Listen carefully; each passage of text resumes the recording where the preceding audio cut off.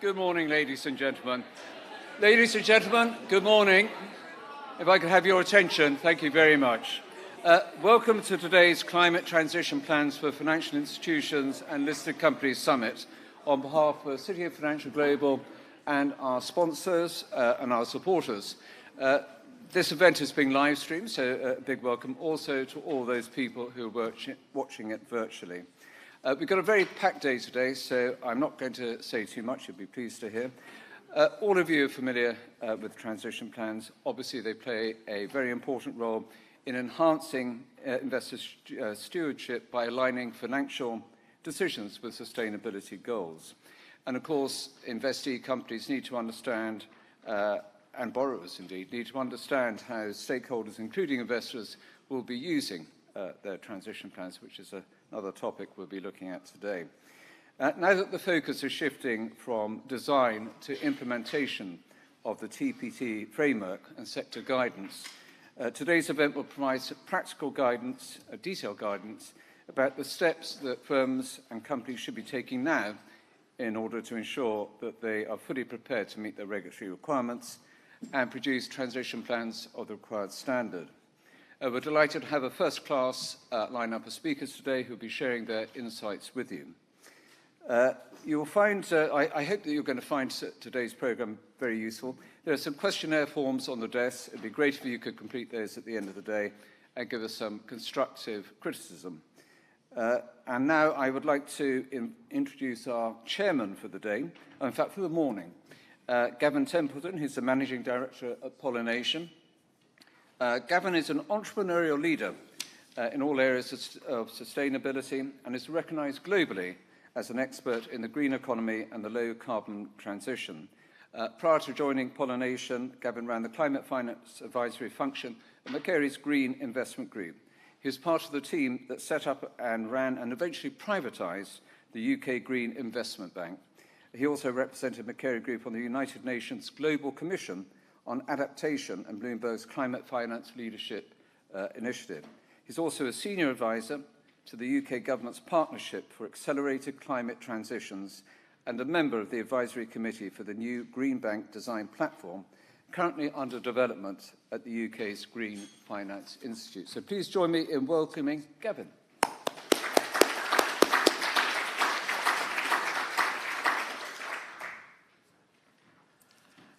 Good morning, everyone. Thank you, Maurice, for that kind introduction. And thanks to Citi and Financial Global for the invitation for me to chair this morning's session. Welcome to the second annual Summit on Climate Transition Plans for Financial Institutions and Listed Companies. As you heard, my name is Gavin Templeton. I'm a Managing Director at Pollination. For those that don't know, Pollination is a specialist climate change investment and advisory firm accelerating the transition to a net zero, nature positive and resilient future. Thank you for joining us today, both for those in the room, but also flagging that this event is being filmed and streamed live, so a very warm welcome to all those joining us virtually. Can I also encourage you all, if you haven't done so already, to download the Eventee app. There's little plaques there to give you the information on how to do that. So in regards to today's conversation, 2023 was a pivotal year in the realm of transition planning disclosure guidance. With the launch of the TPT framework and sector-specific guidance, in 2023 we also witnessed financial institutions and corporations experimenting with the new guidance and releasing the first iteration of their transition plans, drawing important lessons from that experience. We want to encourage more and more institutions to do that so others can learn. The time is now to shift from design to implementation. And many of you would agree that this debate has progressed beyond the question of whether transition plans are necessary to determine the precise use cases. Should there be a distinction between transition plans and climate risk management? What steps do financial institutions and companies need now to develop transition plans of the required standard? What is the role of financial institutions in assessing the credibility of corporate transition plans? And how will transition plans be integrated into the mandate of regulators? These are some of the questions that will take centre stage in today's event. I'm delighted to say that we're going to hear from some of the leading commentators on the topic, from the government, from the regulator, from investors, advisors, and practitioners. All are keen to provide insights, share experiences, and foster debate, discussion, and collaboration as we navigate a path forward together. And without further delay, I'd like to welcome to the stage our first keynote address from Baroness Veer of Norbiton. Baroness Veer is the Treasury Lords Minister at His Majesty's Treasury. In this role, she has responsibilities including international climate and nature finance, ESG in financial services, green finance, women in finance, economic security, and illicit finance, a very busy and full schedule. Baroness Veer will discuss the transition plans as a key element of the government's green strategy. Please join me in welcoming her to the stage.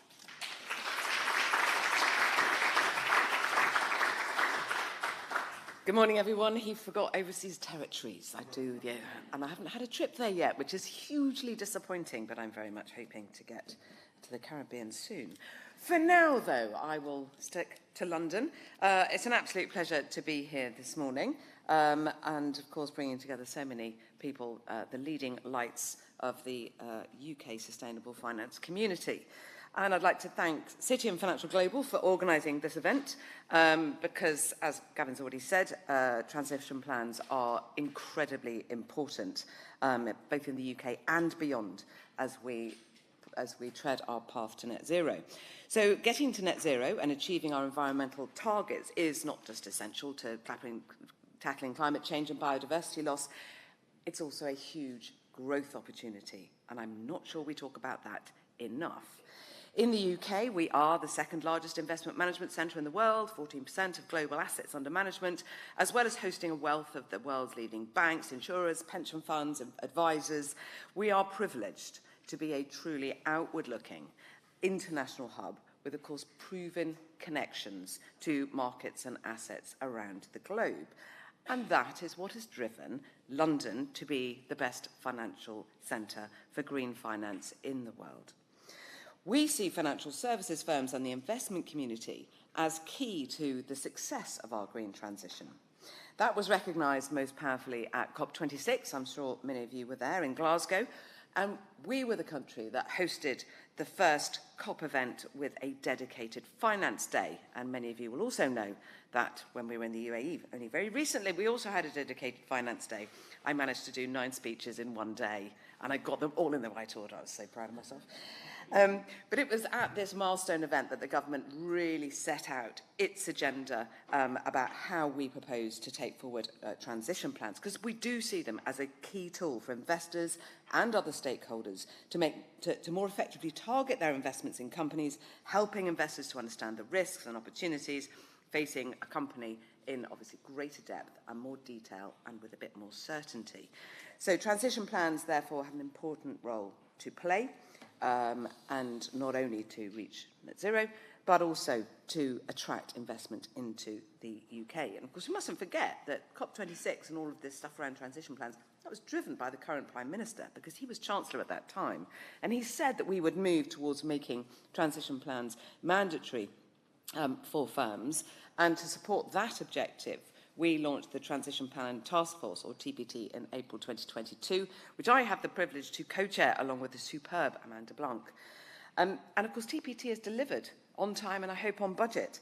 The core mandate is done, and I'm so pleased with the quality of the work that has come out of that. It's been widely recognised as a very high quality piece of work, and that's because it really spoke to stakeholders and people were able to feed in what they thought. Over 100 organisations from finance, business, civil society, academia, and of course government delivered into that framework to get to where we are today. And the good news is that we're not on our own in this. The international picture shows that there's a significant momentum behind transition plans. Again, we've got to make sure that everybody's momenting in the right direction and we get lots of interoperability. And so therefore we will continue to play a leading role within G7, G20 and multilateral regulatory forums to ensure that we try and get as much cohesion as possible.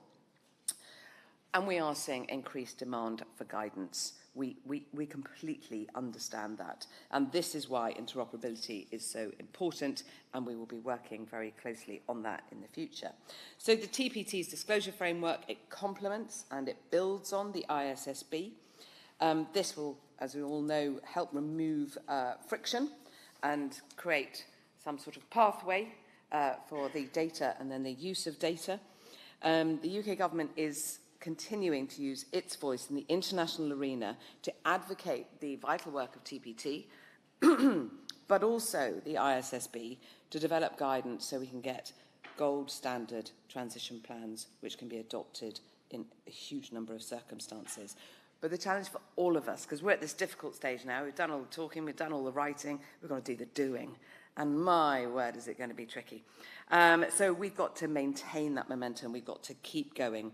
And I think part of that is setting out what are the consequences of transition plans and what are we actually going to get from them? What use are they going to be? So we think it will mobilise the billions of pounds of private investment that we need, and we set that out in the Green Finance Strategy, which is not even, well, the updated one is not even a year old now. And in that, we set out the UK's ambition to be a net zero aligned financial centre. Again, that is really, really important. Transparency of information is key. Support and development of market tools is key. Establishing transmission channels to shift and scale up financing is absolutely key. And we are very much focused on all of those things. And we have to do that in the context of an appropriate regulatory framework. Again, we've got to be pragmatic. We've got to allow the market to develop in ways that are healthy. And if we do that, we will meet our goals. I'm absolutely delighted that the FCA is consulting on guidance about their expectations for listed companies and transition plans. Obviously, we don't want them to go off on one, so we'll make sure that everybody is heading in the... I'm looking at you, Sasha. Everyone to be heading sort of in roughly the same direction, because we would not want a massive gulf between listed and unlisted companies in our economy. I think that would not be great. But of course, the FCA is absolutely brilliant at this sort of stuff. And so they do a lot of the thinking, and we'll just row in behind them, so that'll be fine. So alongside this work, and given the important role of transition planning across the economy, the government will also consult this year on the UK's approach to, this is the government rather than the FCA, on transition planning and disclosure by companies. There's quite a lot to consult on. It is quite complex, but the success of our Green Finance Strategy relies on having the right pipeline of investment products and opportunities. And of course, if we do not have policy clarity, we will not get it. So investment is key to delivering a successful green economy, and the government is absolutely committed to ensure that we remain competitive, attractive and innovative. Part of that, you will have seen that we published the Powering Up Britain report, which came out alongside the Green Finance Strategy, and between the two of those we can really see not only how we're going to shape green finance, but also how we're going to shape the investment opportunities that this green finance will certainly need. Now, I want to come on to something which I'm particularly excited about, because I've only been in my job for 3 months, so this is something that I'm definitely going to be getting my teeth into, and that is the Transition Finance Market Review. It's a huge opportunity now to get the top people, and we have the top person in Vanessa Havard-Williams, who's going to be leading this, to look at where we are with transition finance. What do we need to make sure that it develops in the way that we expect it to? So I'm looking forward to working with her and with many of the other people who will be joining the expert panel to develop this report. Apparently, she says it's going to be ready in July. I really hope so, but it's one of those things. I just think it's a big piece of work. So if any of you get involved in it, please do work quickly, because July is coming down the track. But anyway, whenever it does arrive, it is going to be absolutely brilliant, and it's going to be a game changer. And I think it will really help us understand what that particular market looks like. And in order to help the Transition Finance Market Review, what we've done is we've extended the remit of the TPT as well, so that they can work alongside the Transition Finance Market Review. We get everybody working together, and so therefore, hopefully, it will be absolutely brilliant. So that's pretty much enough from me today. But I did want to so that was my sort of official's words. And now here's a couple of words from me. Because I have been in this role for 3 months or so. And before I did this, I was a transport minister for nearly 5 years. I did tons of decarbonisation. But of course, if you're doing UK transport and you're doing decarbonisation, you've got a really clear decarbonisation plan, and you're doing it all by mode, and you've got little lines that are going this way, and you've got some money to spend, it's easy. I used to just go around buying buses. How difficult is that? Zero-emission buses. You give some people some money, they go buy buses. Bob's your uncle. I used to go around giving money to sustainable aviation fuel R&D. Easy peasy. Absolutely easy peasy. And then I would give grants to green boats. Decarbonisation of maritime, one of the most challenging things that we have. And I left to the Department for Transport thinking, I was quite chipper about this decarb stuff because I could see our plan in our little patch, and I was doing it, and I was giving money, and I could see other people investing, and it was all going great. Then I got to the Treasury. I love the Treasury. I'm not going to diss it at all. But in the speech that I have just given, I'm just going to say, I've said the following words. Sustainable finance, sustainability issues, transition, green transition, transition finance, transition planning, climate transition plans, net zero aligned, net zero pathways, green finance, green economy, renewable investment, environment, climate change, biodiversity, nature recovery, nature positive resilience, and then Gavin came in with climate risk management. Does anyone see a little problem here? The thing that I cannot get my head around, that none of us bright people have yet figured out, we can only succeed in this if we communicate properly and we communicate with clarity. Compare that to the legacy economy. Financial risk and financial return, Bob's your uncle, pretty much. That'll do it. How much money am I going to make and how much risk am I going to take on? That's it. How are we going to see all of these terms in greater clarity going forward? Because I'm so sorry, if I go out and I try and say this to a normal man in the street, they're going to go, what? Now, this man in the street or this woman in the street might be the chief executive of a business that has 500 employees. And they're going to be in the supply chain of a company that you might be investing in. So we have got to sort out our language around this. We've got to put some clarity in it. And here's my second challenge for you today that I need you to think about whilst you're listening to everybody else. Benefits versus burdens. I cannot tell you how much I have to defend this stuff. More than I should be. And that worries me. Because we have not yet clarified what the benefits are, and everybody sees it as a burden. Now, for me, this is about the orderly allocation of capital. That is what we had in the old economy. That is what financial reporting is all about.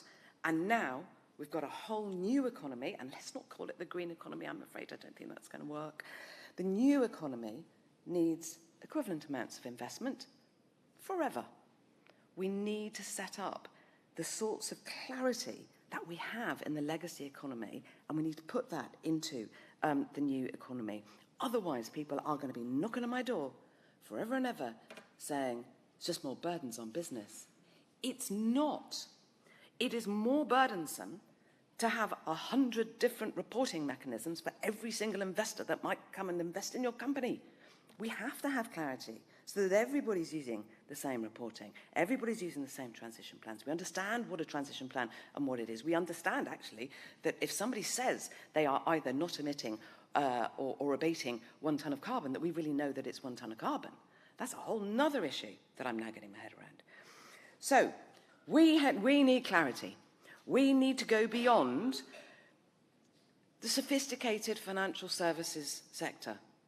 You know, We know, come on, we do things like, really complicated swaps and derivatives and options and things like normal people don't really care about. We can do complex, but we have to, if we do this complex stuff, we have to communicate it with clarity. We also have to go beyond the billionaire-financed, internationally focused policy wonks, because they love this language, and it ain't helpful. So, that is my second challenge to you today, is how do we set out the benefits of what we're trying to do, and how do we explain to people this is not a burden, this is something hugely positive, which will allow our entire real economy to move at the speed that I think the investment economy is already moving, but the two have to move in lockstep, otherwise we're going to get a disconnect. And that is my personal reflection, which I'm now going to get into trouble for, but don't worry about it, it'll all be fine. I hope you enjoy your day. Thank you.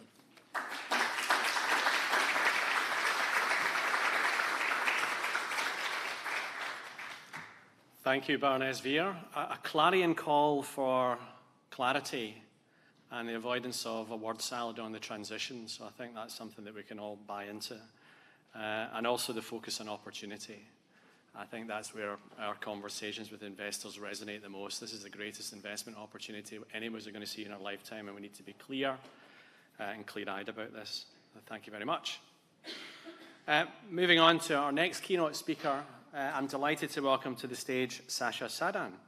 He is the Director of ESG at the Financial Conduct Authority, facilitating the UK financial regulator to embed ESG across the wide spectrum of regulatory activities and is reporting to the CEO.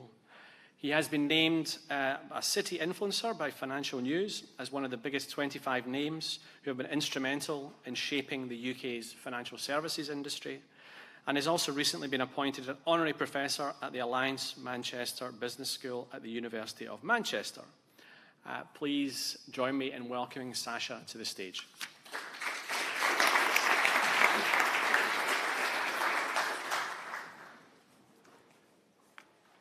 Hi everyone.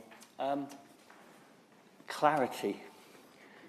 When I go to Manchester University and I talk to the Year 2 economics students or the MBA students, all they're looking at is they think there's a huge opportunity for jobs and the future of jobs is in this area.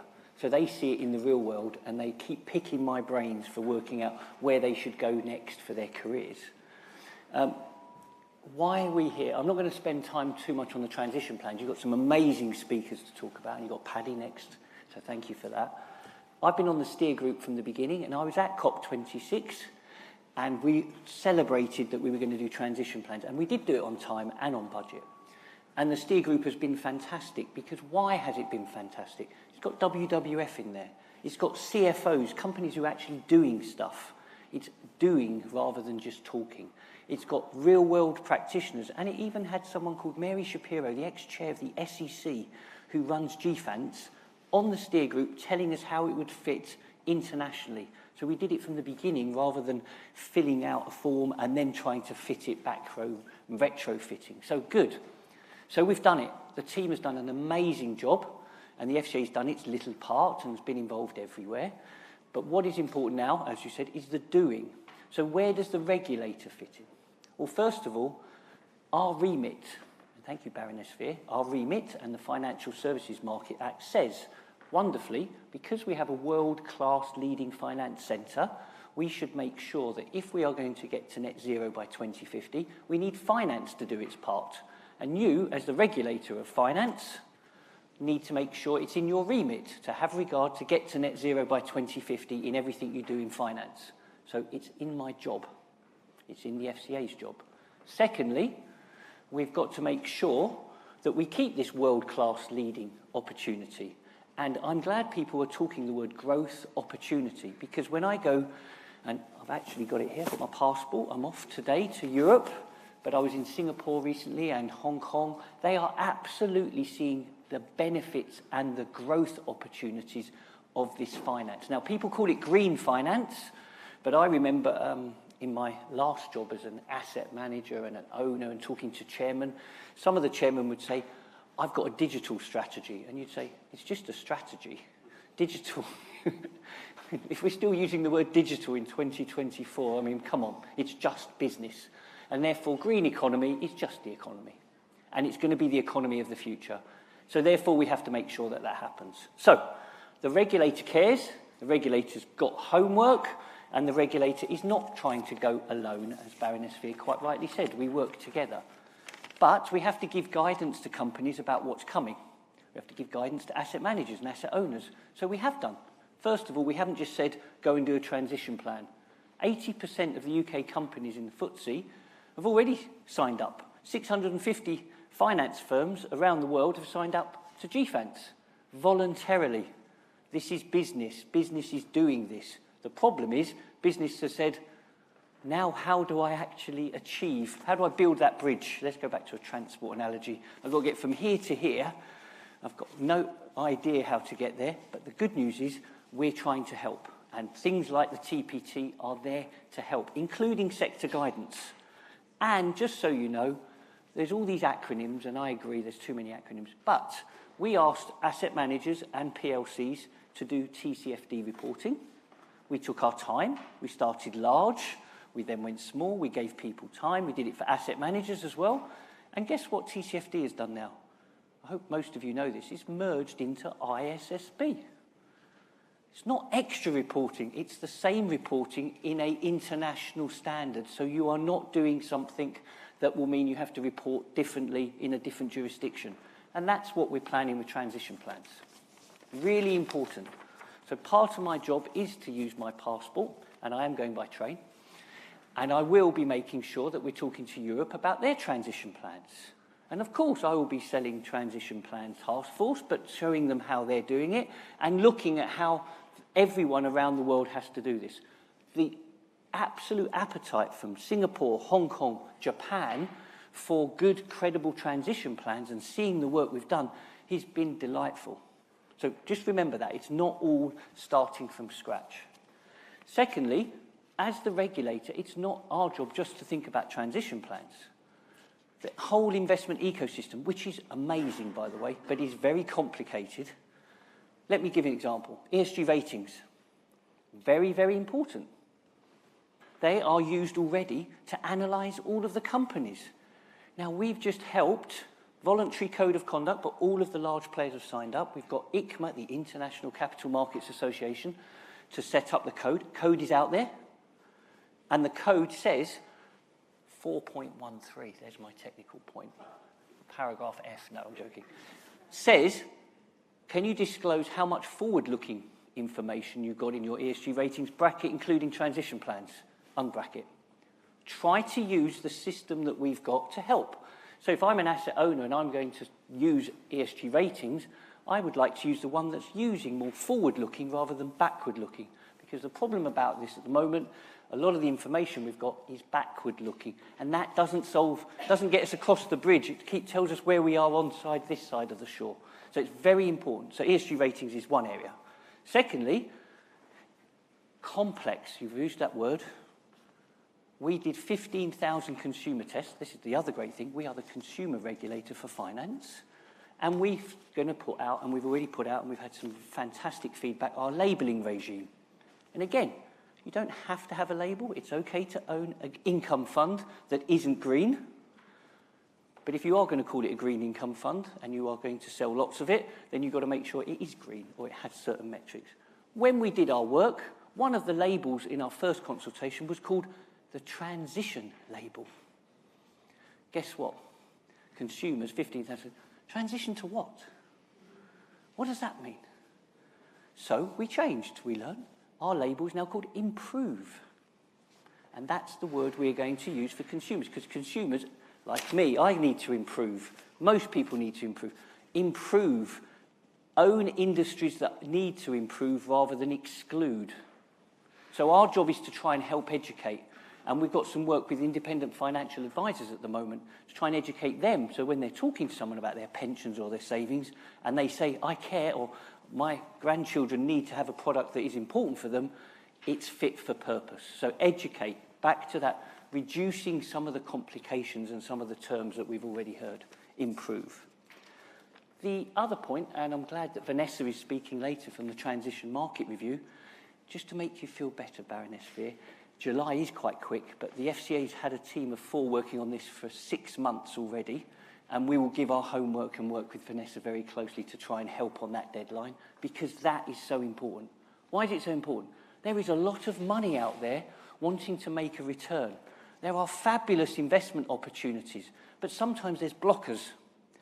And one of the blockers, and I'm glad to say we helped, but it was certainly not us, so I'm very pleased to say, the CMA, the Competitions Market Authority, knows that one of the issues that they found, and we found as well, and we were working with them, was that people go, I'd like to collaborate because net zero isn't something I can do on my own, but what about competition rules? What about the antitrust rules? So there's a green guidance agreement out there with a phone number, and the CMA doesn't like normally giving phone numbers, so if you think you may have a problem, come to us and we'll tell you it's okay.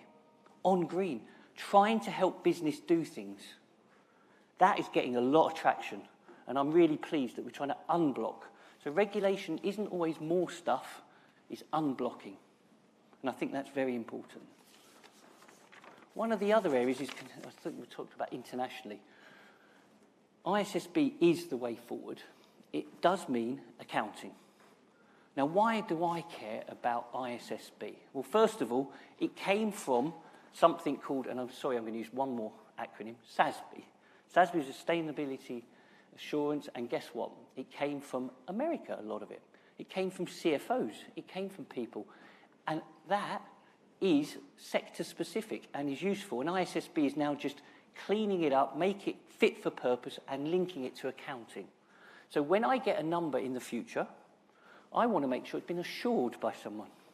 That boring word, but I do like boring words. Assurance. It's all well and good saying nice big numbers and I care and I want to do this and I'm signing up to that. I just want to know a number that I can trust, I can compare, and is comparable globally. And if you look in the TPT disclosure framework, and I controlled F'd it, over 20 mentions of ISSB. We're trying to use the tools in the toolkit rather than come out with new ones. And I think that is very important. And the International Securities Regulator for the globe, over 160 securities regulators from all over the world, have endorsed ISSB very quickly, and I was involved in that process with my team, so that is now the standard. So now we know that CFOs are going to be using this, and they can then tap into that when they do their transition plans. Finally, I think it's really important to say convergence and complexity are the 2 words that I think come out from all of the speeches before and the things that we need to do. We've got to make sure we get that tighten and make sure we don't use special words. It's just businesses. I think one of the things that I'd like to say, the UK's got a fantastic opportunity. I'm really looking forward to the review in July or whenever it is, because we can help companies around the world help finance things, not just in the UK, everywhere, but with the rule of law, our great governance systems, our accounting standards, our world-leading green abilities already, the transition plans that are already out there. We can help make this happen. And I think it's really important that it's your job now. We've got the odd consultation out there. If you want this, you have to tell us. Sometimes it's on us. Everyone says, we want regulation. I'm like, do you really want? I can't believe an FCA's asked for regulation, but we are. We've been asked for regulation on many things, and we're sitting there going, well, but what do you want?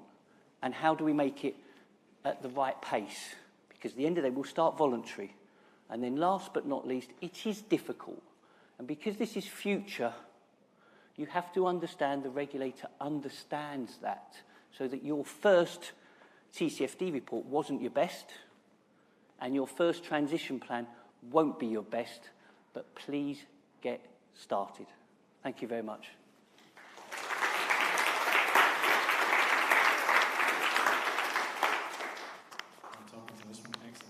So, Sasha, you've got a bit of time for questions? Sadly, I do, yes. Excellent. We've got 3 minutes. So if anyone has got any questions, there's a roving mic, and I will ask you to put your hand up. Stand up, say your name, say your company. There we are, first question. Thanks. Hi, I'm Lindsay Rogerson from Thomson Reuters. I just have a question about something that was all over COP28 this year, and that's the concept of a just transition. So how do you slot just transition into transition plans? Okay, well, from our steer group, and we've got Kate Levick over there, and we've got Paddy here, one of the really important things is we incorporated that into the transition plan task force. We had WWF on the steer group, and we've made sure that when you are looking at it, I can't remember which paragraph and chapter it is, but just transition is part of it. You have to explain that. You can't just say, I'm going to decarbonise by doing this and not think about the consequences of it. So it's been absolutely detailed in there, and I'm sure the detail can come later, but it was incorporated right at the beginning in the terms of reference that we have to think about that.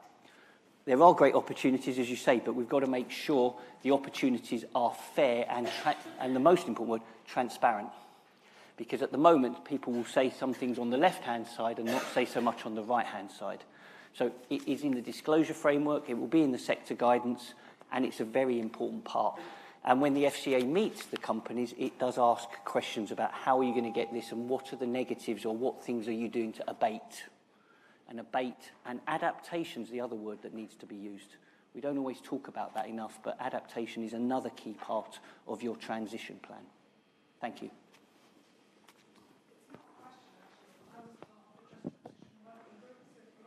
Please take the mic and tell Take the mic just for a sec, yeah. please. It's actually not a question. I was just saying that I was What's part your of name, please? Louise Townsend, Morgan Sindall Group. I was part of the Just Transition Working Group, so I was just saying if she wanted to catch up separately, I'd be happy to share some thoughts with her. And it's really important, but thank you for that question. It is important. Fantastic. Thank you very much. Any other questions? I've got a quick question. Okay. How do we invoke a race to the top in terms of regulation, not a race to the bottom? Just thinking about how our regulation compares with what's happening internationally. Well, I'll give you a few examples. First of all, some people quite rightly, haven't done transition plan guidance. So they're going to go and look on the shelf internationally. And we're not sitting there just waiting. We are very active, and so is the Transition Plan Task Force, so is Baroness Vera and HMT, of showing people. And a lot of the countries are already looking at our work and wanting to take it over. It would be difficult if we just sat in a room and had made it UK specific, but I hope I mentioned the point that we did not. The companies that were, the CFOs we used were international CFOs, including Unilever and Aviva, NatWest, LSE. And we had Mary Shapiro from the SEC and GFANS, also ex-SEC, to make sure that it was comparable. And I think I've used the word ISSB enough times to make sure it's the thing that they're going to be using when they do it. And it's using those metrics as there. And ESG ratings, just one other one, just a little plug. Hong Kong has just announced its own code of conduct. It's using ICMA, the one that the UK used, and it is using the same secretariat, same principles. So Hong Kong are using the same area, and Japan and Singapore are doing similar, all on the same thing at quite a high bar. So we are getting there slowly, but I think quicker than in most other regions of finance. Fantastic. Thank you very much, Sasha. Thank you. Thanks.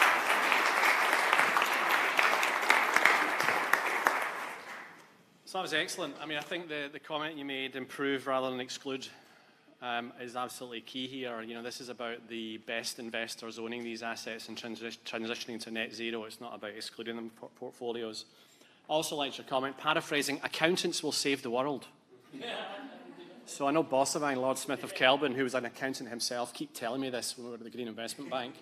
And now it's been proven out with what's going on at the ISB. Thanks a lot, Sasha. That was fantastic. Now on to our next speech, which is coming from Paddy Arbour, who's Group Head of Government Engagement on Sustainability at Aviva, which is the UK's largest insurer and a significant global investor.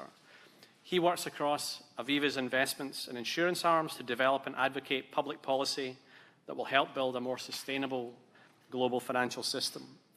Most recently, he has been leading Aviva's work on GFANS, as well as UK Transition Planning Task Force. He co-chairs the policy and government work streams of GFANS and the Net Zero Insurance Alliance. Please join me in welcoming Paddy to the stage.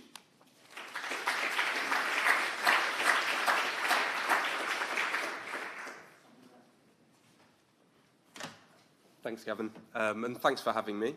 It's actually my second year here, so they've had me back for a second time, which I'll take as a vote of confidence. And in fact, I think there's actually a few more people here this year. So there's an appetite for transition planning which is growing, which is not a sentence that I thought I'd ever say, but it's a good one. So look, from me, I think what people often look to Aviva for is a bit of kind of oomph in terms of transition planning. So, as most of you know, Amanda Blanc, our CEO, is the co-chair of the Transition Planning Task Force with Baroness Veer. We've been there like Sasha from the start. So we were actually advocating with the government before COP26 to say, look, there's a small but growing section of UK PLC who are making tangible climate commitments, but it's a bit of a Wild West out there at the moment. We need to see some consistency, some comparability, so that those of us who are trying to do the right thing know that we're not alone. And I think that's what we've seen in the last 2 years. I think we've seen real progress from the TPT and GFANZ and other areas, but I think there's still a few challenges, a few hurdles to overcome, and we've already heard some of those from Sasha and Baroness Veer from the beginning. I think it's probably worth pausing a little bit on Aviva's role within the financial system, because it might actually explain why we've taken such an active interest in this. So, as Gavin said, we're an insurance company, we're a savings provider, so, you know, in sort of insurance terms, and maybe insurers are going to be the ones who save the world alongside accountants. In insurance terms, we do both general and life insurance, right? So we're investing in pension products, long-term investments that need to accrue a return over many, many years. So climate change is a material issue for us now, in the medium and in the longer term. And obviously we're a general insurer as well, right? So we insure a lot of property, we insure motor. So extreme weather events are really tangible for us right now. So that's why we've long been taking a keen interest in this. And in terms of transition planning, that also means that we're both an issuer of transition plans. So we were one of the first companies to produce a transition plan. We brought out our first release in 2022, so 2 years ago now. But we're also an active user of transition plans because of that investment role. So we've got our own in-house team, Aviva Investors.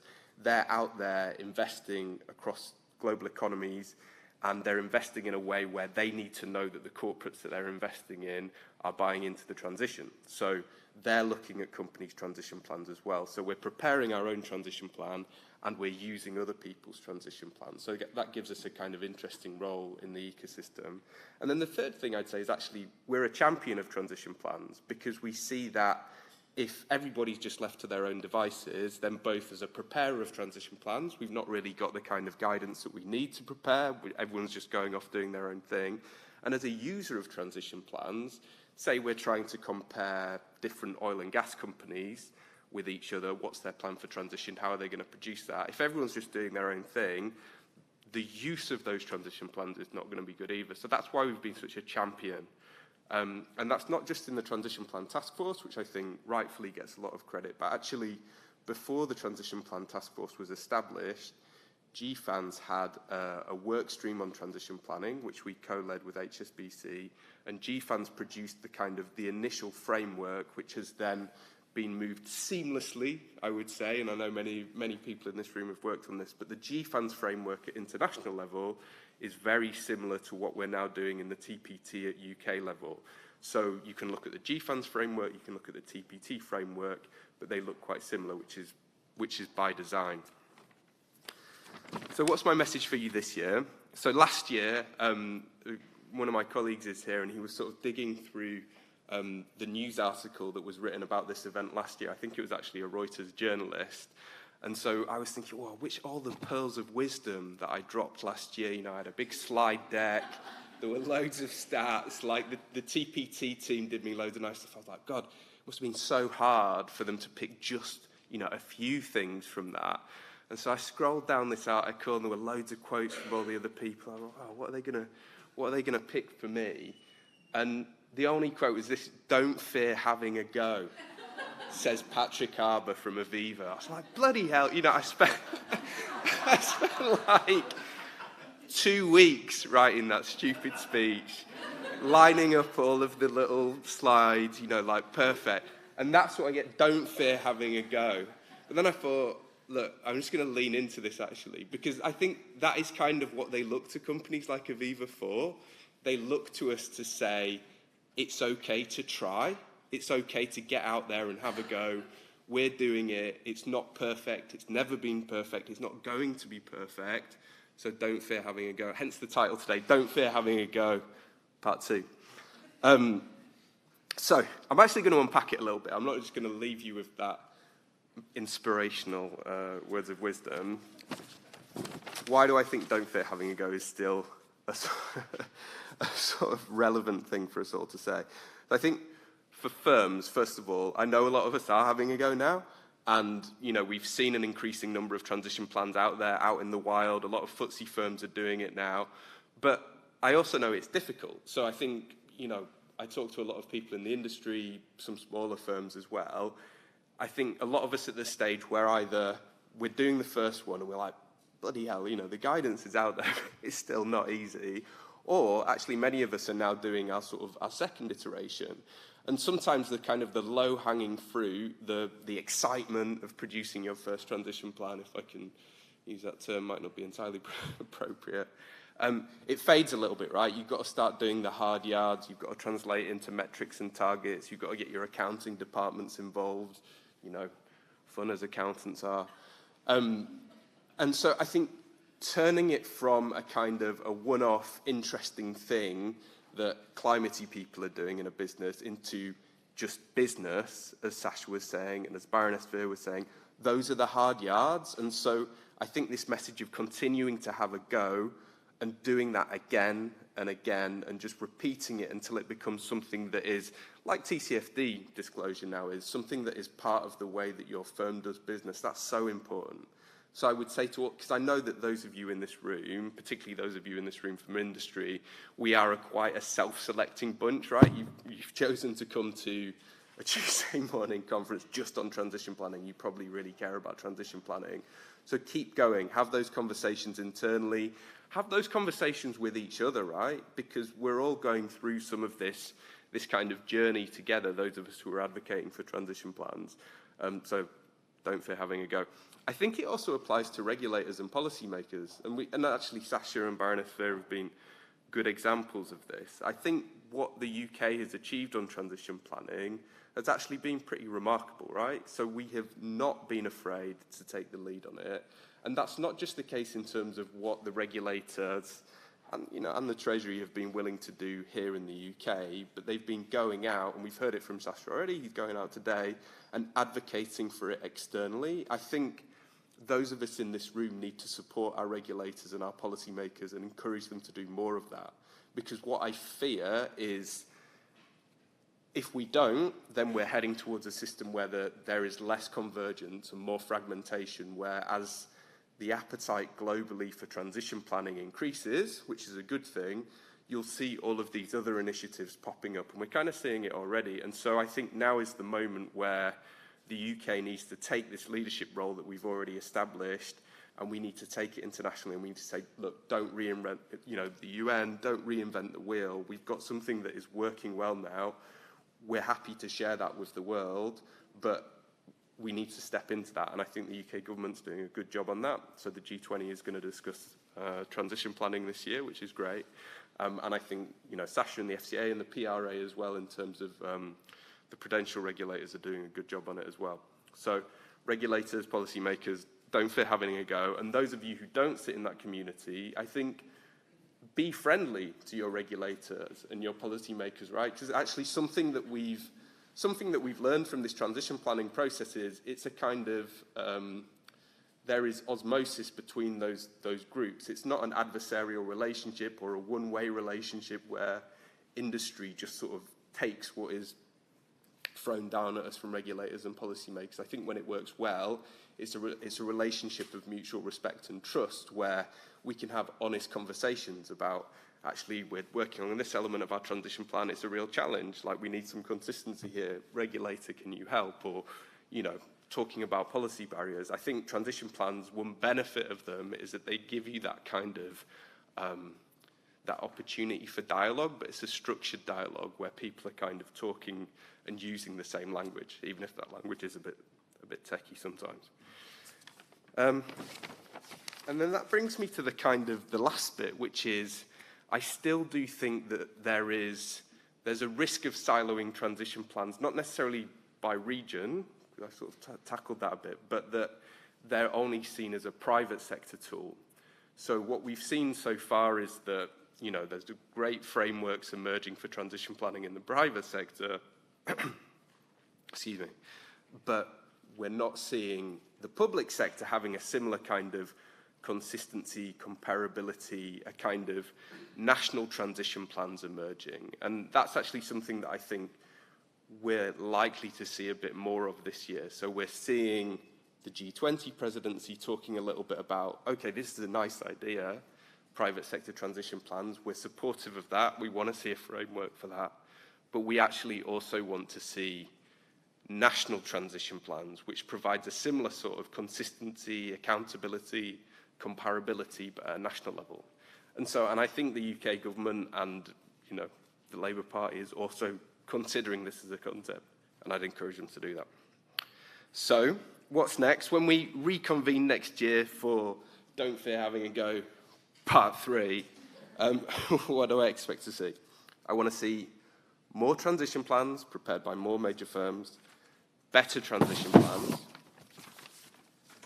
more use of those transition plans by investors, more progress in convergence, and the concept of national transition plans firmly embedded with the UK, as so often before, setting the standard with its own plans. I think that's a future that's worth striving towards, and I'll see you there for Part 3. Thank you.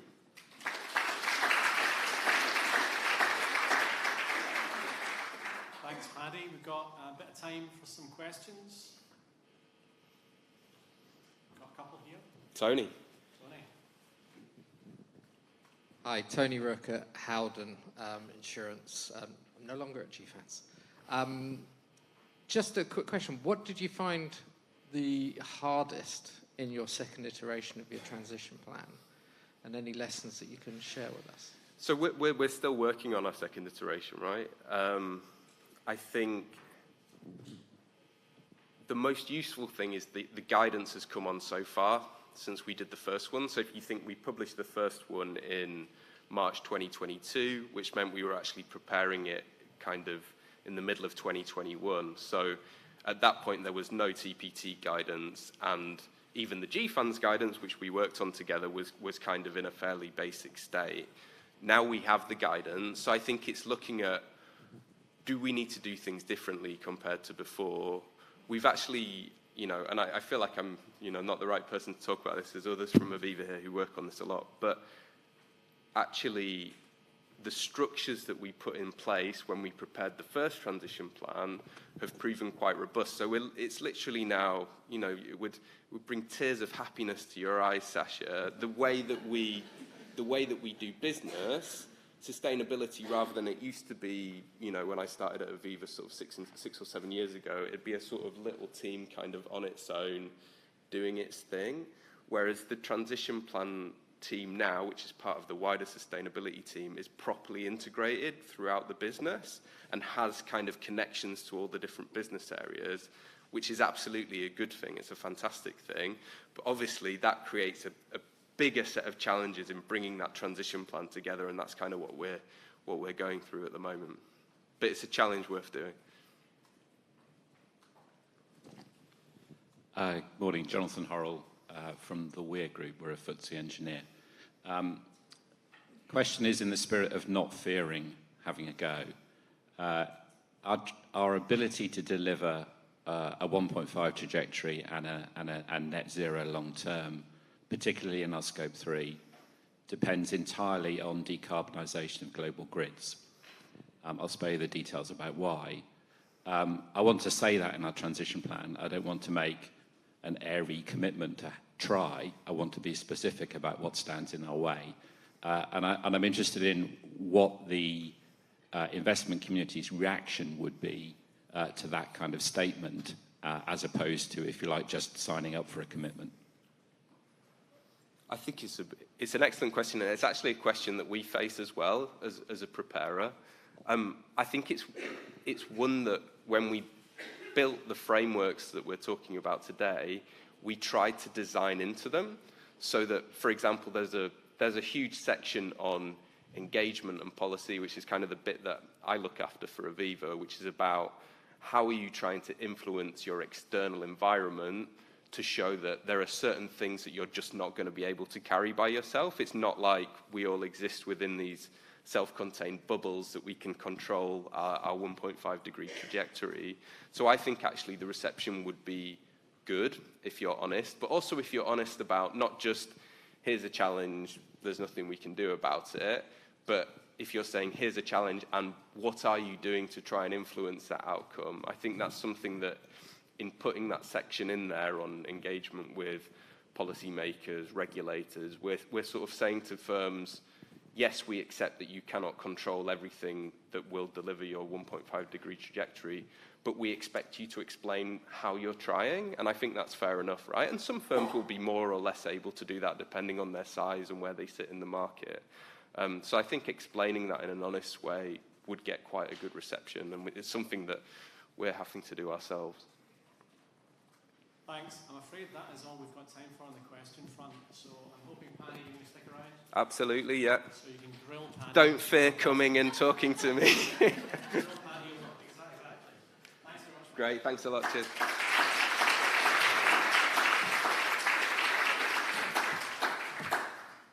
So some excellent messages. I think it was Nike that just said, just do it. Was that right? Was that the Nike thing? Not quite, but that's pretty good. I'm going to be using it now. And I think the other part that resonated is just business. So when we talk to investment partners and investors, we talk about EBITDA and enterprise value, and we just talk about growing business. So that is something that really resonates with me as well. So on to our first panel of the morning. And I'd like to introduce Catherine Chisholm, who's a senior consultant in sustainable finance at EcoAct, where she leads the sustainable finance team. Catherine has over 11 years' experience in strategy and sustainability, advising financial institutions and global businesses across all aspects of climate strategy. At EcoAct, she supports banks and asset managers target setting, portfolio footprint, scenario analysis, and disclosure, helping them to keep abreast of new developments such as transition planning and biodiversity risk. So I will ask Catherine to invite her panel members to the stage. Thanks. Thank you, Gavin. And I'd like to invite our three speakers to the first panel of the day.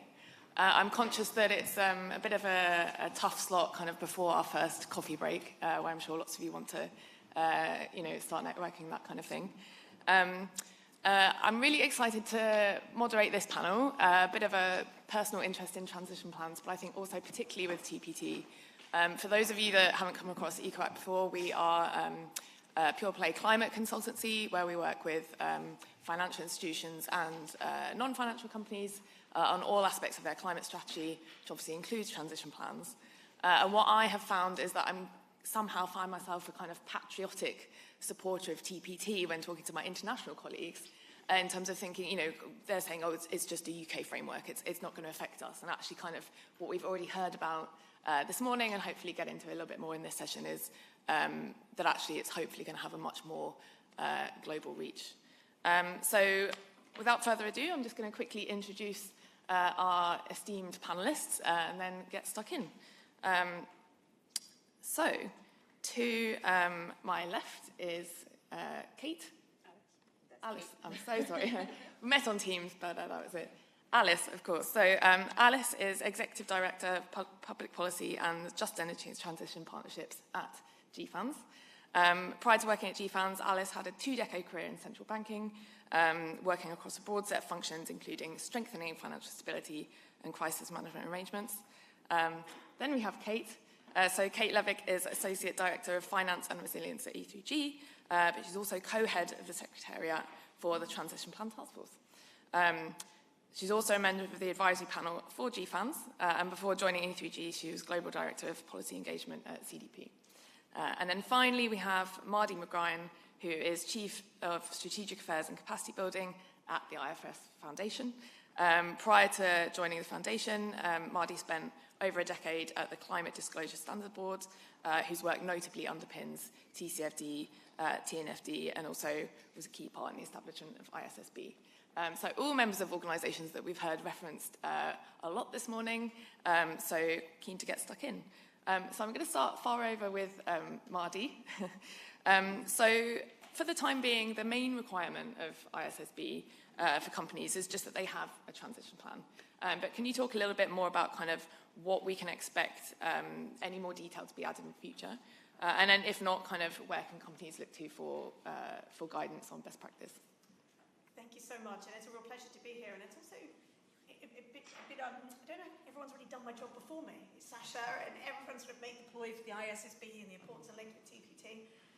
And I'm on the TPT steering group and as observer, and it's been a really great experience to make sure that the TPT framework and the ISSB standards were really connected and could be used together. So although we don't require transition plans, as you say, if you use our climate standards S2, which I'm sure you've already all downloaded and read and know cover to cover and back to front, it does require companies to disclose information about their transition plans that they have, key assumptions in developing those plans, and also dependencies. And we also have overlapping emissions targets and metrics to make sure that language really works together. So they're very complementary to be used together. So let's make that clear. We also weren't about reinventing the wheel. Neither was the TPT when they were set up, right? We had the same birthday, we were both launched on the same platform at COP26, and at no point in time were these things designed to overlap or be duplicate efforts. So that's the first thing. In terms of our future looking agenda and our plans on transition plans, well, we don't have any. Because that work's already been done by someone else. Now, I say we don't have any. I'm not on the International Sustainability Standards Board. I work for the Foundation. I look after the two standards boards. My job is to make sure that they can set standards and they've got the right conditions to do so and help to get them adopted. The board is meeting at the moment when they wake up in New York this week, and they're looking at their future agenda priorities as one of the things on their agenda. Now, many of you might have responded to the consultations last year, but they're currently looking at their strategic direction and what are the thematic areas and amount of time they spent on those. So I'd be watching this space over the next 3 to 6 months as they start to publish their thinking around this and see what might come out of that, because I can't speak on their behalf and they certainly haven't made any final decisions yet. And I think the other key point around what to expect in the future and where they should go for guidance and best practice, like you mentioned, we launched a knowledge hub at COP last year to allow crowdsourcing of all the best available support material out there to be able to comply with S1 and S2. And as transition plans are a key part of S2, as we've said, we've got some of the best work out there on transition plans to support that in guidance and case studies from around the world, using TPT's work, soon to be GFANZ's work, as well as others from organisations like the United Nations Sustainable Stock Exchange Initiative. So right now for guidance, I'd tell you basically get your phones out, put it in ifrs.org/knowledge hub, and I think it pops up if you do that, and all of the guidance to help with ISSB standards and the links with transition plans is on there. Great, thank you, Mardi. So next, I want to come to Alice and talk a little bit about GFANZ. So prior to joining GFANZ, you were at the Bank of England for 7 years, where amongst other really key roles, you worked with Mark Carney. Can you tell us a little bit about GFANZ's own transition plan framework? Because obviously we've heard, that kind of started first and is specifically for financial institutions, but has kind of been heavily involved in the development of TPT. And maybe touch a little bit on kind of how it's a differentiated framework for financial institutions and what GFANZ is doing really to support its voluntary adoption. Thanks very much. So we are a similar age to ISSB and TPT. I think we founded in April 2021, so a bit ahead of COP26. And we're part of the UN Non-State Actor Initiative, which is basically taking into account that governments that account for more than 90% of GDP have set net zero commitments. The UN was keen to encourage corporates and the financial sector to also set commitments voluntarily and to start acting on those. So GFANZ sits above what are now 9 subsectoral alliances across the global financial system. And I think, we're sort of well north of 675 individual financial institutions that have made net zero commitments in line with 1.5 to 2050, and they really span all parts of the financial sector. So, banking, insurance, asset management, asset owners, data providers, index providers, stock exchanges, and so on and so forth. So we exist to provide cross-cutting, cross-sectoral frameworks and tools to support the financial system in transition. And as has already been mentioned, one of the earliest pieces of work of GFANZ was basically to pick up the TCFD recommendation that hadn't been completed by the time the TCFD reported, which was to develop guidance for transition planning. And so, as Paddy mentioned, co-chaired by Aviva and HSBC, a group of internationally diverse firms, and we have firms from more than 50 countries, came together to develop guidance for transition planning. Now, it is true that they were doing that through the lens of the financial system, and the financial system obviously has a particular role in transition, which is to help allocate finance. And whilst we care a bit about the emissions that come from headquarters and other kind of activities, what we really care about with the financial sector is the finance that they provide and how they can support the real economy to transition. So our guidance was very much developed by the financial sector for themselves, but also to think about what they would like to see from the corporate sector. So we don't really have a strongly differentiated framework for the financial system versus corporates.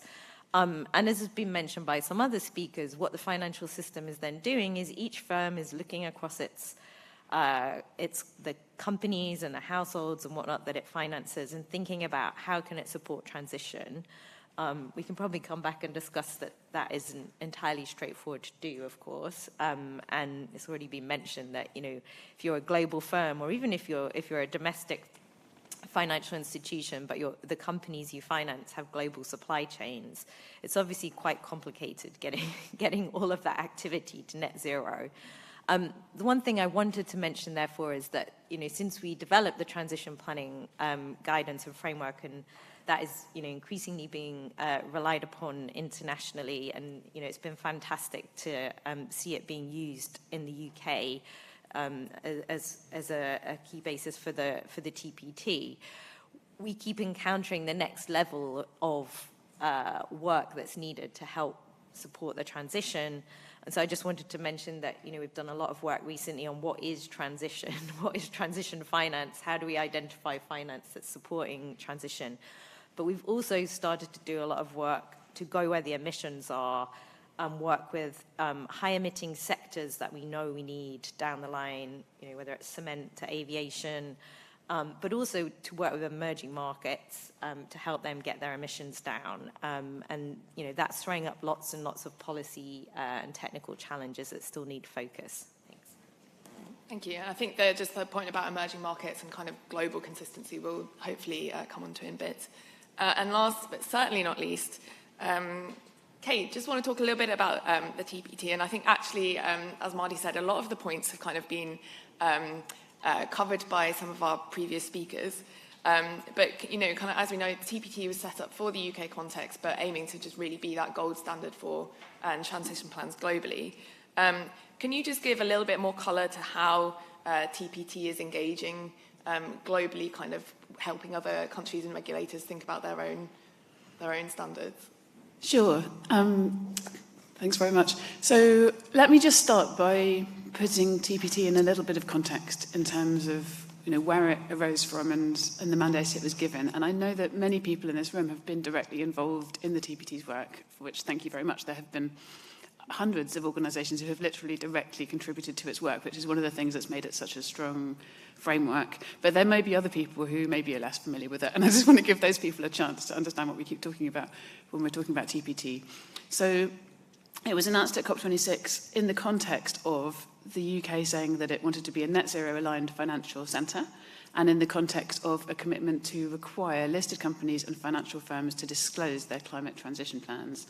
Now, as Paddy mentioned earlier, there was not a lot of best practice out there at the time obviously GFANZ had been an early mover.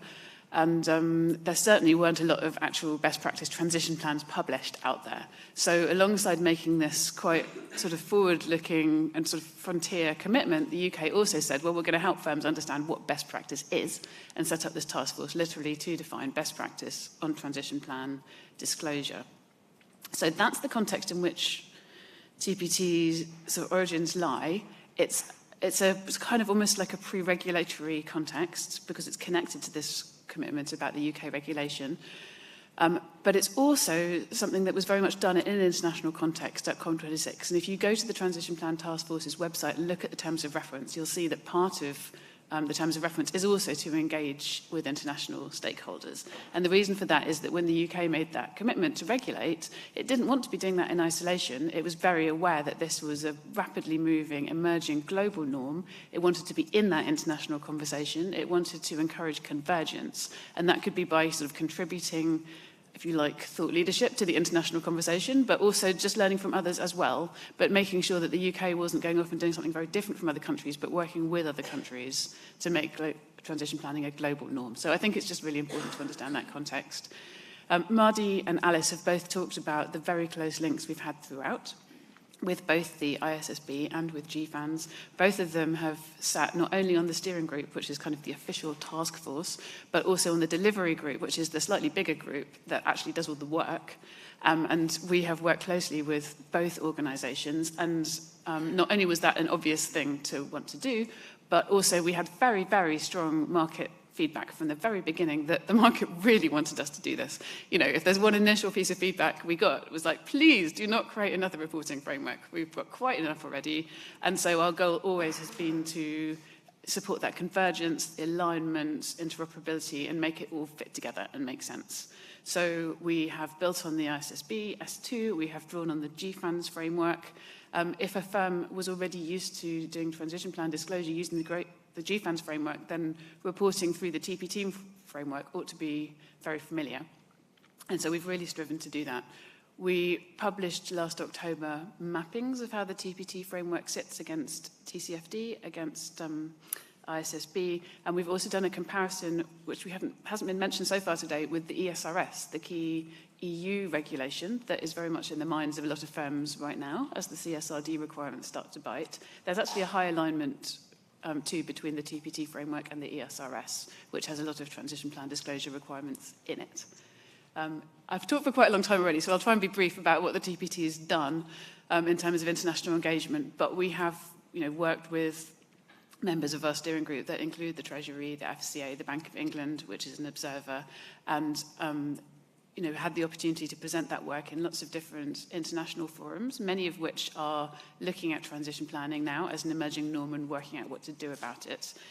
We're trying to do our part to try and help solve some of these convergence challenges. It's not only about fragmentation of requirements across geographies, although that can be an issue. It's also potentially about convergence across different kinds of regulators.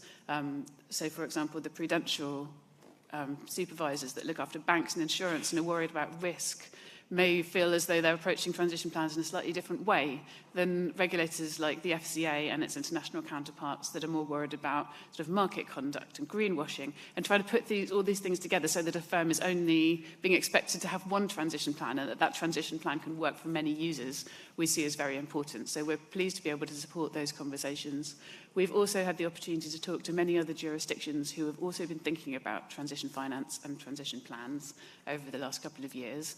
Some of those have now come out and done things themselves. TPT has been mentioned as a sort of best practice framework by the US Treasury when it released its net zero principles last year, by the Australian Treasury when it published a consultation on its own disclosure requirements. So we know that we're helping to support that UK goal of having that international dialogue and helping to support convergence across jurisdictions.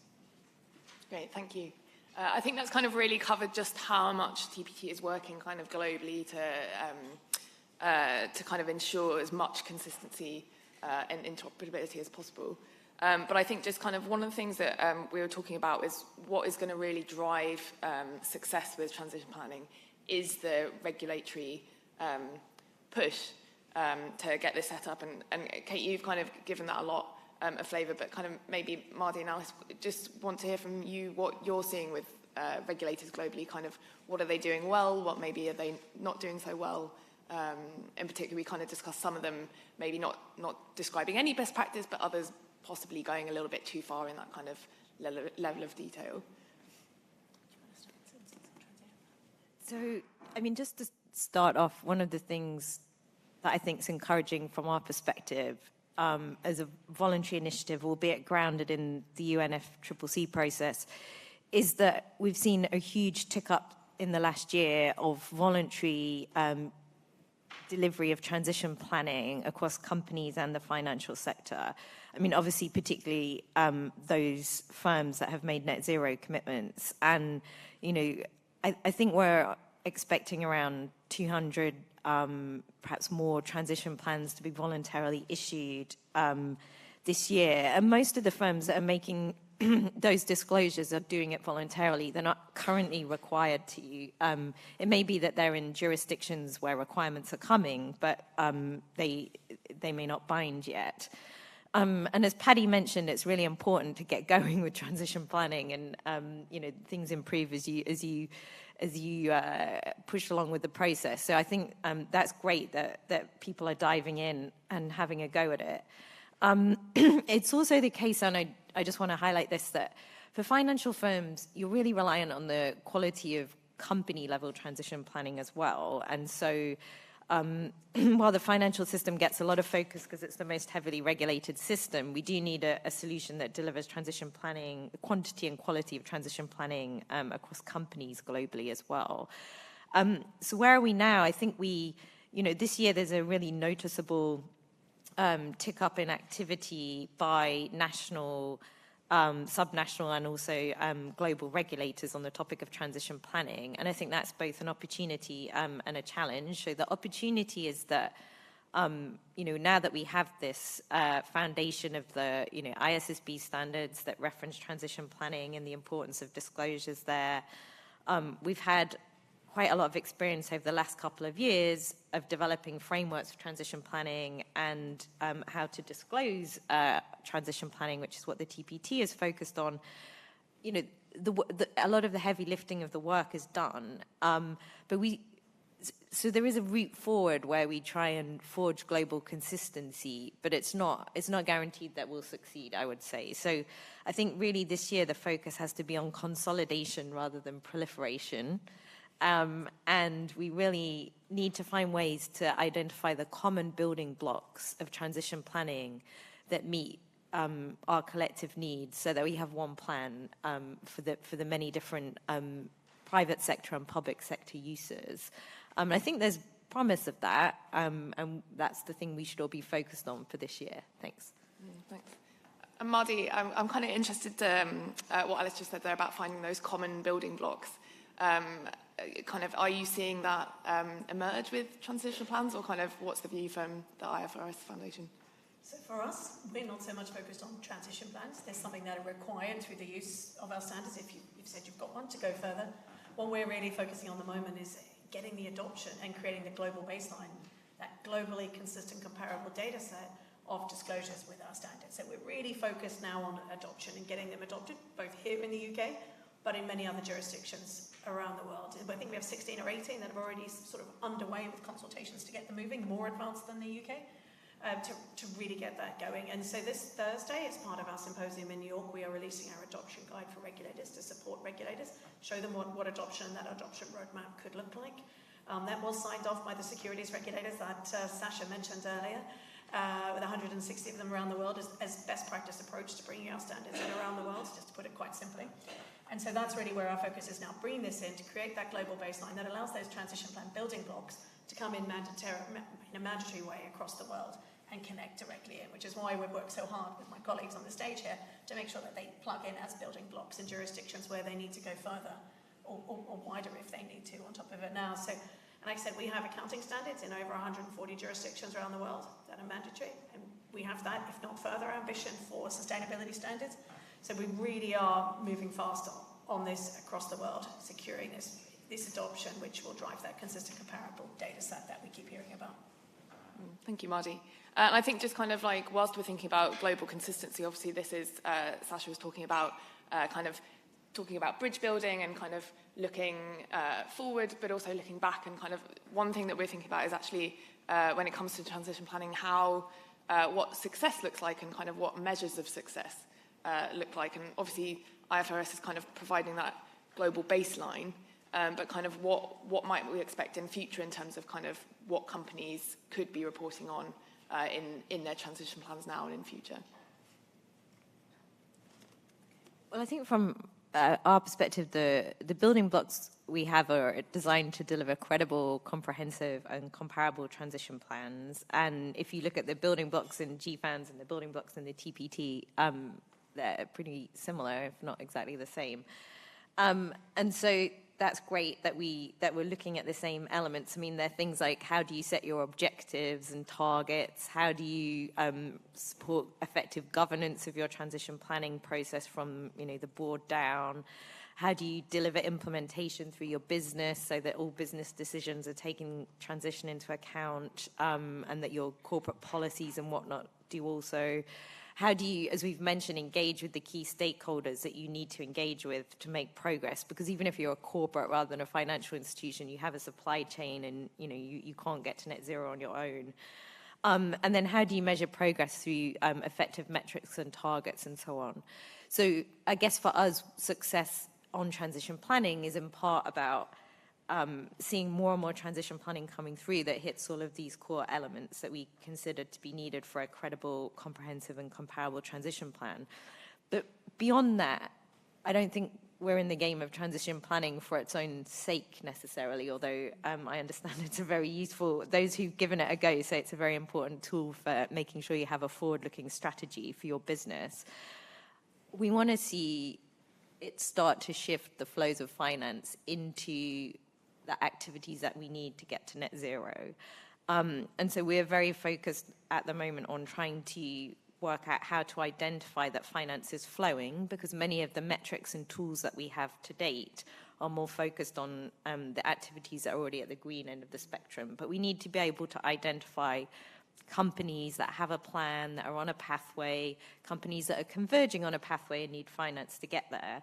And we also need to look at assets that need to be carefully managed out of the system on an accelerated basis, such as coal-fired power stations, etc., which we know ultimately are not consistent with net zero. So there's lots of real-world important changes that we need to see, and transition planning in a way is the tool to get us to where we need to be. So in its own right, it's important, but so is whether we're shifting our energy systems or high emitting sectors and so on. Thanks, Alice. And I think kind of something interesting there actually that I want to go to Kate for is we're talking about finance there, and obviously kind of from GFANZ, we're thinking about it from the point of view of financial institutions, but for non-financial companies, they also need to be engaging with those finance flows in their own transition plans. And kind of, Kate, what do you see that looking like? I think kind of at EcoAct we're seeing companies still very much struggling with, the non-financial companies struggling with what kind of financial disclosures they need as part of their climate transition plans. Sure. So first of all, I should say that the TPT has always taken a very sector-neutral approach. Our disclosure framework is for all sectors, and we've always operated on the premise that there's some basic components, key ones Alice has talked about, which any firm that makes a transition plan should have in their robust, credible transition plan. So we published the sector-neutral disclosure framework last October. We also put out for consultation about a month later 7 deep dive illustrative bits of sector guidance that would sit on top of that disclosure framework for different sectors. And we very deliberately did that for a mixture of financial sectors and non-financial sectors, because they are extremely different. There are different elements of a transition plan framework that you might expect them to go into more depth on or to report on in a different way, but that doesn't take away that the underpinning, what makes a good transition plan, is still the same. So that's why they're illustrative. We weren't trying to cover the whole economy, but just try to show that diversity. We have also published, sorry, I have to also say this, a sector guidance summary that covers 40 sectors. So, those that aren't covered by our deep dives can go and look at some key pointers there for what particular metrics and targets and disclosures might be useful for their sector. I think it's just maybe important to speak a little bit about building on what Alice was just saying, you know, some of the things that are a bit distinctive about the TPT framework. So obviously, thinking about transition plans has sprung from a couple of different origins. You know, one is the TCFD, which initially came from the sort of financial stability agenda and concerned itself very much with managing risks and opportunities as the starting point. And then also the huge momentum that we saw in the run-up to Paris around setting targets, most notably, you know, net zero by 2050 targets, which is very much part of the GFANZ origin story. These things are both important. And it's also important that none of this is greenwashing, right? So in the TPT's sort of overarching principles, we have talked about how a transition plan should disclose a firm's strategic and rounded approach. That's a very distinct TPT term, but it speaks very much to the different financing strategies that GFANZ has developed, which Alice was talking about. So a strategic and rounded approach includes how a firm is going to decarbonise and meet its targets, but it also includes how it's going to manage its risks and its opportunities through that transition period. And that's going to include a lot of transition risks, no doubt. As we get closer to 2050, it's also going to include management of physical risks and impacts that are already with us. And finally, it should include how a firm is contributing to the overall transition. And that's really important.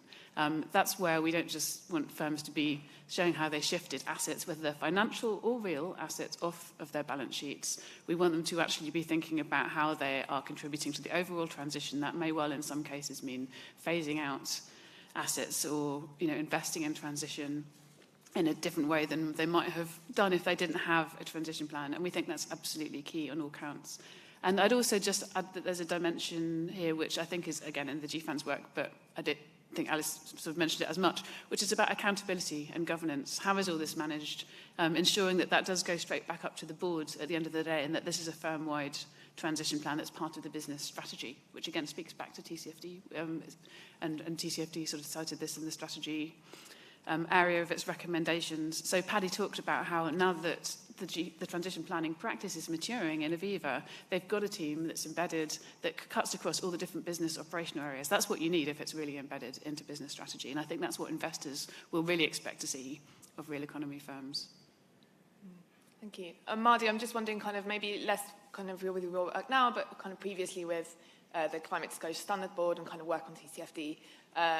You know, kind of, does anything resonate there when we're talking about the governance and accountability that kind of comes from the work that was done with TCFD and is kind of fed up into TPT?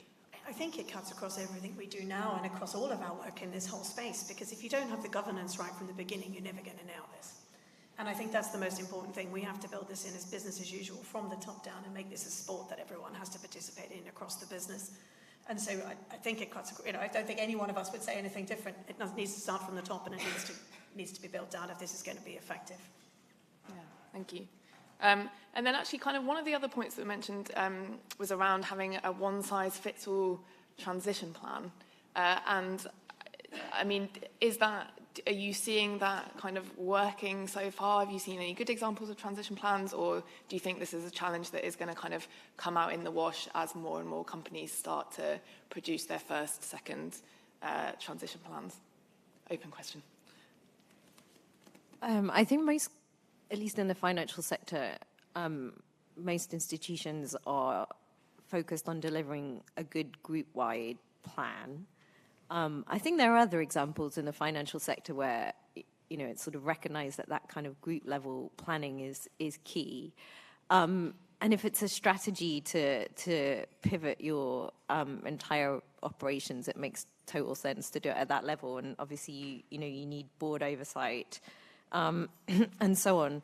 I think, of course, some of the firms are operating across tens, if not hundreds of jurisdictions and many, many different sectors. And so obviously there's a degree of complexity. I think what we're finding is people, you know, you do your first plan and you try to get your arms around kind of what targets might be for key sectors, what kinds of steps you can take and those sectors can take to support decarbonisation. And then, you know, when you do your second cut, you might have a bit more granularity in terms of sectors and geographies and so on. So I think at least the feedback we're getting informally is that firms find group level planning much more tractable. I think within that, we do need, and we touched on this a little bit already, but we do need to be conscious of kind of how this has a global impact. And to be clear, it's not that transition planning is particularly challenging for emerging markets. I think transition is challenging for everybody. And there is a risk that we need to guard against, that advanced economies make quicker, faster progress on transition. We do see that in the data. And that emerging markets, even those with good transition and decarbonising opportunities, don't get the finance they need. And I think some of the work we've done to look at financial flows for, let's say, energy transition show that they've been pretty limited since COVID. And so the aim really is to get them up. So I think there's a huge part of the work ahead, which is about ensuring that these tools for effective transition planning at the national level, as Paddy mentioned, but also for companies and financial sectors, are available broadly, and that we're implementing them globally in a sufficiently consistent top-down way that these tools can be utilised everywhere that transition finance needs to flow, and that they become part of the solution. I think fragmentation won't help there. I mean, we've seen that elsewhere, and so it's been a huge achievement of the ISSB to agree its baseline sustainability standards and get those accepted in such a huge swathe of countries and such a diverse set of countries, because it really does open up opportunity globally. And I think that's what we need. We sort of need to repeat that with transition planning. Yeah, let's hope so. Now, I just want to check in on timing, because Gavin, my clock is saying 17 minutes, but my watch is saying 4 minutes, so 4 minutes it is, yeah. I'm just going to open up to the audience, keen to let you get to coffee, but just in case there are any questions for any of our speakers, I can see one at the back.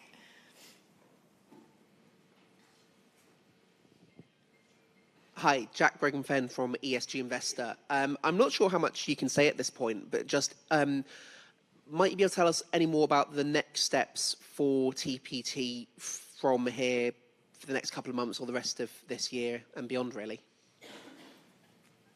Sure. So the TPT actually should be winding up very soon on its original mandate on the 29th of February. In fact, we've had our mandate extended for 3 months and possibly 6 months, and that's to enable us to work with and feed into the Transition Finance Market Review, which you will be hearing all about after the coffee break. So this is a brilliant segue question. That the new review is being chaired by Vanessa Havard-Williams, who's in the room today, and will be speaking after the break. And, is looking at the issue of transition finance in the round more generally for the UK, really reflecting the fact that this is just such a key issue right now, not only for the UK, but also for many other countries around the world. So we will still be delivering all of the outputs from our original mandate. We're very busy now in the process of finalising that deep dive sector guidance that I talked about. And also, we intend to be publishing some pieces that speak to a number of the other topics that we've talked about today. So outputs from our working groups on nature, just transition, adaptation, a piece on SMEs and emerging markets and developing economies. That's 2 separate pieces, really speaking more to that question that just came up around proportionality and one size fits all. But we're also looking forward to working hand in hand with that review over the next few months, and just to make sure that all of these different efforts that the UK has been trying to put in place around having a really solid transition finance framework all come together. One more question, maybe. Thanks. Hi, Lindsay Rogerson from Thomson Reuters again.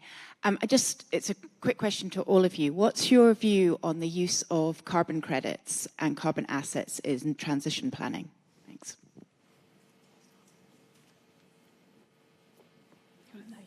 Sure. Okay, so I'll quickly start. I'm sure we've all got a piece on this.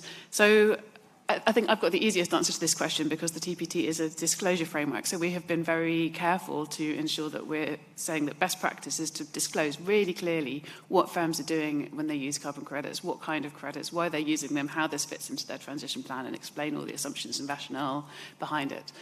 It's obviously, an issue that has opinions on various fronts, and quite a bit of best practice guidance is out there from other organisations, like, for example, the Science Based Targets Initiative. So the TPT has made sure that we signpost to that best practice guidance and make sure firms are aware of that. So I totally agree with Kate that critical to using carbon credits is disclosure and good quality disclosures. And so both ISSB and TPT have an important role to ensure that such disclosures happen. I'm also just going to make a cheap plug for the Net Zero Data Public Utility, which the prototype of which went live at COP. And where ultimately it will have scope 1, 2, 3 emissions targets and use of carbon credits disclosed for each corporate entity. More generally, I think we've got a fairly tight pathway to 1.5 now, and there are two priorities really to get us there. One is good quality decarbonisation, and the other is making sure that climate finance flows globally. I think last year, if you look across things that came out of things like the Paris Summit and whatnot, you can see greater recognition of the fact that there are broadly 3 levers that we can pull here as part of the solution for decarbonisation, one of them being domestic carbon pricing schemes, the other being Article 6 type credits, and then the third one being voluntary carbon credits. We're going to have to pull all 3 levers, and but we're going to have to do it in a way that has high integrity. And so I think it was great that at COP we saw both a very important announcement by the voluntary standard setters, ICVCM, BCMI, but also joined by GHG Protocol and SBTI on how to ensure high integrity end-to-end in the voluntary markets. And for anyone that missed that, it's worth going back and seeing what they said. It's also the case that the voluntary market is now coalescing around the supply side standards there and applying for accreditation with ICVCM, so that's excellent news. But we also saw top-down more discussion across international organizations and governments about the role these markets may need to play to support emerging markets who have good decarbonization opportunities around nature, protecting forest, and also at the other end of the spectrum needing to early retire high-emitting assets. And so I would expect that this year we'll see a lot more discussion of how to make sure we have a holistic, integrated framework that works globally and delivers on our decarbonisation and our climate finance needs in a way that's effective. Thanks. Great. Okay. Thanks all. So I'm just going to round up in the final few minutes and end with a question to each of you.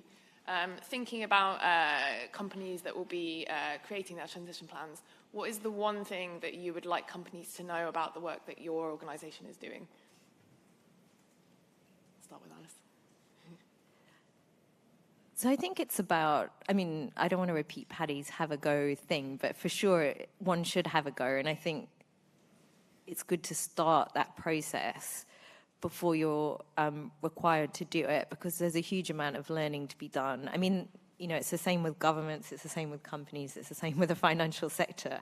Transitioning to net zero is hard work, and it takes your whole organization to think hard about what your role in that is, what the opportunities are for your business, how you're going to seize those, and so on and so forth. So I do think it's a considerable amount of work, but people report that it really pays off in terms of sharpening forward-looking strategies and lengthening time horizons and so on. So I would crack on, to be honest.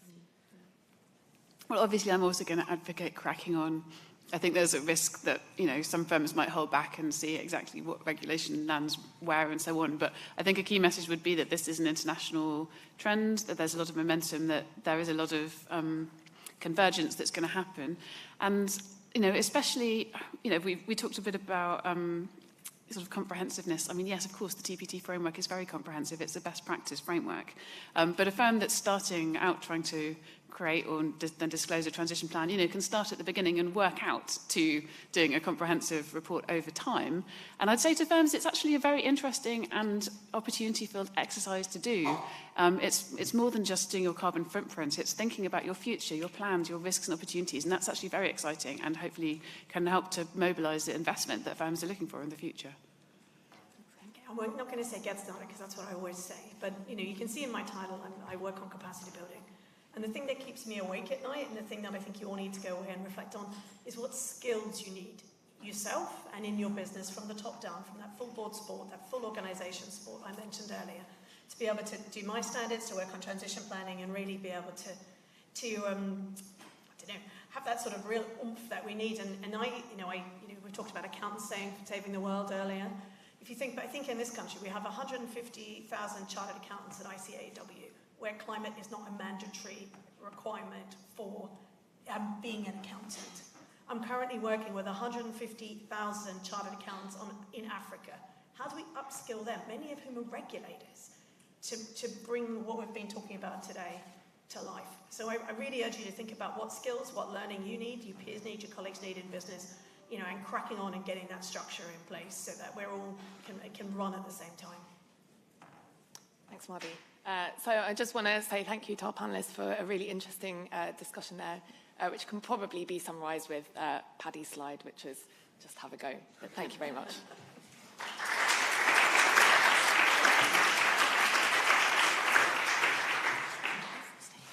Thanks very much. Thanks to Catherine and all the panellists. As Kate mentioned, the coffee break is going to be followed by our final keynote, integrating transition finance into transition plans from Vanessa Harvard-Williams. So please be back here at 11:10 and enjoy your coffee. Thank you very much.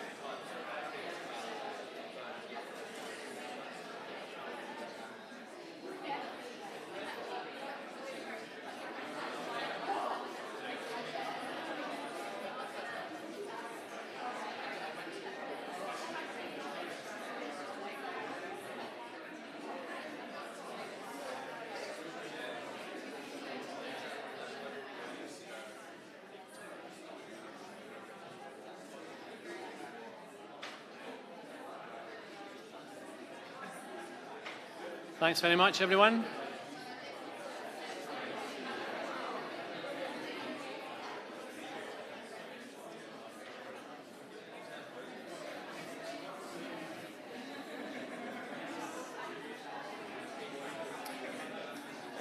Thank you.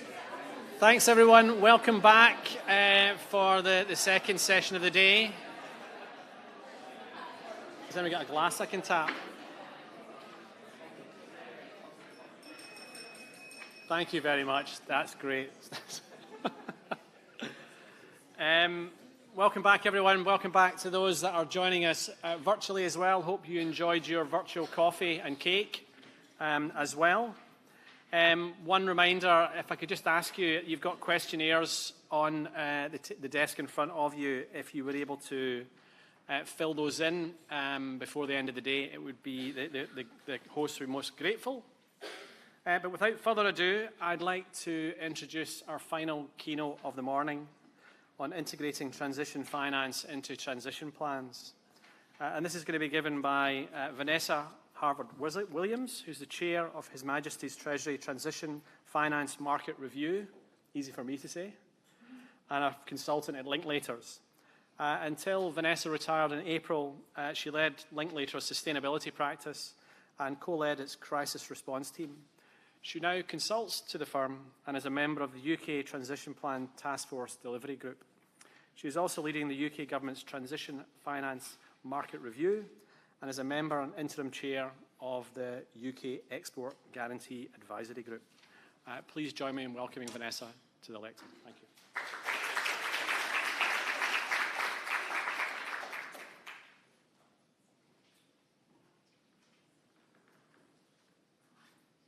Hello, everybody. Thank you very much for having me. Thank you especially to Morris Button, who emailed me sort of virtually as soon as this thing got announced and said, would I like to come and talk at this, which obviously I said yes to. Because this is, you sound like you've had a load of keynote speeches today, so I'm going to try and, keep it perky. But I'm more of a slide deck girl, so I've got a speech, so you're just going to have to bear with me. Now, I think you heard first from Baroness Veer today, and she will have mentioned that the government has commissioned this market-led review to explore how the UK can become the best place in the world to raise capital supporting a global net zero transition. And when we're talking about organisations raising capital, I think that includes any type of entity, company, investor, sovereign. So the Transition Finance Market Review will report to the UK government in summer 2024. And in the coming weeks, we're going to be launching a call for evidence asking for your input. So one of my reasons to be here today is to say, please look out for that. Please reply. Constructive feedback is lovely. Any feedback is generally lovely. So just mark that as something that is a very worthwhile thing to engage with. The review has been commissioned in response to stakeholder feedback. This came from the call for evidence ahead of the development of the Green Finance Strategy 2023. It came out last April. And the feedback identified a need for government to work with industry to ensure, firstly, that new transition finance instruments and services are developed, building on UK-based financial services expertise, and also that there is a high integrity approach to transition financing, credibly aligned with global climate and nature goals. And the scale of the investment opportunity associated with the overall global transition is just enormous. There are different numbers for the additional investment needs, but they're broadly within the range of 3 to 4 or 5 trillion dollars per year globally by the 2030s. And just for the UK, 50 to 60 billion annually by the 2030s. So we're talking about a big market. And that includes emerging technologies scaling transition solutions and building new infrastructure, particularly in hard-to-abate areas of the economy. However, finance that has been badged as a transition-related has generated some criticism, just as to a lesser extent, sustainability-linked finance has also been criticised. And that's the context, that overall opportunity and critique is the context in which the review was conceived. And consideration of how to establish appropriate guardrails to deliver high-integrity financial instruments is going to be an important element of our work, and on which we will be very interested to get views. As the global discussion on transition plans has progressed over the last few years, it's become clear that credible transition plans are expected to play a central role in the development of high-integrity transition finance approaches. Beyond the UK, many jurisdictions and global multilateral initiatives are now considering the connections between the two. With the overlap between the lifetimes of TPT and the Transition Finance Market Review, the UK should be able to fully support the developments here and internationally. And I'll pause to say, in the Secretariat, we're calling our review the TFMR, fulfilling the requirement for a 4-letter acronym. So it shouldn't be surprising, at least it's not surprising to me, that transition plans and transition finance are likely to have a close relationship. Undertaking transition planning, if you do it in line with the TPT disclosure framework, embeds transition into the heart of corporate strategy and envisages consideration in capital allocation plans. So companies who develop a transition plan under the framework will want to include transition-related financial planning in their wider consideration of their capital requirements. That process is just one of the levers that can be expected to accelerate demand for finance, though corporates might very well not call it transition finance or think about it like that, or necessarily opt for financial products that are labelled as sustainable or transition-focused. In the case of financial institutions, we can already see demand growing for information disclosed in transition plans and strategies. That's probably partly so that lenders or investors can support their clients in executing those plans. But it's also so banks and investors are able to assess and keep under review the company's targets and its progress against them, and how this aligns with the institution's own targets and sector decarbonisation pathways.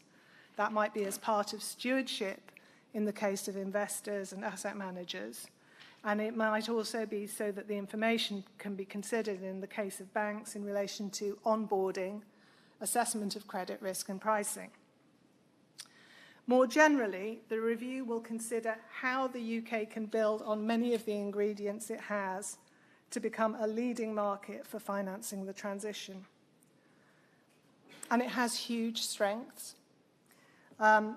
Its strength and depth as a financial centre and as an insurance market. Its professional services sector, which is incredibly strong. Its language and legal system, its sustainable finance expertise, and its hosting of an innovation ecosystem for clean technologies to develop and scale. So we've got a lot of the raw ingredients to create the leading hub for transition finance. But the UK is obviously not the only country thinking about how to respond to the opportunities and the challenges that the transition creates. And the review will look to learn from and build upon existing initiatives in other jurisdictions by standard setters and by industry coalitions such as GFANZ.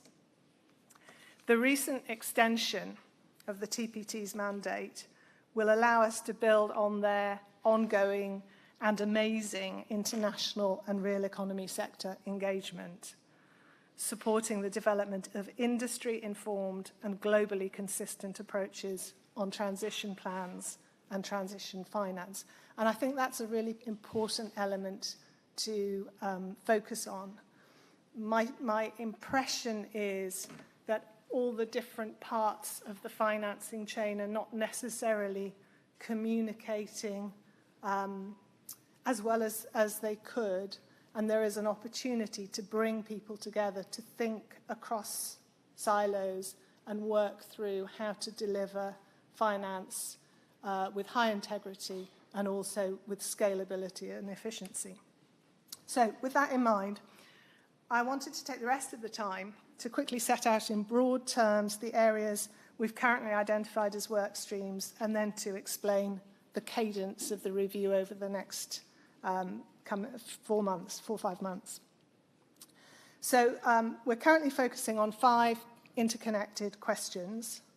The definition of transition finance, because we love a good definition.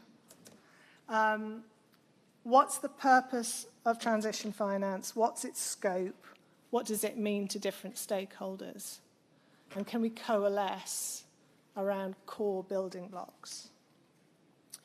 Credibility and integrity. What's the role of credibility and integrity in the provision of transition finance, taking account of that need for scalability? And what are the tools and mechanisms needed to achieve this, which very probably will include transition plans, guiding principles, and then potentially locking in also to taxonomies. In relation to standards and frameworks, there's a lot of work that's already been done. We don't want to replicate good work, but we're looking at, are there any gaps in the guidelines that the market needs in order to structure and issue robust instruments?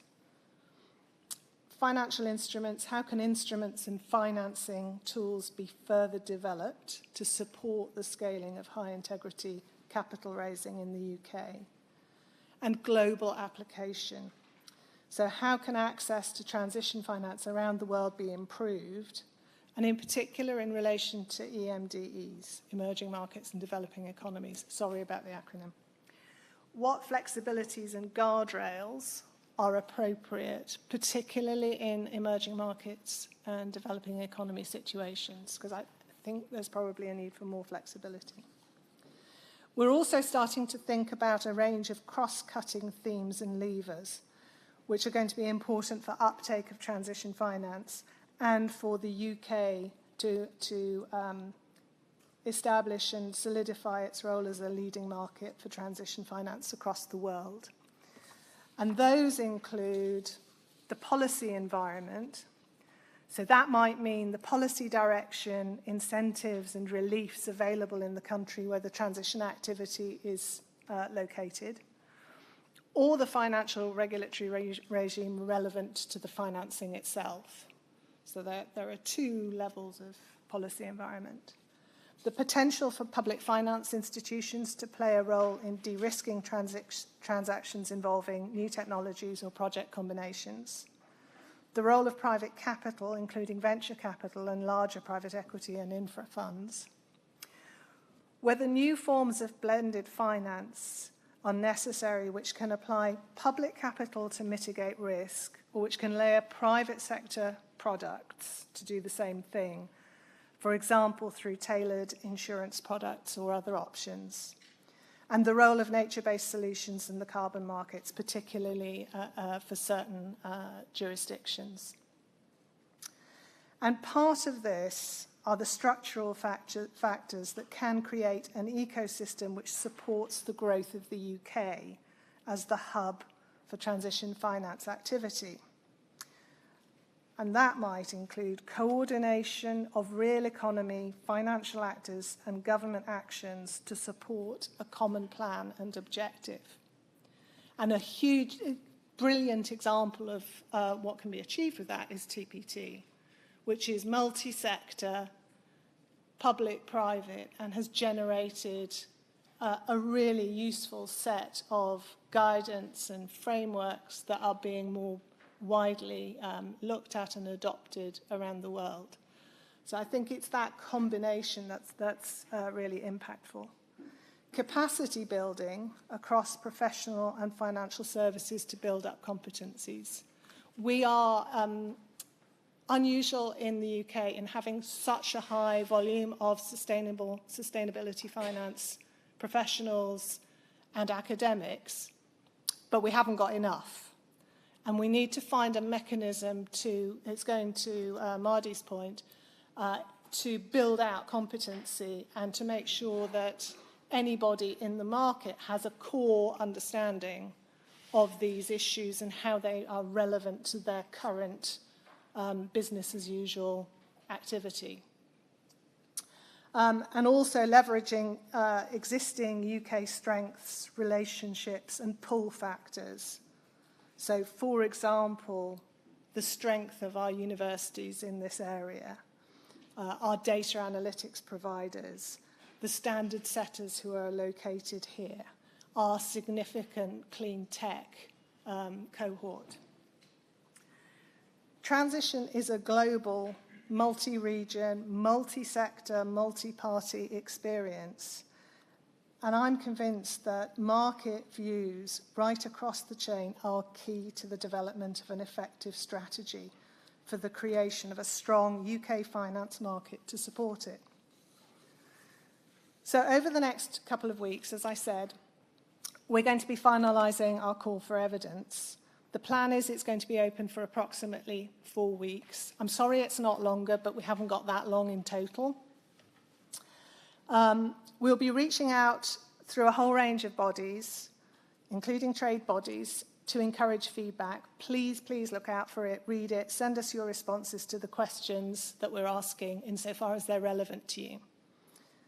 And then for the next 3 months, so March, April, May, we expect to be doing a great deal of formal and informal stakeholder engagement to make sure that we hear views from actors right across the chain.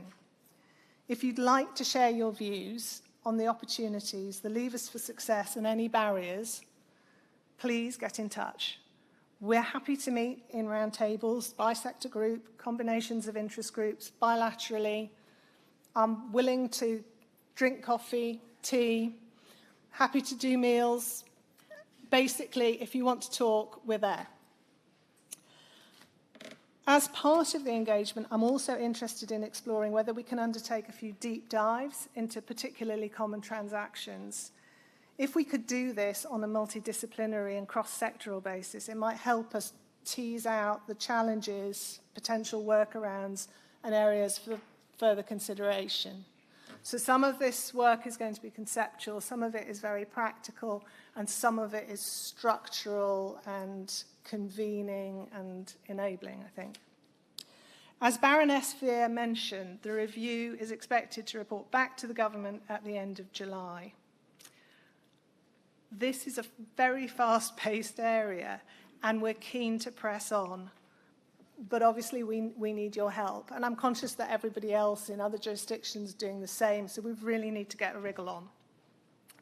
The energy transition is already shaking up how we do things. I mean, it's already here, and it's a huge opportunity.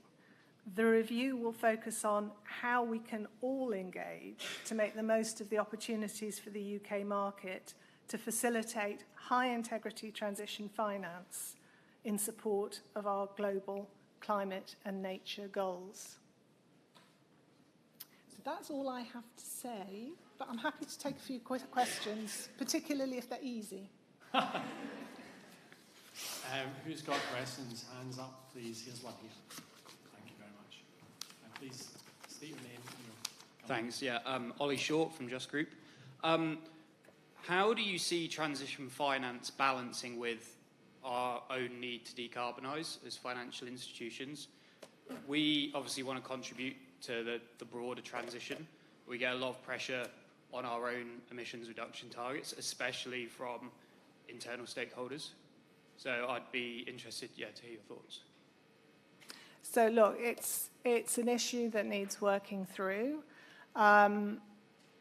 There are a number of comments that have been made. For example, the MAS in Singapore have put out, I can't remember if it's open to consultation still, but guidance which acknowledges the importance of financing transition. And I think, and there has also been some discussion amongst civil society groups as to the importance of not creating perverse incentives or perverse drivers. So I think it's an area that we need to consider as part of the review and listen to what are the what's the sense and real concern of financial institutions. So to what extent is it a real live concern, and what are the ways in which that concern could be appropriately addressed? Hi, Tony Rook, Howden. I'm just wondering, Vanessa, can you comment on sort of how you're seeing the feedback so far in terms of where you're seeing that from in the financial system, and sort of also specifically the role of insurance in there, and also cross-sector collaboration, and just to also say we'd be more than willing to give some feedback. Oh, lovely. So we're quite early doors on this. I think it's fair to say we've had reach out from a lot of the market, a lot of different actors in the market, and we are keen to make sure that we are mapping against the different parts of the market. I also am conscious that there's a component which we haven't really talked about in detail, which is around professional services and building out professional services which supports then the market. So on your comment on insurance, I think that is a key area and one that we're keen to explore. So we're keen to talk to all the different parts, but then I think there is going to the multidisciplinary piece. There's a bit about ensuring that we talk to a combination of people around about similar themes so that we get the different concerns and opportunities and solutions from the different players in potential structures. Does that help? Great. I think that's all we've got time for. Lovely. So thank you very much. Thank you very much.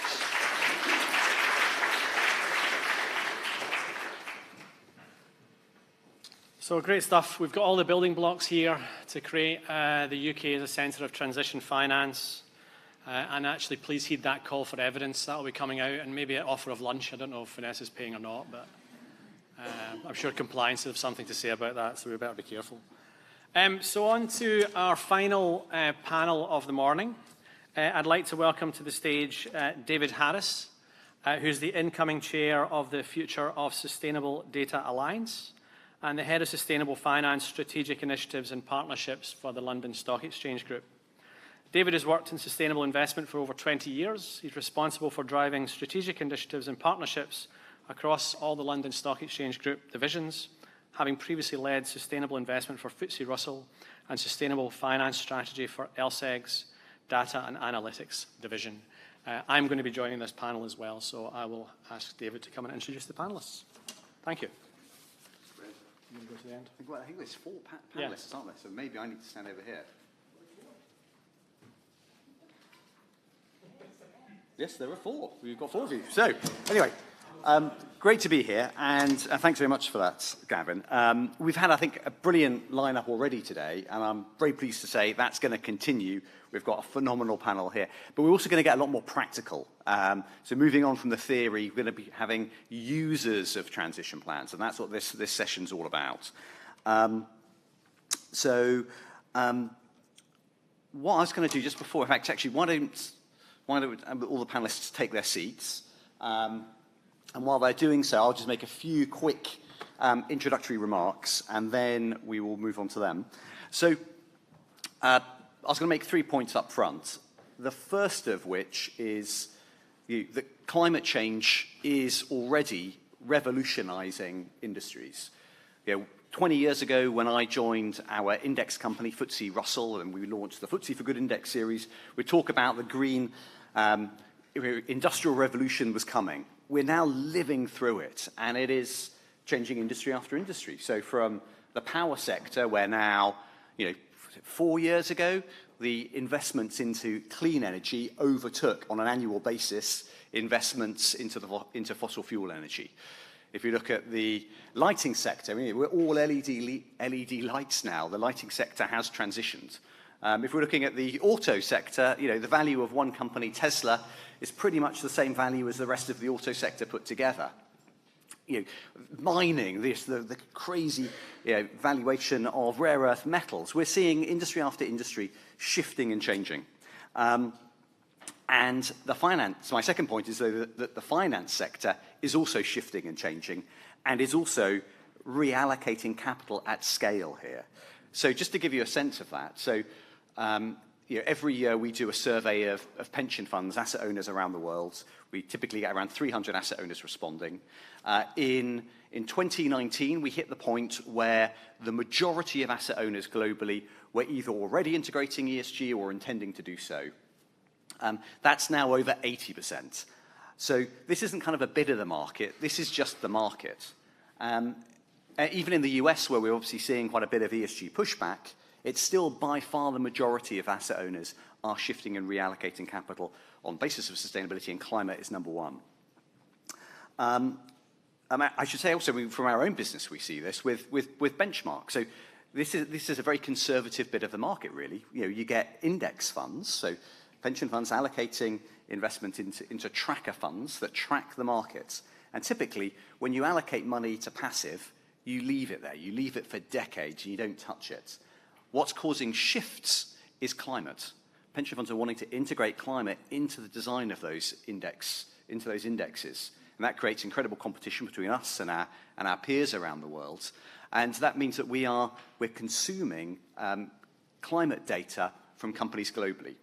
Gavin mentioned that I'm partly here with my FOSDA hat on, the Future of Sustainability Data Alliance. We've got all of the different ESG data and ratings firms pretty much as members of the Alliance. We consume all of this information collectively with us and our peers, and we're providing it to the investment and finance community. And which brings me to the last point, which is we really need the whole of the investment and finance community needs high quality, consistent, comparable data and information, but forward-looking information as well, which was what Sasha was emphasizing earlier. This needs improving dramatically. Just looking at the backwards information, if we look at emissions data, we published a report looking at Scope 3 data just a couple of weeks ago. On Scope 1 and Scope 2 data, if you look at the largest 4,000 companies globally, 70% of companies now provide that, but still 30% gap. On Scope 3, it's only 45% produce data today, but of those, half of them aren't producing the Scope 3 data on the most material of those 15 subcategories of Scope 3. And then half of, also for half of that 45%, it varies. It jumps around by over 20% year on year because they're including different scopes, and companies are still learning how to report on this stuff. And that's still all the backwards-looking information. Whereas what we need to have is also much more forward-looking information on company plans, companies' targets, their R&D, how they're going to be delivering all this. So, with that, let me move on to the panel. Shall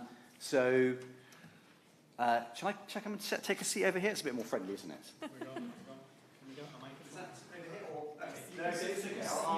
We will be separate. That's 5 mics, okay. Okay, here we go. I can be friendly. So, what I wanted to do was, before kind of grilling the panelists with some more kind of juicy questions, I wanted to kind of get things going with just understanding a little bit about how each of the panelists uses transition plans, and by context, their role, their organisations, and how they use transition plans. So let's start off easy, and can introduce yourself as part of. So Gavin was very kind to give me a very long introduction, which you didn't have done. I won't do that for each of you. It is in the programmes, but if you can introduce yourselves and talk about, and use that as a way also to talk about how you use transition plans. Monica, over to you. Right. Hello, everybody. My name is Monica Philcooper. I work at Aviva within insurance, wealth and retirement. So we are one of the asset owners within the group. And as an asset owner, what's really important to us is understanding the risks we're taking on and understanding the opportunities that can help us deliver investment performance. So we've been quite focused in trying to define what sustainable looks like. We've been working with our asset managers to find out how we identify those opportunities. And at the same time, we also need to understand what risks we're undertaking. The role of transition plans, and actually the role of transitioning, before we get to transition plan, that's the role of transitioning. The role of transitioning in delivering those outcomes, especially in the face of climate and nature emergencies, is really vital. To understand how individual players undertake that, you need them to tell you what their strategy is. So they need to think about it, they need to tell you. That's why transition plans really come in articulating the strategies of the actors. So for us as asset owner, there is what are the investee companies doing, what are their assets doing.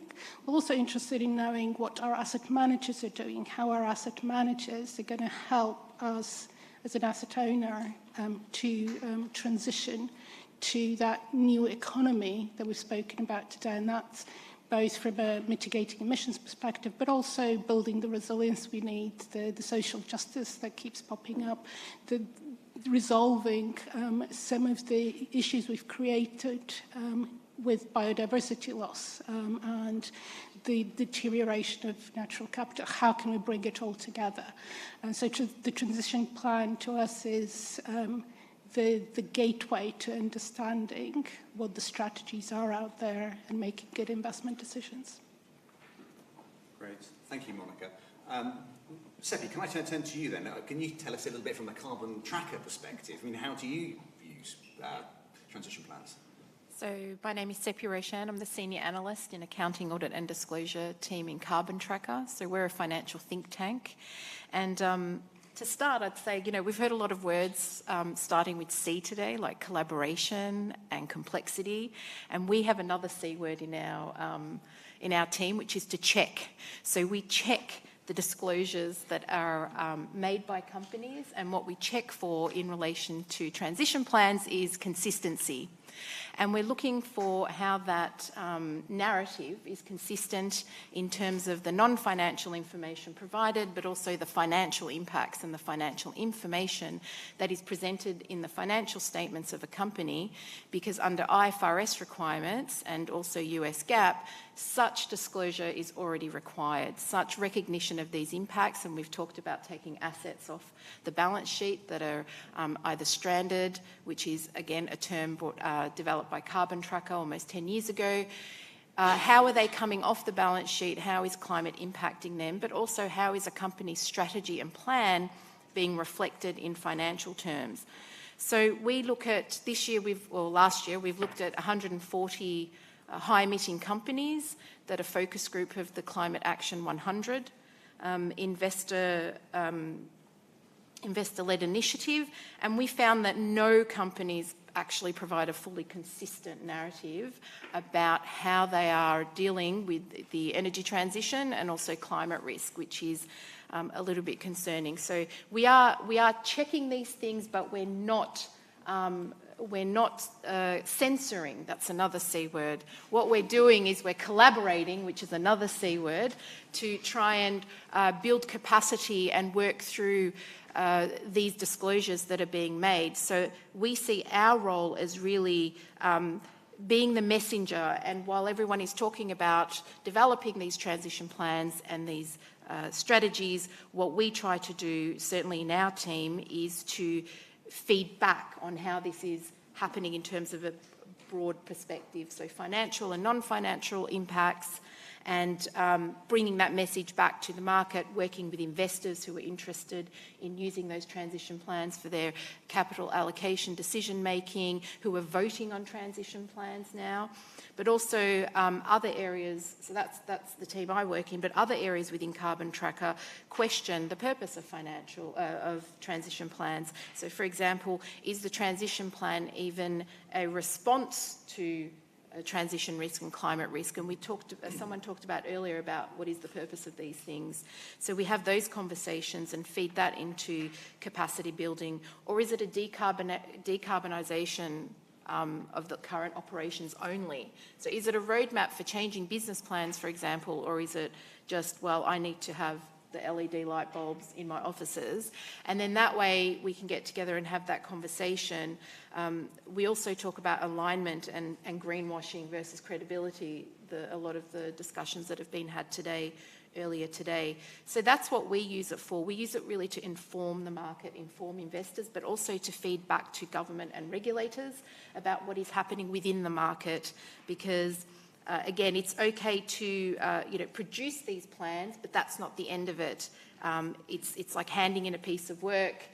We can't all go out and celebrate, and I know accountants like to celebrate when the budget's in and this financial report is in, because I'm also an accountant.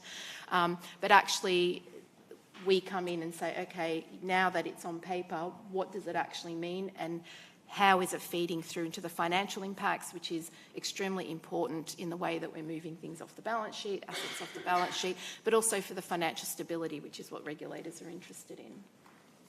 Thank you, Seppi. I'm keen to follow up on a few of those things, but I will hold off for the moment.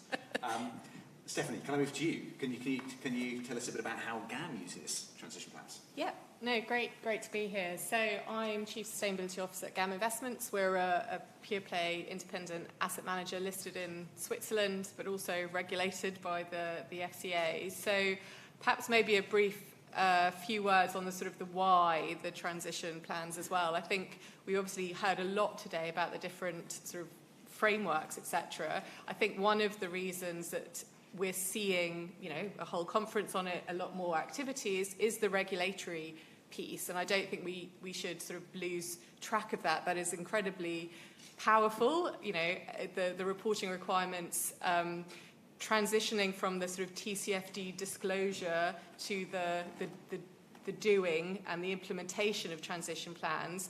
And I think a lot of activity that we're seeing is because, as with TCFD, and in part because of the broad stakeholder, I think, support, across regulators, across financial sector, across, corporates, are really seeing, I suppose, that move towards from the voluntary to the sort of mandatory. And I think we shouldn't lose sight of the importance of regulation in driving this forward and how that is shaped to get the outcome that we want. I think the other bit is obviously key is the investment driver. We know there is now, in fits and starts, but very meaningfully, policy like the Inflation Reduction Act in the US putting massive incentives behind this. And that is changing the investment landscape, not just for those companies in the US, but in Europe, in emerging markets. We heard from Vanessa earlier around how do we create the UK and London as a key financial sector. We have markets competing around the world to attract those companies, to attract those jobs, to attract that innovation, to attract that investment in the country, in the economies that are that is going to be unlocked through a lot of this regulation. So the investment driver is really key. How do we use them? Obviously, we use the frameworks. And are starting to use the frameworks in terms of their own disclosure. As I said, that as a listed company in Switzerland, the regulatory alignment is there. TCFD, we've got our climate ordinance that comes in from next year. There's already reference to climate disclosure being in line with the national Swiss targets around decarbonisation. So we're already seeing that. But it's the investment driver. It's us as users to help us allocate capital, to help us understand how the companies we are investing in are allocating capital. That is really the key, I guess, benefit, and why, while being still, I would say, and probably rightly quite qualitative, these are really, really important and will become increasingly important pieces of disclosure and frameworks around which we engage and make investment decisions. Thank you, Stephanie. So, Gavin, we already know who you are, And you've spoken a bit already, but you haven't actually said about really kind of how pollination uses transition plans. Well, we advise on the development of transition plans, and we help investors understand what they should be looking for in terms of navigating, I'll call it the word salad again. I spoke to one leader at a very large asset manager who basically asked me what he should be doing. He said, I need to understand, I need to navigate all these words and acronyms that are out there and understand what I can invest in. What's transition aligned? What is not? What should I be doing? What should I disclose? And I guess reflecting on the earlier panel, which discussed the great work of the TPT in the context of other international initiatives, the ISSB, the TCFD, GFANZ framework. We've also got guidance from the likes of Climate Action 100, the Net Zero Alliances, and regulation, which was mentioned, the CSRD, the SDR, the SFDR, the SEC. You get where I'm going with this, right? And emerging standards that we're seeing, we know SBTI, ICMA, CBI, and others, and new guidance on transitioning planning coming from CDP, WWF, and the Climate Policy Initiative, CPI. And that's what our focus has been, actually, to pull together what we call the Transition Planning Assessment Framework, which is actually pulls together the recommendations of more than 20 disclosure frameworks that are out there that speak to transition planning, which is building on what we've seen from TPT, but really trying to answer the question in one place to say, can you tell me how this fits into all the other things that are out there that I should be concerned about? But in terms of the practicalities, we're now seeing a big shift from disclosure towards strategy and now into implementation. A focus from investors on projects and opportunities that will result in real-world decarbonisation. There's a bravery of people wanting to hold high-emitting assets and transition them. That's emerging. And it goes back to my asset management friend in terms of trying to find that confirmed path and who's the regulator ultimately that's going to dictate what path we need to choose. But there are headwinds. There is a thing called greenhushing out there, and you don't hear about it because you don't hear about it, of course. That's the nature of greenhushing. But we're working with clients who are not talking about what they're doing because of what we're seeing in the ESG headwinds, particularly in North America. And I think you mentioned this. There's a massive clamour for good data, good forward-looking data. That just does not exist. It's too sparse. So I think the work that David is doing and others are doing in terms of the provision of high-quality data is going to be something that can't come soon enough. Great, thank you. And thanks to all panellists. So I think that gives everybody hopefully a sense of how each of the panellists is using transition plans. Do have a think about questions, because I've now got kind of a more juicy one for each of them. But do have a think about what questions you'd like to ask, and then I'll kind of come to you. We've got about 25 minutes left for this session. Stephanie, I'd like to come to you first. So I'm interested in your day role, but also you're also very important within Climate Action 100+. This is this kind of mega collaborative engagement initiative with many investors, although there was a few last week that came out, but which is kind of having very tough engagement with corporates on their climate strategies. So as a user of this kind of information in those very tough engagements with companies, which bits of the transition plans do you think are useful? Which bits are less useful? What do you want to see? What do you not want to see in transition plans? Yeah, so I think the whole piece around a plan or a strategy, again, as we heard earlier this morning, you can take the word transition or green or whatever off the beginning of that. What does a credible strategy and plan look like? A lot of those factors, the things we've already looked at, governance, metrics, risk management, those types of elements. The question is not just, though, is there a credible, I suppose, plan, but then are we seeing that being effectively implemented? And that is a real challenge. It's a challenge because all companies are operating in different contexts, and the regulatory one is really key for that. I think some of our better metrics that we have around that is actually the CapEx investment.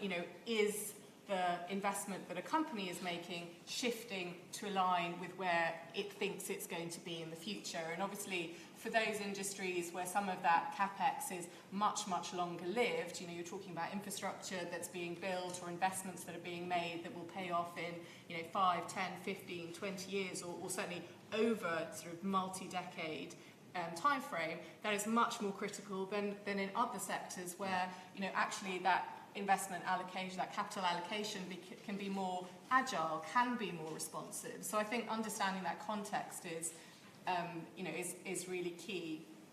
I think we need to recognise though that we don't yet have the, you know, is it working type metrics yet. Partly because we've only just started outlining what the plans are, but I think also because it is really hard. You know, how fast should companies transition?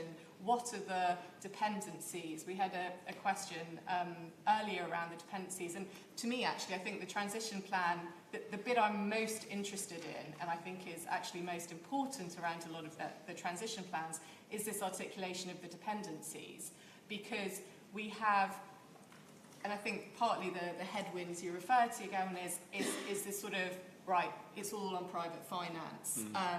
And, well, private finance is absolutely critical, but, you know, regulation, policy, all of these things need to move. And, you know, so we talked about, you know, heard about barriers to reallocating capital. A lot of that is policy. So the more that we hear and see companies calling out, okay, you know, in order for me to decarbonise, I actually need a decarbonised grid. So back to the, okay, well, what's the country, you know, what are the national transition plans looking like? You know, how are those, you know, those net zero commitments made? How are they going to be implemented at the national level?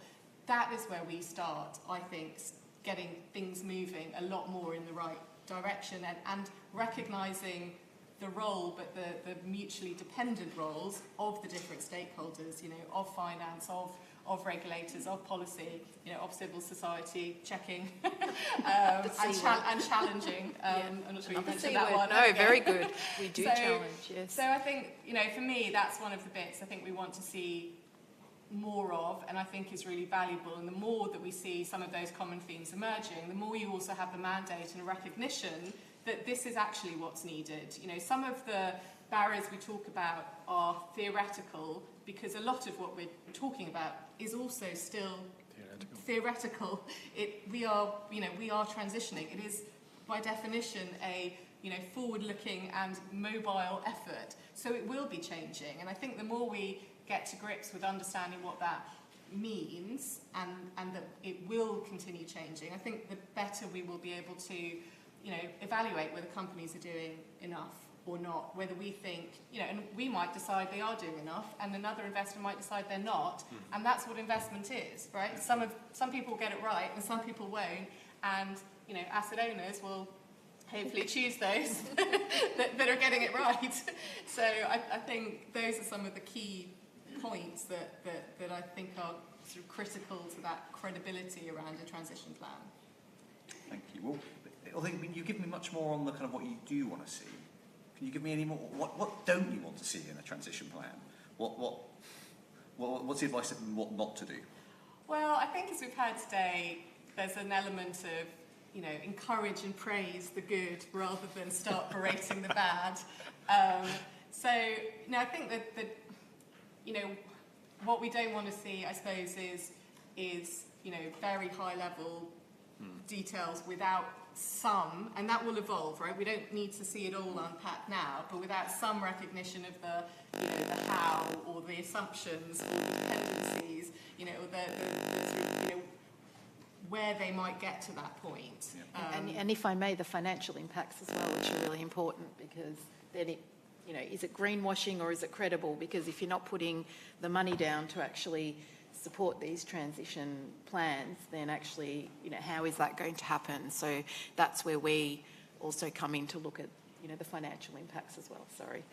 Yeah, no, I mean, I think that's it's the how do those things all line up to be implementable, and then we can see whether that's working. But I do think we are still incredibly early days. I mean, TPT guidance only came out for, the sort of asks around governance, decarbonisation, disclosure.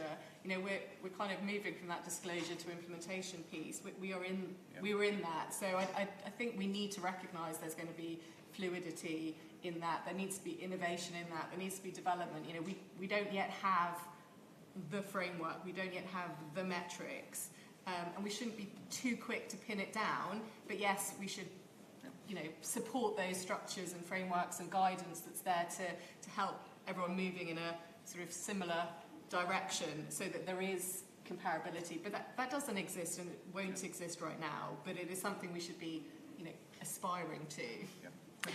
If I might actually pick up on yes. the metrics, because there's a danger here that we continue to focus on disclosing metrics. I think what the transition plan and the thinking that goes into developing transition plan should be is, as Stephanie was saying, what are the assumptions, what are the obstacles, rather than focusing on these are the metrics I'm tracking. Why are you tracking these metrics? Are those the most sensible metrics? What is the reason behind this target?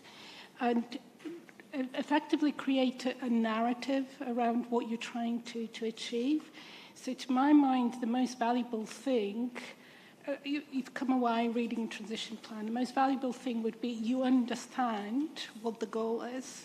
The fact that the pieces are not completely in place, that's sort of by the by.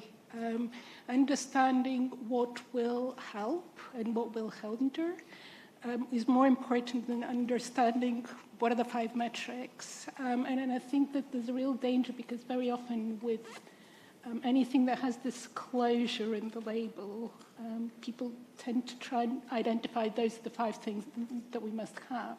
But I think it gives you an opportunity to be somewhat more individual and sort of chart your own path. Yes, of course, there's the context, so you're not completely on your own, but say what you're doing differently to others, rather than try necessarily to make sure that you have the same metrics as the next person, so it's comparable. You need both, but there needs to be a lot more balance on the strategy, to my mind. No, yeah, that's helpful.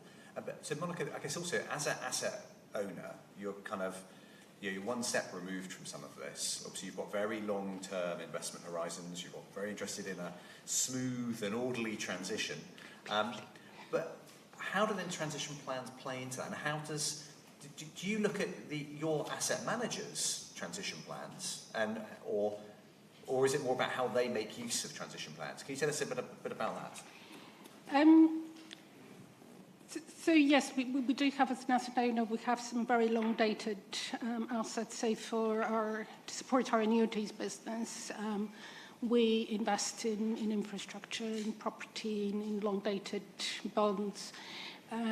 But we also have a pensions business where it's a little bit more of a mix of equities and credit, could be shorter dated. So kind of look at all sorts of different time horizons when we're looking at the investment universe. And the fact that we do have long-dated assets basically means that we need to get it right.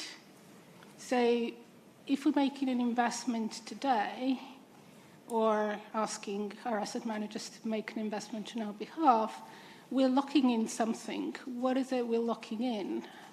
So if you've got the brown to green strategy, for example, so you've identified a company you think can transition, how do we get comfort that that's been assessed, that the CapEx has been reviewed, that there's at least visibility what's happening in the next 5 years? You might not know what's happening in 20, but from a financial perspective, an entity should be able to tell you what they're doing in the next 3 to 5 years, because that's normal business cycles. Are you seeing that?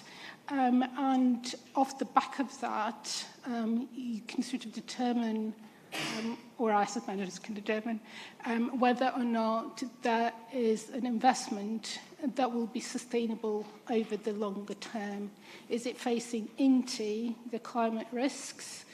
Or is it a case of, well, we know it's there, We know it's there, yes, we do, but what is interesting and what we're kind of looking to get more of is a more in-depth analysis of what are the individual infrastructure assets or properties or their managers going to do about making sure that increased flood risk is not going to lead to loss. So part of it is things that we're already doing. So risk management, looking for opportunities that's already there, and there's been a lot of comments today already that we should be trying to fit everything into existing structures. So the value of the transition plan in that context is really providing that narrative I was just talking about, understanding where it's all going. And in terms of understanding where it's all going, all right, I see, okay. So in terms of understanding where it's all going, yes, we will look to what our asset managers are doing, what sort of products they're developing, how they're considering climate, how they're considering nature, how they're considering social issues in the way that products are developed. And increasingly, as transition plans become more common, you can start to be a little bit more discerning about the way that the disclosure facilitates that. But frankly, these are all things that are already happening. It's actually having a place where it's all synthesized for you and a document that makes the connections for you. Sure. Sure, actually, I think let's just hold your question for a moment, and we will come back to you. I think we will try and wrap up. I think there's a couple more points I'm just keen to kind of get onto, and then we'll come on to questions. That's brilliant that you're up for it. But I kind of, Seppi, I kind of wanted to come back to you, and I kind of mentioned it earlier. So I guess everyone's been quite happy clappy about transition plans. Just do it, isn't it? It was Paddy, and we had even the FCA say don't worry too much. Might make a few mistakes here and there, but just get going, get doing it. But I mean, Carbon Tracker is very keen on the rigour here. Is pretty vocal about companies not doing a good enough job here. What's the balance here? I mean, a lot of companies will say, stick our heads up above the parapet and you'll shoot it off. What's the right way to get the balance here? Well, that's certainly not my approach. I mean, yes, we do the challenging and the checking, but we also like to collaborate and capacity build because as the theme of, I'm very happy about the theme of today, which is that we're all moving on this together. There is a lot of uncertainty and everyone acknowledges that. And I also do agree with the do it without fear, but what we want to do, that's the question. Do we just want to put any old thing on a piece of paper? And I think, you were talking about that as well, Stephanie, but what we're talking about is high quality information, something that truly reflects what a company is doing in terms of its response and its decarbonisation. So response would be, how are the business models changing? How are high-emitting assets being removed off the balance sheet? And this is what the accounting, audit and disclosure team particularly looks at. So if you're going to move, for example, to renewable energy production, that's a mainstay of your transition plan. That's where you're going to be, that's where you think the future is. Well, what does that mean for the assets that are currently sitting on your balance sheet that are drilling and digging and pulling up oil off the ground? How are you treating those in the financial statements? And that's what we're looking at. So that's the holistic approach. So it's about being able to tell that story and reflect that story. And that information is already required. Transition plan or no transition plan, that information is already required by US GAAP and IFRS reporting, where really, if you look at climate risk and transition risk like any other risk, you say, how does that affect the financial statements? Well, if everyone is no longer demanding my product, that means that there's an issue for me. There's an issue for the assets I've got sitting on my balance sheet.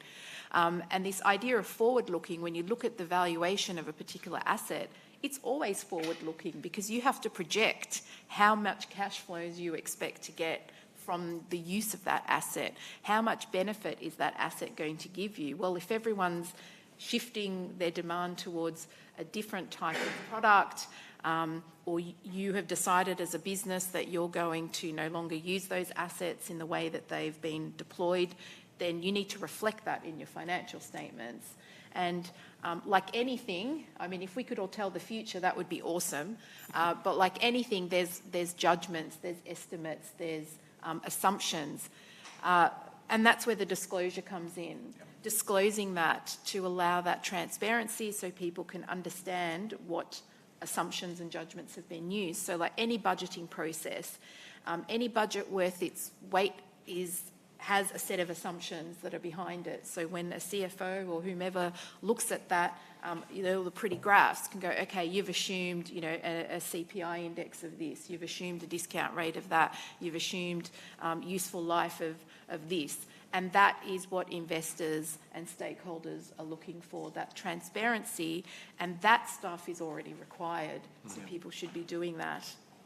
Great points. So, okay, so Gavin, and then we're going to go to questions after this. But so, Gavin, we kind of touched a little bit on nature, and kind of Monica raised it earlier on.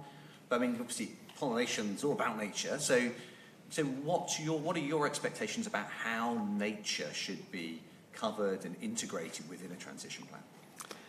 Yeah, I mean, it gives certain CIOs that I've spoken to quite a lot of fear, this topic. One said to me, I've only just got my head around climate and you're talking to me about biodiversity. Go away. He used a few more expletives than that, by the way, when he was saying that to me. But I think the focus on nature, is pretty clear. No pathway to net zero without nature. And there's no pathway to nature positive without action on climate. A third of GHG emission reductions could be achieved with nature, and climate change is obviously a major driver of biodiversity loss. So the two are completely interlinked. And it's interesting, we issued a nature finance focus report last year, which articulated some of the trends we're seeing in nature investment. I actually interviewed over 550 investors of various shapes and sizes, but some very significant ones. And it was informative for us in terms of the experience that investors were feeling.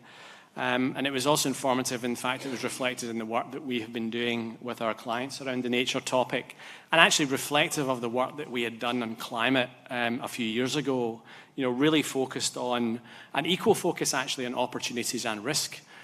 So clients who are interested in nature are really focused on those two topics, and my experience was that's where the big interest was coming in, certainly on climate in the very early stages of TCFD. So we're now seeing financial institutions adding nature expertise, developing capacity building problems. It's been mentioned before. That's a huge issue. We need to build capacity in institutions to understand what's important. Undertaking initial assessments and disclosures, and developing strategies on the opportunity side and on the risk side. And the opportunity side, we're seeing a significant pickup in interest in particularly private investors looking at high integrity nature-based carbon solutions. And I think that has accelerated with the TNFD as investors are trying to get their head around what does nature mean, how should I think about nature? And for those that are looking at carbon offsets, that gives them a little bit of a path to build their capacity and capability. On the risk side, there's a lot you can do. A lot of investors have already committed to reducing deforestation in supply chains. But you can just start asking simple questions. How do I consume nature? How do I rely on nature? And a materiality assessment is obviously a very easy first step. For example, a company operating in food fiber systems is going to have a very different nature footprint than one that's in technology, for example. So the message we always have, and it's looking at Paddy's not here anymore, but just do it. Just get on with it. Do something. Whether it's engaging with your board and C-suite and doing some capacity building or ambition setting, to measuring and valuing and assessing the impacts and dependencies that you have on nature, to building a business case for action. I think there's an on-ramp for everyone, right? And I think it's an easy place to start getting engaged on how you can start integrating nature considerations into your transition planning. Great. Thanks, Gavin. Right, so we can now open up. So we've got one question here, we've got another question here. Let's take two, maybe three questions, and then we'll come to the panelists. Hi, thank you. Well, let's... Okay, yes, far away. Can I? And please do introduce yourself Yeah, first. hi. My name is Nidhi. I work in the consultancy area. So whatever we're talking these days, I absorb that, regurgitate, and go back to my clients. So this is all me for implementation. So excellent conversation today. However, my point is we're talking about how investors will find transition plans useful. But I deal with a lot of banks who have got balance sheets sitting with carbon footprint on it. And we're talking about transition finance, planning for the transition finance, specifically with them. And the question that we get back often is, where does this all lead in terms of policy and implementation of these plans and the data sets and all the rest of the disclosures? But eventually, how will this impact in terms of the regulatory capital? Because the fear is that they might be holding on to finance these transitions of the corporations involved, which are their clients. But if the plans of the corporates do not go as per the timeline and the policy movement, then they're sitting with a lot of stranded assets on their balance sheet. And how will they get reprimanded by the regulators in terms of holding the capital? Do we have a view on that? Okay, great. So we've got a question on kind of regulatory risks facing banks on transition finance. And another question over here. Hiya, Marika from Carbonez. We invest in carbon credit generating projects and eventually hope to offer our clients a diverse carbon removals portfolio. So my question is on the topic of what the implementation of a credible transition plan looks like. Specifically, at what point do corporates look to use carbon credits in their kind of decarbonization journey? There's been a lot of conflict recently over it. Should it be just residual emissions or before? I'm kind of wondering what the panel's opinion is on that, considering things like the need to reduce emissions now versus kind of carbon credits being a license to pollute and things like that. Great, thank you. There was the question from the lady in the pink top. Would you like to ask your question now as well? I didn't let you up earlier on. After all this, I really hope it's worth it. Venetia Wingfield, Santander. My question was about using transition plans and whether they give you enough information or whether you use them just as a starting point to pursue a private conversation with your potential investing customers, i.e., what's the level of detail that it's reasonable to expect firms to publish externally at the same time as making that useful to you? Okay, great. So what level of detail is reasonable to expect within a transition plan that can inform investment strategy or your investment process? So we've got 3 questions there. So I will allow each of you to kind of select which ones you would like to address. But if you can kind of keep it quite prompt so we can get a second round in as well, that would be great. I can talk about okay, the regulatory one.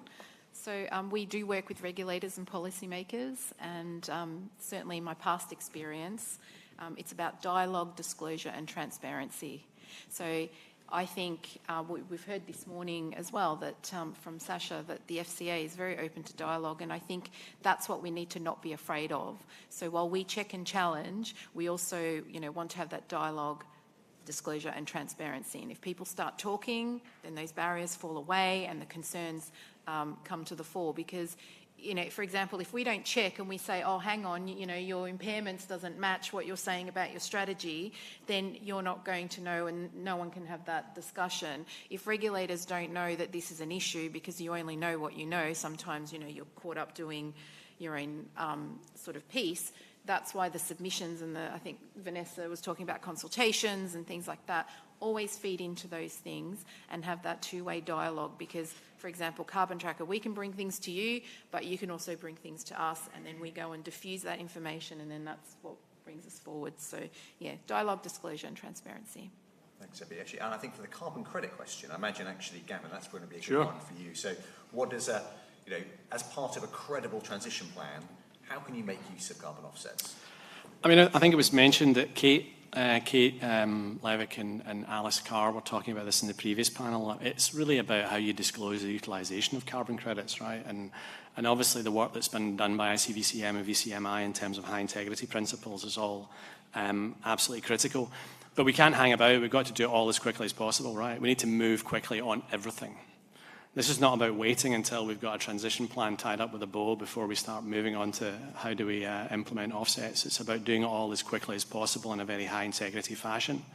And I think we saw a lot of the dialogue at COP, and obviously there's been some headwinds in the market, you know, some challenges around integrity. But I think one of the things in terms of the nature-based work that we've been doing, you know, for some of the communities in emerging markets, this is the only way that they can get climate finance or access to climate finance. This is their growth. This is their opportunity to tap into the climate transition. So, you know, I think we just need to get on with it and make sure we're building high integrity into it. And I think we're still seeing a lot of green hushing, but we're seeing a huge utilization in carbon credits, and we're still seeing a lot of corporates and financial institutions investing because they believe in the thematic. Thanks. And I guess for that last question then, in terms of what detail is sufficient, so I guess then it'd be good to hear from Stephanie and Monica on it. So, Stephanie, do you want to kick off? Yeah, I mean, I think it depends. Not a very satisfying answer, but I think, you know, that there is definitely a risk that, you know, some of the, well, I'd say we haven't seen a lot of very extensive transition plans, but we have seen a huge variety in, you know, length, detail, etc. of TCFD reports, which is sort of the I suppose the, you know, anchor stone for a lot of that. And I think, you know, some of it depends on the complexity of the business. You know, it depends on you know, the level of detail. I think you can have very long ones that don't really tell you any more than very short ones. And I do think, to your question about the you know, is it a starting point as well? I think absolutely it's there to be engaged, you know, with, you know, if you're looking at a company, you know, you're reading an annual report and you look at a company's strategy, one of the, you know, differentiators, I suppose, of, you know, active investment management is you go and meet them, you sit across, you talk to the, you know, the board, the senior management, you get a sense of, okay, do they mean it? Are they actually moving on this? What are they doing that they're not putting in the report yet for good or not so good reasons? So I think definitely it is a starting point, and it is about balance. And you know, that will change over time as well. And, you know, for certain, and, you know, maybe also touching on the banking question, the reason TPT has sector guidance as well as generic guidance is because it looks different for different sectors. I was part of the working group for the asset managers, and, you know, our levers, our dependencies, you know, what our clients actually want, whether they actually are going to invest in the products they say or theoretically should want, you know, those are all, you know, is the demand there? I mean, you're talking about demand for financial you know, products is very different from, you know, demand from physical assets, but they all, you know, they all go in different directions and have different markets and different client bases, and understanding that is you know, does depend on the sector, and you know, it is challenging. But yes, I think it is definitely a starting point, not the end point. You're never going to get everything that answers you know, all your questions. Well, it's a baseline, like with all of the standards and the guidelines. It's a baseline. Nothing stops you putting more. So. No, I think at the end of the day, being concise and to the point would always win out. But what is important, so for example, the point about carbon credits, well, tell people what you're doing and they can form a view. Is that a sensible way of deploying carbon credits? Because if they're nature-based solutions, that can have a dual objective.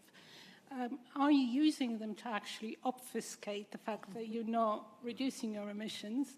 Or is there a valid reason why you're investing in nature and that happens to be your carbon removal strategy? So I think the level of disclosure that they allow should be seen as a platform to tell your story and what you are doing. But at the same time, I think it is important to balance out the need to say what the strategy is, but not get too bogged down in the detail. You have disclosure and reporting where you can report all sorts of metrics. I think the value of the transition plan is to highlight what the key points are of what you're trying to achieve, why you're doing it that way. And I think as an asset owner, to the point about regulation, yes, there is regulation. We have to work with a lot of regulation about, I mentioned the annuities business, that has regulation around it. There's regulation around what we disclose, there's regulation about holding capital. But that doesn't mean that we're not thinking about how do we transition as an asset owner. What do we need from the system for us to be able to transition? I think everyone that invests in assets, holds assets, is a company that actually manages those assets, should be asking themselves the question, is it so much what the regulator says or the intention of what they're trying to achieve? And if you understand what the intention is, as you were saying, it opens up the avenue for collaboration. The regulations themselves are evolving. We're seeing a lot of new things every single year, and especially in the space of finance and around climate and transition and so on. There's so much movement. It's not going to go away. You face into it and you work with it and you make it work so that it actually gives you answers rather than campering. And I totally welcome the comments earlier. We should be trying to effectively meld it into one report if we could. So it's not a plethora of acronyms. It really sounds like an opportunity to engage. It's a document for, with an opportunity to engage and work out actually what can be done today to start that process. So we've got about 5 minutes if we want to do it. If there are any other questions, then we can take those. We have another round and then we'll wrap up. Yes, please do introduce yourself first. Hello, my name is Catherine Ebrew from Bupa. I'm interested in picking up on the nature element of transition plans. Very conscious of the fact that most companies, including ourselves, are much further behind in their thinking on nature than they are with climate. And we've talked a lot today about the need for transition plans to be credible. And so I was just wondering, to what point in your journey, let's call it, on nature, do you see that you need to get to in order to credibly include that information in your transition plan? Okay, interesting question. Okay, so as people start grappling with nature, how much do you kind of practice internally before you start to publish? Another question over here?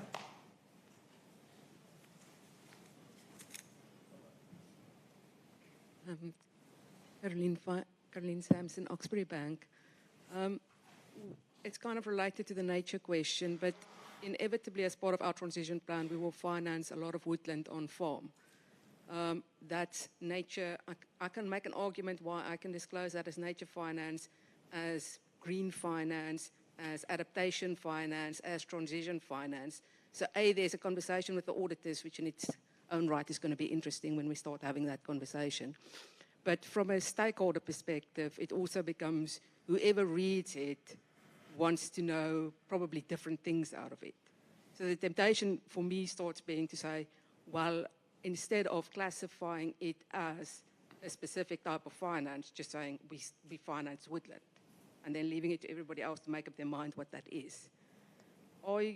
That kind of overlap between the different types of finance on the same tree, quite frankly, how do you see that starting to resolve itself?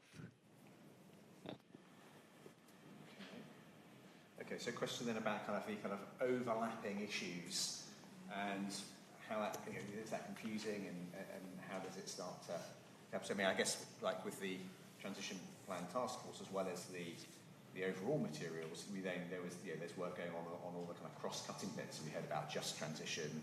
There's the nature element. There's the adaptation element. But your question is really, does that all get a bit confusing, and how do you navigate that? Okay. Any other questions? Yes, question over here. Our corner.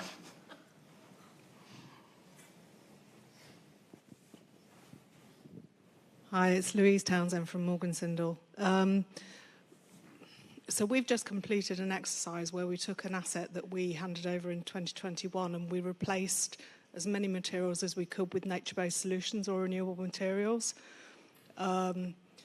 The results were extraordinary from a whole life carbon reduction perspective, and also from, and probably more importantly actually, from a socioeconomic and supply chain capacity building perspective. But when we took it to our insurers, they were, oh, no, you can't use that, no, you can't use that, no, you can't use that. So at what point will the insurance market kind of respond to future construction? Right, very interesting. Okay, so question about actually insurance sector, in this case, catching up and being able to actually support the actions that companies want to take. So, three really interesting questions.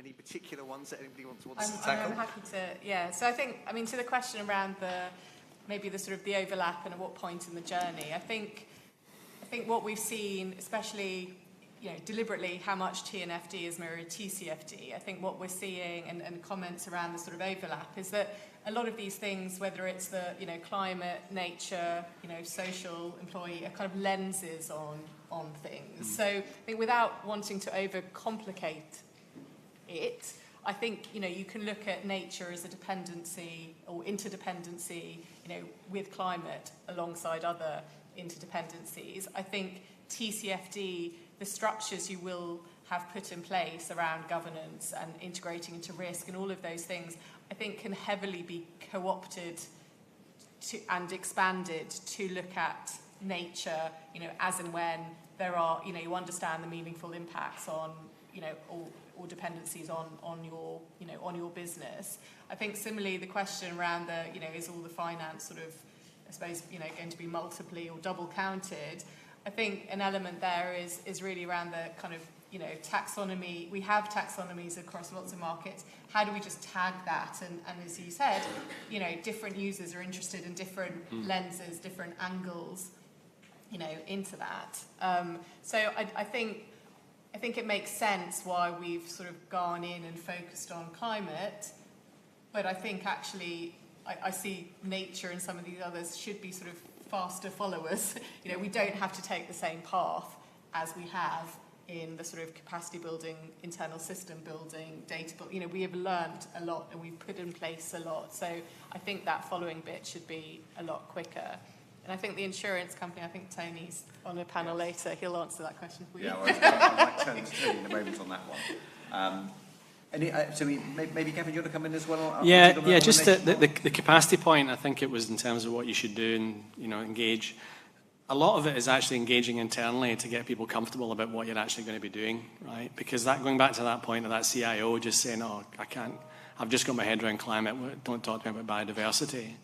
You know, and obviously the fact that 1 ton of CO2 removed, I mean, you're not counting species to try and get an equivalent. It's got much more complexity. But the idea that you can map out that materiality to your business and then talk to your CEO, CFO, CIO, whoever it is, and say, this is what we want to disclose, because a lot of that challenge is going to be internal about that nervousness about what you actually should be doing. And again, yeah, on insurance, I mean, we are seeing huge amounts of interest on insurance side. Other insurers are available than Howdens. I think you're going to find a good audience for that particular question. And if I may, from our perspective, what we would be interested in is looking at how that information and the activity and the strategies, whether it's nature or climate, feeds into the financial statements, but also the audit of that information. So how that affects the business today as it is, and then, yeah, whether the auditors, CFOs, audit committees, board, you know, everyone involved in that ecosystem, that corporate reporting ecosystem, has considered it, and how, because that's what investors and stakeholders are interested in. I think on nature, it's also people kind of underestimate how much they are doing already. I think there's been a lot of focus on emissions, and rightly so, we do need to reduce emissions. But climate has other impacts. I mean, water stress is a crossover issue. For example, pollution, where you can link the production of plastic to emissions. Pollution is a nature issue. So I think a lot of the topics, by addressing climate more holistically or nature more holistically, take your pick, you are actually very often addressing multiple issues. I think what's a bit more of a challenge is thinking through the social aspect of those and how you get social equity, how you protect marginalised groups, how you deliver social justice. To my mind, that's the more difficult bit in making it all real in the real world. I think in terms of climate and nature, yes, there are challenges. I mean, how do you assess biodiversity best? I totally accept that. But there's also a lot we've been looking at already. Nature-based solutions as carbon credits is just one example. So it's more sort of recognising it for what it is and recognising that those aren't really separate topics. It's essentially the same topic, it's just we focus on one element of it. We need to kind of broaden our horizons. Great. No, I think we've covered off the first two questions, I think, very well. I think for Louise's third question, we haven't really covered. So, and I'm going to be very rude and actually pick on an audience member. So, as we've got Tony here from Howden. So, I don't know if you were able to talk a bit about how the insurance sector needs to catch up, help enable some of this stuff. Is that something which are we seeing innovation in the insurance sector? Yes, and yes. Yes, it needs to catch up, and yes, it is innovating in this area, but it's not fast enough for this particular case. I think the thing to sort of say about this is we're deploying things that haven't been deployed in circumstances before, like nature-based solutions and stuff. Insurance works on the basis of, do we have data that tells us what the risk is? Then it becomes an insurable risk. And I think with some of these technologies, I'm not saying specifically for your case, but in some of these cases, we don't have the data, or the data hasn't been pooled correctly. So one of the things we actually want to see from regulators and governments is allowing insurers to collaborate on data with government agencies, national laboratories that do the testing on these materials, so that we can give confidence to the insurance market of saying, this is an insurable risk. But the problem you're facing at the moment is it's so new, it's actually very difficult to find people that understand that. And so it is a capacity building issue as much as anything else. But work in progress. Come and see us. We like the hard solutions. Yeah, okay, we'll come and see you. There we go. Great. Matchmaking service as well. So thank you for the delightful audience. Please join me in thanking the panel. I think we have been very practical. Thank you very much.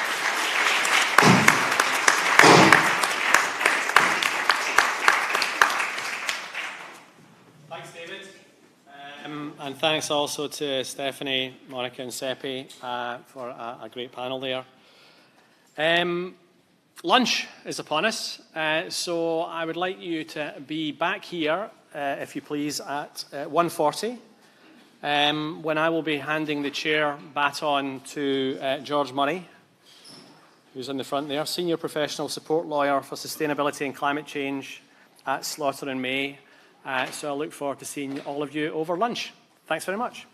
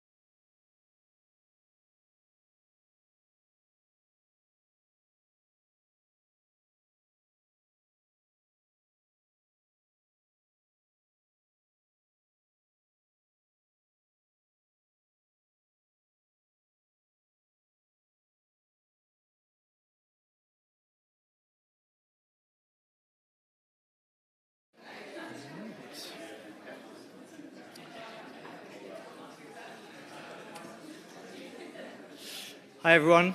We're going to kick off. I'm sure some stragglers will make their way in. I hope you all got a chance to enjoy the lunch and have a bit of a chat. As mentioned before the break, there's been a change of chair. I'm George Murray. I'm Senior Sustainability and Climate Change Knowledge Lawyer at Slaughter and May. And the firm's been helping to support the Transition Plan Task Force Secretariat on legal risks relating to transition plan disclosures. So it's really good to be here and to see some faces I recognise from last year and some new faces as well. I think this morning, to try and grossly oversimplify, we've heard about the need for consolidation over proliferation and that transition plans need to be credible, comparable and comprehensive. This afternoon, we'll be looking at how transition plans can also be integrated into the financial plan, designed to consider sustainability reporting, aligned with the need to protect biodiversity, use the right metrics and targets, and spur sustainable development. So without much further ado, I'm going to hand over to Katie Murray, who is Chief Financial Officer at NatWest Group, and NatWest lead on net zero governance. So over to you, Katie. Lovely, thanks very much, George, and it's lovely to be here this afternoon. So George and I have so far discovered that we don't believe that we're related to each other, but we definitely share some Scottish roots. Anyway, so developing a climate transition plan, we published our second version of it last week, and when you look at the lovely glossy document of it, you can think to yourself, gosh, they've got to this point, but what I'm going to do today is do a little bit of a journey as to how we get to it and what still worries us about it. So as you look at NatWest Group, we'll be well known to some of you, but for those that are not, I'll just briefly outline some of where we are. We have an ambition as a group to be net zero across our financed emissions. So that's where we are funding what our customers are doing, assets under management and our own operational value chain by 2050. This is supported by 2030 ambitions, like having the climate impact of our financing activity or reducing the carbon intensity of our managed assets. And we do this very much by working with our customers and to make sure that they can then transition to net zero, whether it's through the products and services that we sell to them, like the green mortgage product within our mortgage portfolio, where you get a slightly beneficial rate if it qualifies for green mortgages. It's not a huge difference, but it does make a difference in how we deliver them. Whether it's participating in things with like the World Wildlife Fund, in the UK to support agricultural development, or building tools for business so that they're able to work out where they are on their own journey. And I often think that where am I is one of the most important things. And Supriya is just reminding me I've not pressed any of the buttons. But the text is very small, so even if I had, you might not be able to read it. But don't worry, you'll have them available. So thanks, Supriya. I always like on-the-job coaching. But I guess as I look at where we are, what we've tried to do on this page is to actually take what our transition plan is doing and focus on the delivery for our 2030 decarbonisation. And when you look at this picture, the interesting bit is the blown out part of the pie. When I look at the small piece of the pie, what that's telling me is around the assets under management and our own value chain. They together only add up, I think, about 12% of our carbon emissions. And it's actually what we ultimately do with our product. And our product, of course, is lending. And how we then get that out into the different sectors. And then what you realise, and I think this is well known, that as financial institutions, you have huge ability to impact many, many different sectors and what they do. And the way that we use that impact and that kind of coaching is something that's incredibly important. So what we've tried to do is to take our targets for 2030. They've been validated by SBTi as science-based targets. That doesn't mean to say that SBTi have said that we're going to hit them, but just more that they're produced in a way that actually you can go, well, actually that's logical, it's got the right kind of framework within it. And then what we try to do is to focus the products and services that we give to our customers so that we can try to bring change around what we do. There's kind of two targets we talk about. The first is the 50% reduction of our funding, and the second is to do 100 billion of climate and sustainable funding and financing from July 21 to the end of 2025. We're making relatively good progress on that. We were at 62 billion when we published our numbers just on Friday last week. But that's been really important, just to kind of get the business behind a target that is actually delivering quite quickly. The challenge for me is it's delivering on the financing. So for the non-bankers in the room, what I'm meaning there is it's on the debt issuance and less on the piece that's actually on the balance sheet. So how do you get those two things to kind of marry together? But I think for me, the most important thing, and we did right from the beginning when we did that 100 billion chart, was to work out how did we make sure that it was in the financial plan, that we had some credible journey as to how we supported the 100 billion target, which sectors it would come from, and how we'd deliver it. We also have huge external dependencies in this plan, and this time we took a stance in our transition plan which was a bit stronger than we'd taken in transition plans to date, where we called out and referenced some of the government's Committee for Climate Change's own concerns that they've talked about very publicly. You know, we talk a lot inside the office that climate change and climate financing, it's a team sport. One sector can't do it without the other sector. We as a bank can't do it without government. And so actually, how do we get that team sport to work? And we know that the government team, in terms of their climate, for their Committee for Climate Change, has also been talking about it's getting more difficult. And I think for us, we've seen some of our more delays than we would necessarily like.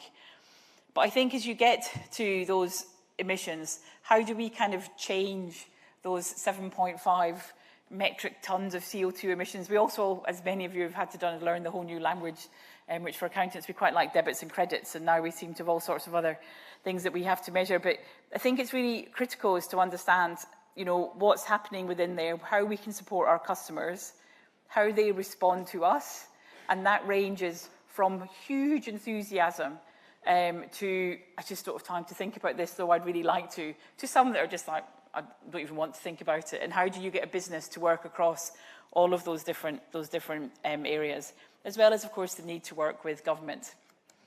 So, you know, integration with financial plan.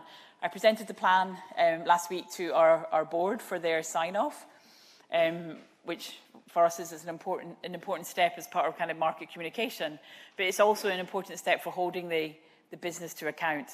And what we've tried to do within that integration is to make sure that it's absolutely embedded within the strategic planning process. So when we're talking about which sectors we're lending to and which sectors we're not lending to, or how we're changing our exposures in those sectors, to make sure that we understand what the carbon impact is of many of those decisions as well. We've got an updated budgeting tool which incorporates the climate-related features within the financial plan. We've got dashboards that are developed so that we're able to regularly track against it. We've included climate into our macroeconomic assumptions. For those of you more familiar with banking, we've also got climate as part of our impairments analysis, the ECLs that we talk about. What's interesting there, that impact is at this point still very small, not least because we're the UK and less impacted in the short term in terms of the climate impact. But the fact that it's there and then it's talked about by those teams means that it will continue to develop. And we've also strengthened our stress testing process, so climate comes into that much more as well. So what we're trying to do is to build it into every single area. There are still more kind of opportunities that we have, both financially around how we continue to develop, whether it's our progress on that 100 billion target, or whether it's what we've done on mortgages. I think it was last year we talked about putting a 10 billion target out there for EPC A and B mortgages. And we're at sort of 4 billion of that so far. And it is interesting. We do know that when you set people targets, they like to hit them. Because that's, you know, we all like, well, I'm a big believer of ticking things off my list to the extent I'll write them on my list just so I can get the pleasure of ticking them off my list later. But I do think that giving people that, that kind of really clear, this is my expectation, is something that's been really important. And I think we can go through all of these things and go, gosh, you're very far ahead. I would say it's all embedded in the tools, but what we need to do is also make sure that we talk about it and that we challenge and we debate how far are we going, where are we going, how do we feel, much do we really understand with it. And then also we've entered partnerships with various people. We have a partnership with McCain Foods. So for those of you who are from the UK, will obviously be very familiar with McCain's potatoes. And we've worked really closely with how they work with potato farmers And I think it's about actually trying to work out where along the value chain are there different bits that we actually go, actually, if you did this, whether it's house building and how they then retrofit houses, how can we help you either fund that or connect you to the different businesses so that you're able to do that. We provide things like a home energy hub, or one of my favorites is a carbon planner tool so that you can really measure the impact on your areas. I mentioned earlier that we are one of the first banks in the UK to have our targets validated as SBT. I'm not going to take you through all of these. I think, though, one of the most important thing here is actually the red and the amber, and thankfully now a little bit more green in terms of where we are on that journey. And I think, again, here the important piece is actually what are we trying to get to in terms of that physical intensity? Where are we still struggling?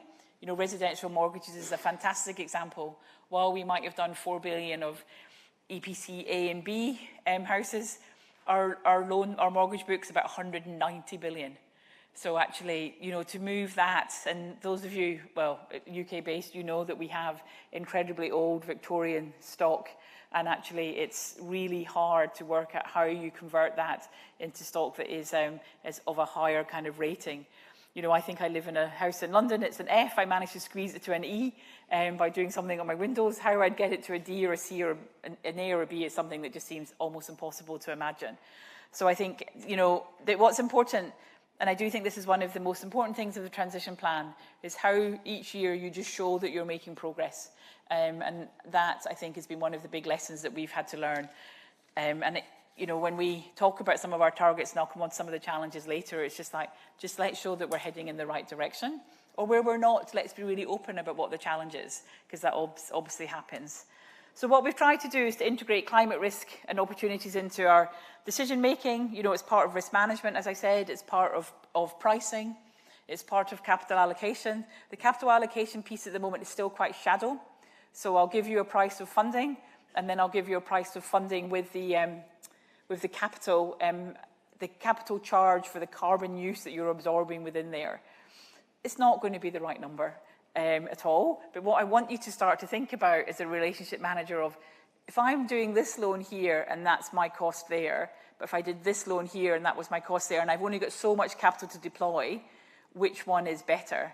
And how do I think about, in banks, it's all about the probability of default, so who's going to not repay their loan versus who's going to consume the most amount of carbon. And so we're doing it in shadow. I think we'll probably do it in shadow for another year or so. I think also, if I'm being really honest, I think we've got more to do to develop the system and make it much more kind of systematized, that's a hard word, but it's important that we do that. And then we work with the customer to look at their climate risk scorecards, to look at their transition plans. Our position, you know, on oil and gas is we will work with you because we believe it is important to have a transition, and we'll support the transition, but you need to have a transition plan. And if when you come up for your loan renewal, you haven't moved forward on that transition plan, we will start to have quite spiky more conversations about our ability and willingness to continue to fund you. So I think that that's been really important.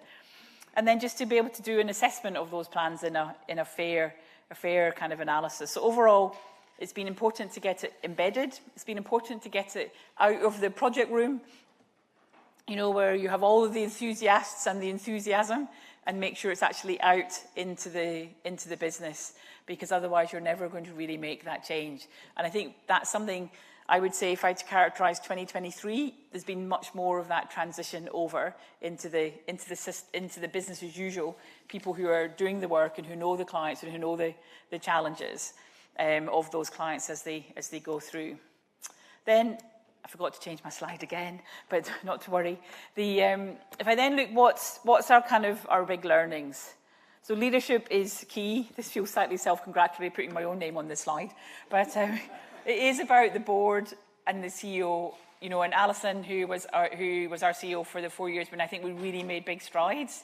You know, she was everywhere on this. It was just such a narrative within the organisation and externally. And I think that was really, really important to be seen as something that this is really important to us. And so people will then prioritise it. I think, as I said, getting the business involved, making sure it stays in the mainstream. You know, there are things across the system. So how do I take the learning that we've got from McCain's and make sure we work with the potato farmers? I think Supriya and James have learned more about hedges on farms and how important they are or they're not, and in terms of the different aspects of that, but make sure that we're using that information across the place. There are challenges. Availability of data is a huge challenge. How do we use the data we've got internally? Which data do we buy? Are we happy with the external sources where you buy that data? Methodologies, they keep changing, and they are incredibly complicated. The language is different. As I said earlier, for the finance team, there's not a double entry. Scope 3 is designed to encourage double counting. If you're the audit committee chair, that is terrifying because your whole career has been built on things must be in balance. And the idea that you're bringing in this other piece that that somebody else has also got in their Scope 3 number, and how do I bring that in and how do I make it balance? And I think that's been something we've had to really kind of get our heads around. I don't think we've got our heads there completely yet. We still have some more work. I've talked about external dependencies already. So I guess for me, what do we do next? I think it is about really continuing to embed the climate into the decision making. The slide I showed a few minutes ago of all the things that we've done, you could say, oh, they're already there. We're not. We still have quite a way to go to make sure that it's not the page in the report that gets glossed over quickly and you can go, tick, I submitted it, but actually nobody talked about it.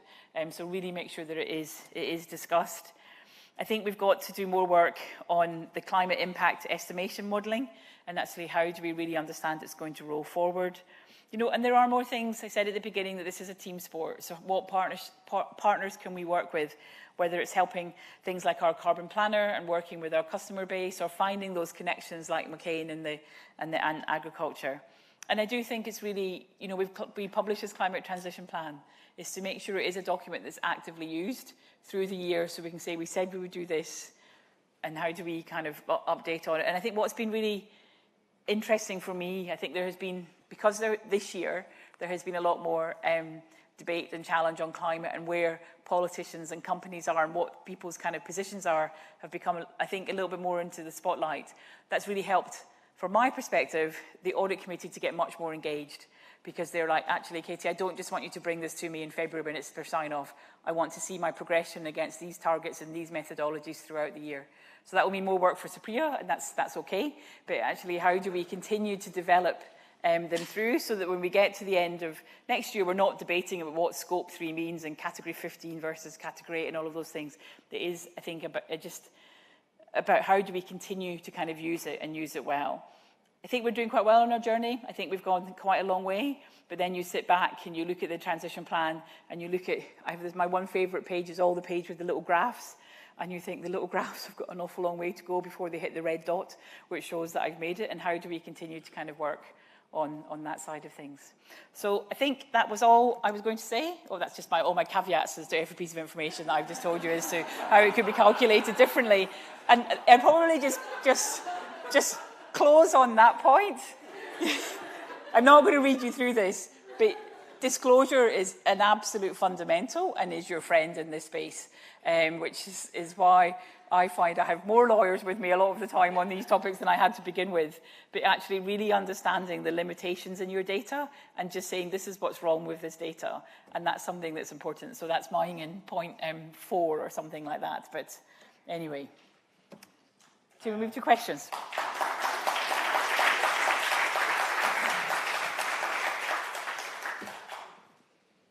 I enjoyed the last slide. Text could be a little bit smaller next time. Can I just jump in and exercise Chair's privilege to ask the first question? So you talked about involving business in a team sport in transition planning. How do you actually go about doing that in practice? So I mean, it's one of the things you set a target at the top of the house, but the way you set that target is you do some work on the way to setting that target to go, right, what do you think you could do? How could you do it? You then want to have a number that adds up to more of the target. Then you say it publicly, and then you think, gosh, now we have to deliver it. And then I think what we've done is we've rolled it out. So our relationship managers, who are the people that deal with our corporate customers, and well, there's mortgages and things like that, and that's what we all understand because we all live in houses. The real difference is going to come from business.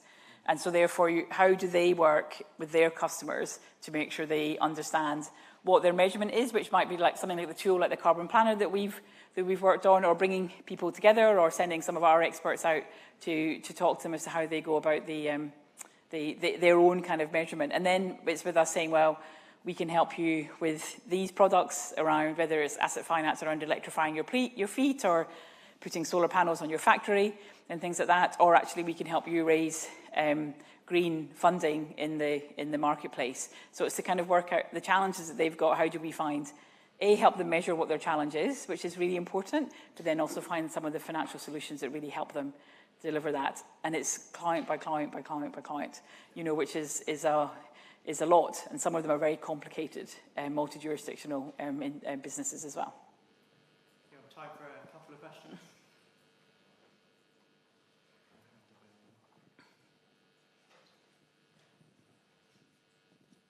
Hi, Richard Follen with Carbon Tracker Initiative. Katie, thanks very much. Really interesting presentation. Actually, I was wondering if you could share the final slide with all of us, please. I think for the data preparers, that would be extremely useful. But great to see you coming out, somebody of your seniority, presenting on this. I was just sort of thinking about the wider context for financial institutions, seeing, you know, in North America that financial institutions on climate are coming under political attack. Yep. Somebody referred earlier to the departures from Climate Action 100 over the weekend. GFANZ members we've seen come under attack as well. Now, I'm sure you don't want to talk politics or, heaven help us, geopolitics here. But, you know, be interesting to get your perspective here on sort of how confident you feel and your board feels about sort of going out and being robust on the climate transition. Look, it's a really important question, and I actually think that this year, probably what I saw in the board is a real challenge to making sure that we kept going with our kind of leadership position, but a real challenge to us as management of were what we were saying and what we were writing, was it appropriate and balanced? Because they sit on many different boards, they see some of their executives being really kind of quite hounded in a number of these topics, and they see that if you put your head a little bit too far up the parapet, you can get a bit kind of slapped around.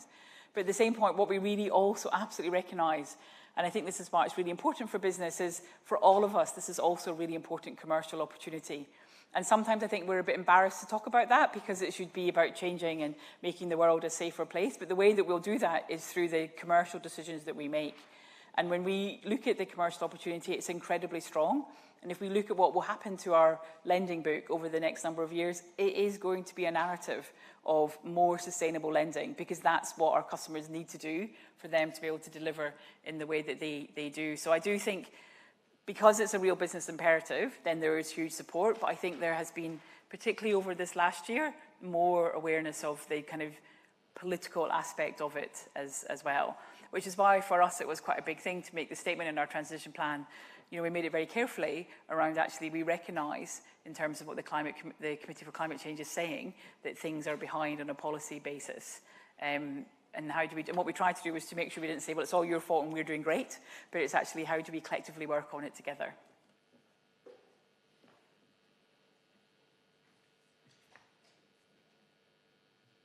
think that is all the time we have left. One last question.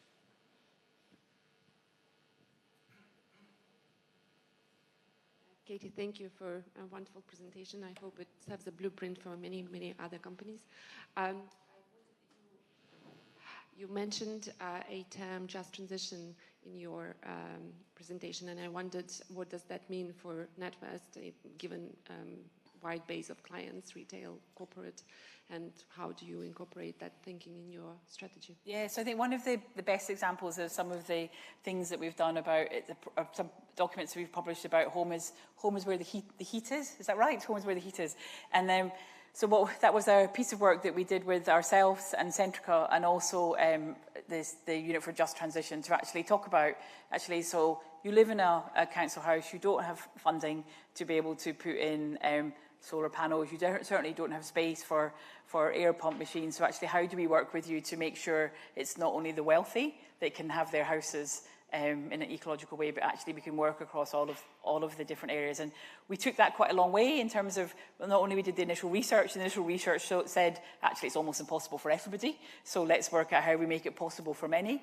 And then what we did is we funded with those other organisations some examples of how you would actually do it across different socio-economic spectrums to actually say, like, this is how it works. And what we found is it's still, even if you are highly motivated and the funding is being there, it's still difficult. So therefore, I think then what we tried to do was to connect things like home builders with the suppliers of retrofit kits and actually make sure, look, how do you connect these things? And whether that's working with local authority, so it's done in local authority housing, or whether it's working in private housing, is to kind of make sure that that's there. So we've tried to bring it in and work really closely with those areas. So it's not just, well, okay, if you're one of our wealthy customers, we're very happy to come and assess your home in the country as to what you might do, but we realise in doing that would leave an awful lot of our customer base behind. Lovely, thank you very much. Oh, one last sneak, then I'll answer quickly. I remember from last year that you also did some innovative work around electric vehicle charging. Can you speak on how that's progressing? And also, two things. Thank you so much for coming to speak here. It's really important that we hear from leaders like yourself. Thank you. And the second thing is I can encourage you. I managed to get a house from an E to a B, so it is... Oh, there's still hope for me. Great. Great. Maybe next time we meet, I'll ask you what your next start were. So in terms of my windows nearly made me cry, so I realised that double aspect wasn't as attractive when you had to replace all the windows. But anyway, that's a personal issue that we won't go into today. But look, so as we look at it, in terms of the electrification, it's been a really strong process that we've continued to do working with Octopus Energy, rolling those out. You can see if you go to our own campus up in Edinburgh, there's a huge amount of electrification that's happened there. And you can also see in some of our car schemes internally that's something we're really pushing, but it's to work out how do we get with home Octopus Energy to get those electrification points in. So it continues to evolve. And then I think also then working with the car manufacturers around the fleet electrification. Within our asset finance business, one of the reasons we've had nice growth in there has been around the electrification of small businesses' fleets and how they've continued to evolve in that. And what's nice there is it's something that when I'm presenting the group results, it's a big enough number that it gets mentioned in terms of one of the reasons why we're still continuing to lending. And again, it comes back to these are real commercial opportunities, and that's why I believe ultimately business will make sure it is successful. Lovely, thank you very much indeed.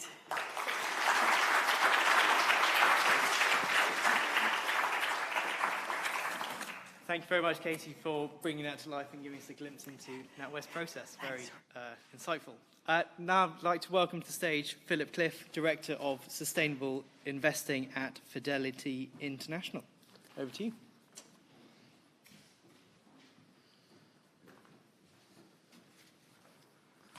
Thank you, George. I think I sympathise with the house renovation project. I've just been upgrading a 100-year-old house as well, and I can say with open transparency, not all of the decisions are easy, even when you want to do the right thing. So if that was the framing of the day today, I think probably that's a fair assessment. So I've just recently joined Fidelity International, and I really liked what Katie said. In terms of keeping it simple. We're looking to we're working on producing a transition plan. Simply, what are we trying to do? We're trying to make progress every year, but also cognizant of the challenges that we face in terms of our position within the economy, within the financial system. So I'm going to run through how we have been thinking about that and how we're approaching it. And cognizant as well that some of these things are very long lead time pieces of work. So when you start these pieces of work, they will only really deliver in two years' time. Thankfully, in terms of Fidelity, there's a lot of work that's led up to this. This is not completely new. Within all the pieces of work that have been long-standing, I think there's a few key building blocks to all of that. The origins of this team really came in terms of transition, in terms of governance and stewardship, having quiet words with companies that we invest in the background to positively influence those companies. I'm sure some of you here probably have had those words in the background, by the sounds of it, through to risk identification, transparency of data, building the skills and capability within the team, through to then being accountable and reporting. So we're now in our 4th TCFD cycle. We've got stewardship reports. We've got a plethora of reporting that we do. And then, of course, it's around influence as well. So how do we influence the companies? But, in particular, where perhaps we don't feel the pace of change is happening, how do we escalate those? And what sort of policies do we have? We've got a climate investing policy. We've got a thermal coal policy. So are we addressing the material aspects of a climate transition plan? Thankfully, we've got the foundations and tools to do that through the skills and development of the team. It's worth also, there was a very interesting question earlier from the audience in terms of you've got to decarbonise the business, but we're dependent on the grid to decarbonise. I think that's a common question. There's no single business that operates in isolation. It is a team sport for sure. And within that, it's worth revisiting where we stand in the system, what our business really is. And we're a global asset manager. We have a platform as well that investors, pension funds, and so on can leverage to buy products. So we're here to provide specialist advice to our clients to help them fulfill their objectives. And it's rare in fulfilling that duty to our clients that we have direct control over the assets. We don't appoint the CEO, the CFO. We have influence and we have a fractional ownership. And it's very complex. We are a global asset manager operating and investing across the globe, and all of those companies have complex supply chains. So these are just grounding points that we have to think and have to solve for. And it's in being that honest about the challenges that we can work through them one by one. And I think also there's a range of philosophical beliefs, either from our investee companies, but also our clients. There'll be some who really want to be at one end of the spectrum, and there'll be others who can't see the point in doing X or Y or Z. But it's important for us to address the materiality, and that's what we've done with our plan. So we've got a pretty standard plan. It's a science-based target operated plan. So we're looking to halve our emissions of our portfolios by 2030 in our investment book. And in the sphere of influence that we control, that's our sustainable fund range, and in our default pension options where Fidelity advises and mandates which funds and how they invest. Those are the investment targets. On the left-hand side, you'll see the operational targets. Those are far more ambitious. We're aiming to get to net zero in 2030. If you think about it, they're a little bit more in control of the direct influence. They're our corporate assets. They're our supply chain. Not fully, but more so. And that's why we've got a more ambitious timeline. And so far, touch wood, not all on track, but the material aspects of those are on track. Just to remind you, the investment book emissions are approximately 99% of the emissions. So just to put it into context, so materiality in the investment book is really important. Our sphere of influence, though, ranges across a number of systemic policymakers, our investee companies, the products that we design. So we think about this in terms of how can we influence this to create this movement towards a more sustainable outcome so that the snowball, if you like, carries on. We believe that, for example, it's really important, as Aviva highlighted earlier today, to collaborate and work with regulators, frameworks in those developments such as TNFD, TCFD back in the day, investing frameworks such as the IIGCC. And all of those are really important in terms of getting the right outcomes. Clearly, we invest, we spend a lot of time engaging directly and as part of collaborative engagements such as Climate Action 100, Nature 100, with investee companies to set climate targets, Hopefully we're past the disclosure, asking to disclose on climate emissions and TCFD reporting, but we're getting into setting appropriate targets and credible transition plans. So our investee companies, that's what we're looking for, credible transition plans and standardized reporting and progress, and also being open about the challenges that they face. And in terms of our products, we're working hard to create and transition our products to the right sustainability characteristics. And I'll come on to that a little bit later.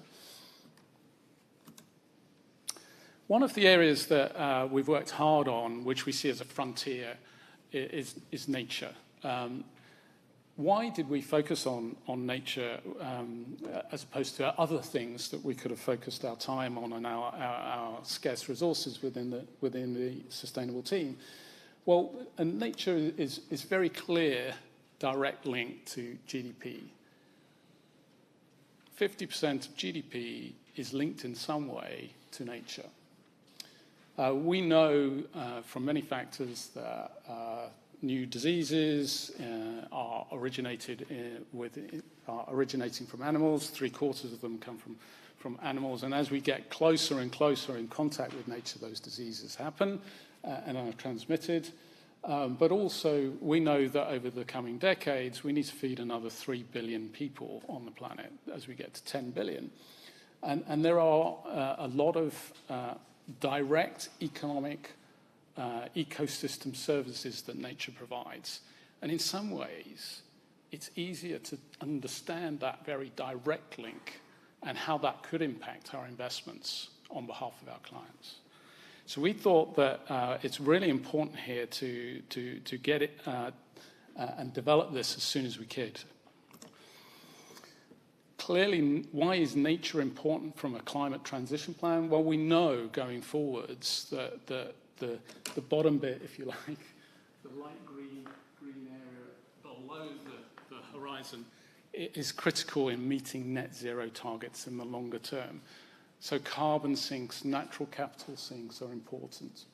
But equally, on the right-hand side, we know that a lot of those systems are increasingly fragile or are in danger. So we need to think about how nature plays the role in hitting net zero. Along the lines of this is a long lead time piece of work. This isn't a desktop analysis that was done in 1 year. There's a lot of work here that came from our system influence in terms of being signatories early on to the financial sector statement on biodiversity in COP15 in 2022, in terms of being a TNFD forum member since 2021. And also from our learnings in key engagements as part of Nature 100, but also directly with companies that we see exposure to. So that has really led up to us publishing a nature roadmap last year. A nature roadmap, one of the key pieces of analysis that we tried to tackle was in identifying a heat map. So this is the first stab. This is not perfect. This is high level. This is work in development. But this is important for us to try and identify where the portfolio heat maps lie. TNFD is a double materiality. So on the left, you see the impact on the environment. On the right, you see the exposure in terms of those companies that benefit, if you like, and the risks. What are the key themes in this? Well, clearly, plastics is a key theme in terms of pollution. We've also got on the right-hand side a key recurring theme of water, water, water, water. So, we have a high dependency on nature, and there's a very direct link to economics and businesses. What I would urge you to do is to get to this piece of work. It's really leveraging upon the Encore database that's out there. So actually, have a go at looking this. Have a go at mapping this to your portfolio or your business, because it's freely available. You don't have to pay for it. And actually, you'll start to get a very high level albeit imperfect, view of where to start the learning process in this. And this is where we started. And along the lines of, everyone saying about transition plans and, what they used to say about TCFD, have a go. So where have we? That's helped us really in terms of our system-wide engagement, so helping in terms of forming frameworks, regulation, but also in terms of our research and integration into our products, our tool sets, but also in terms of starting to feed the engagement process with higher quality information. Where we have our high quality information, we can engage and have a higher level conversation with investee companies about what to do. And some of that's really evidenced in some of our projects, such as the satellite working project that we have, where we've partnered with the paper mills in Deforestation Framework, where they disclose their supplier list and their paper mills.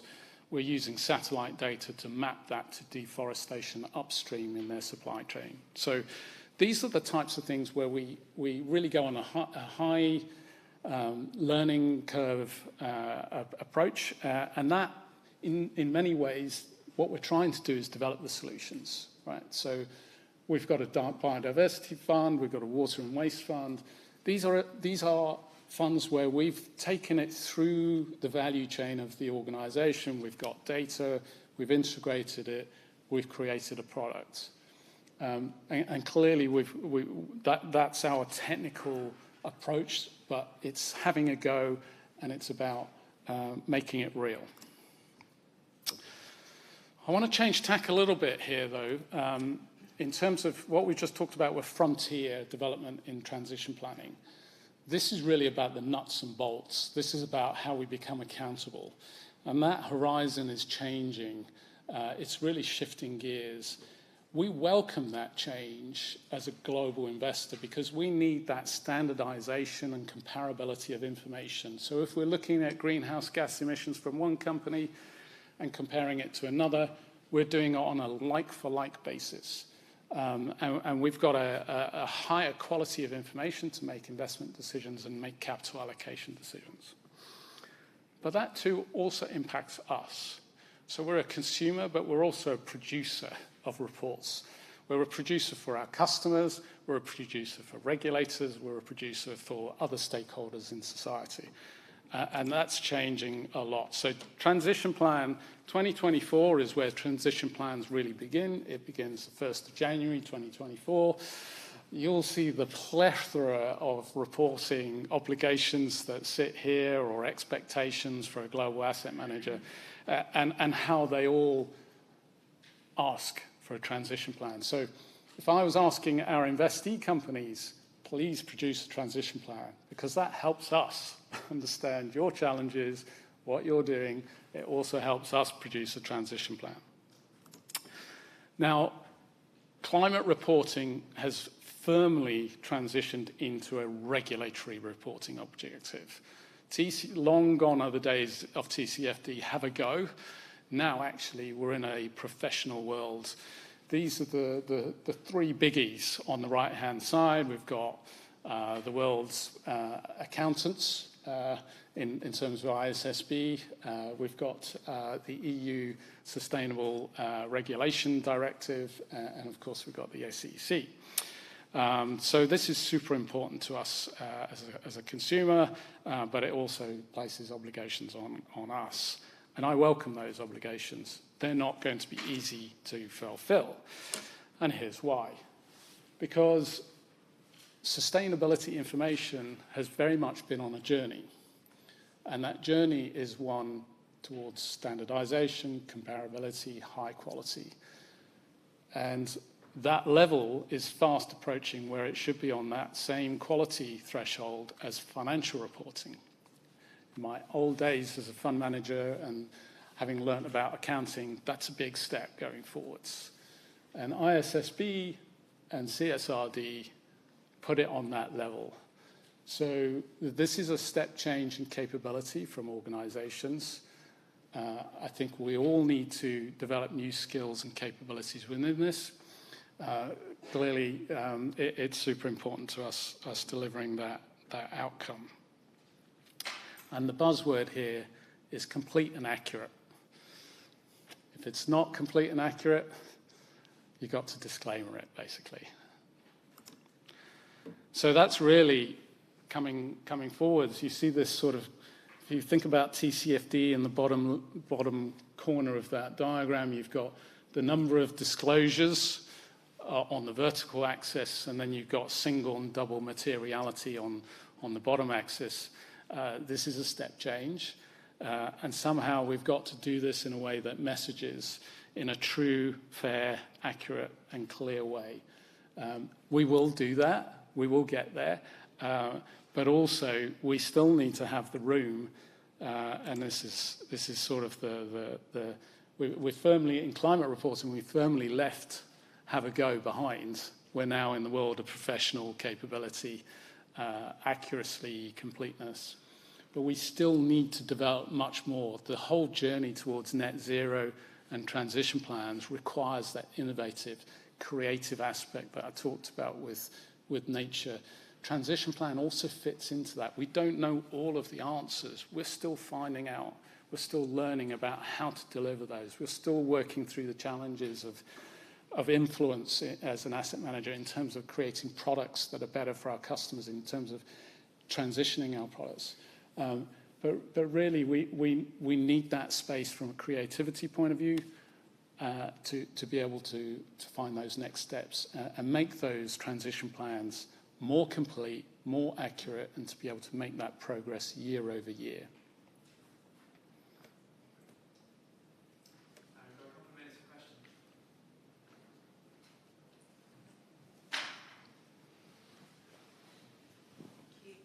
Thank you. Hi, Seppi Roshan from Carbon Tracker.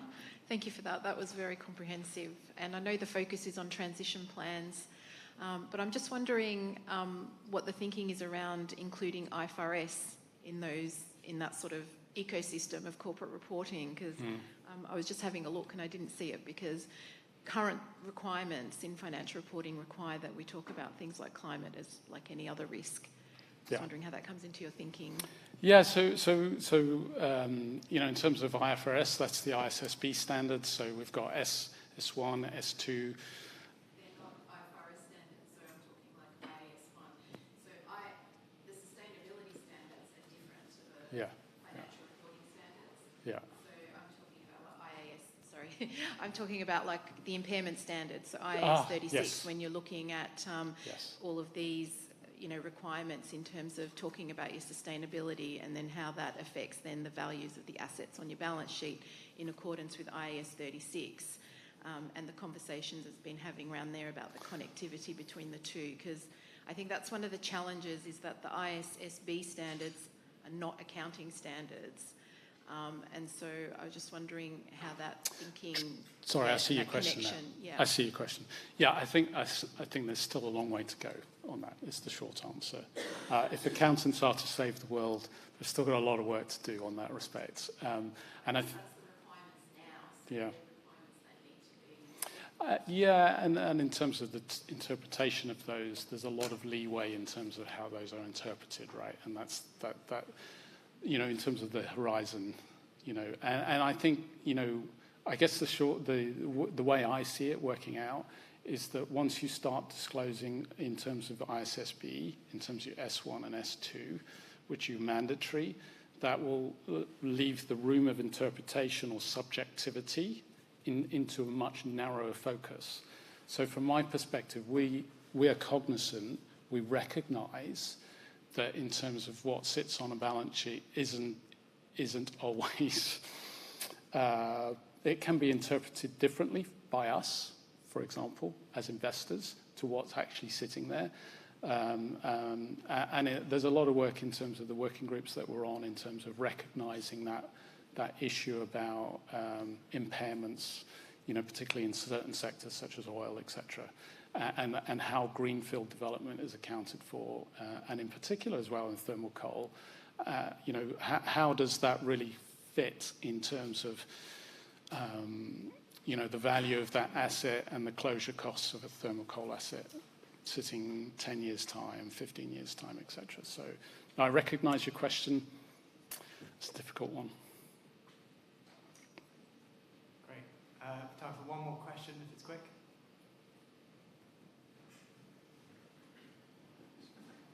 Thank you. Yeah, Ollie Short from Just Group.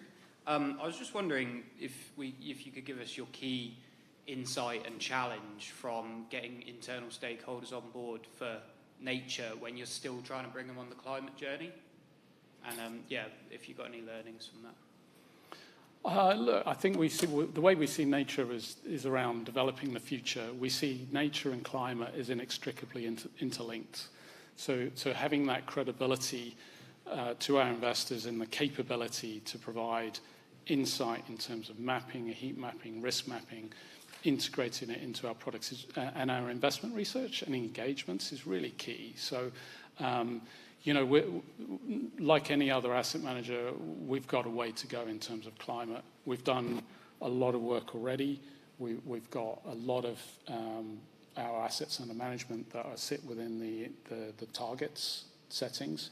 And we've got a lot of work to do still, So what we're doing is making that more, to earlier remarks, making that progress year over year, but also being cognizant that we face challenges, and if we can be open about the challenges, we can find ways of working that through, because it is really a team sport.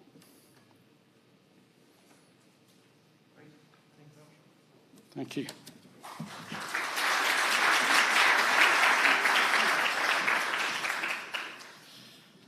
Great, thank you, Phil. And takeaway message there for me was right decision's not always easy, but it is always worthwhile. Our next session is on the role of transition plans in protecting the natural environment and reducing biodiversity loss. And if I could welcome my colleague Sam Brady to the stage. Sam is our Head of Environmental and Climate Change Law at Slaughter & May and a core member of our ESG practice. Sam, over to you and the panel. Thank you very much, George. So if I can bring Harold, Ed and Abid up to the stage, please.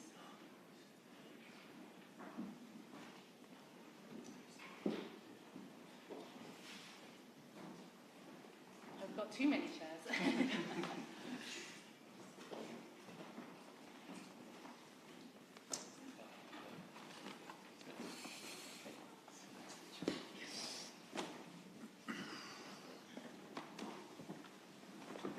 So I'll just give some very brief introductions because I appreciate the bios on the app are very comprehensive, and actually it's really important we get to the substance of what we'd like to talk about. It's a really exciting topic. So I've got Ed here, who is the Senior Policy Advisor for Finance at the WWF, and importantly is part of the GPT working group for nature, which is what Vanessa mentioned earlier this morning.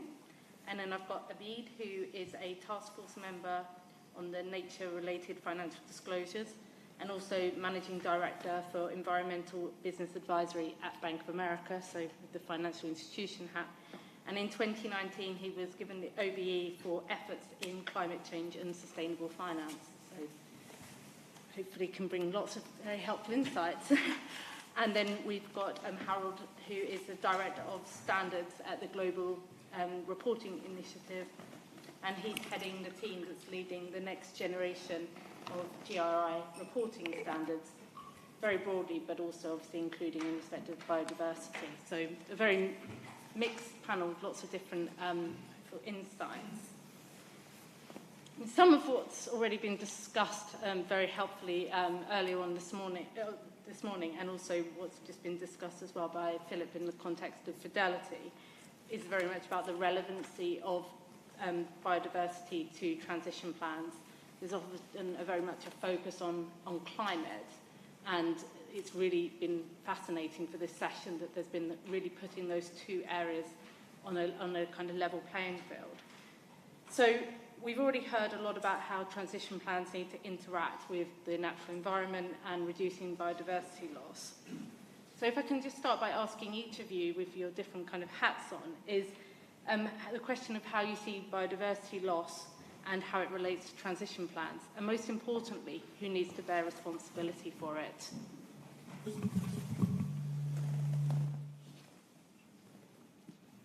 Yeah, Shall I start? Yes. So good afternoon, everyone. So we've heard quite a lot already today about how the climate crisis and nature loss and biodiversity are interlinked crises in terms of how they kind of drive each other. Climate change is the third greatest driver of nature loss, and natural ecosystems currently absorb roughly half of carbon emissions.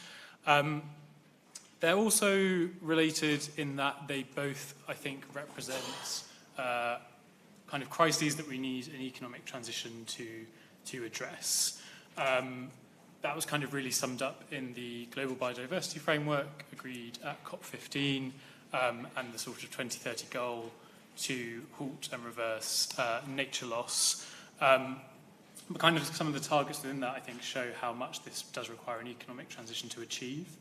So particularly things like Target 14 around nature loss and biodiversity loss being embedded into decision-making, not just for government, but for all sectors of the economy as well.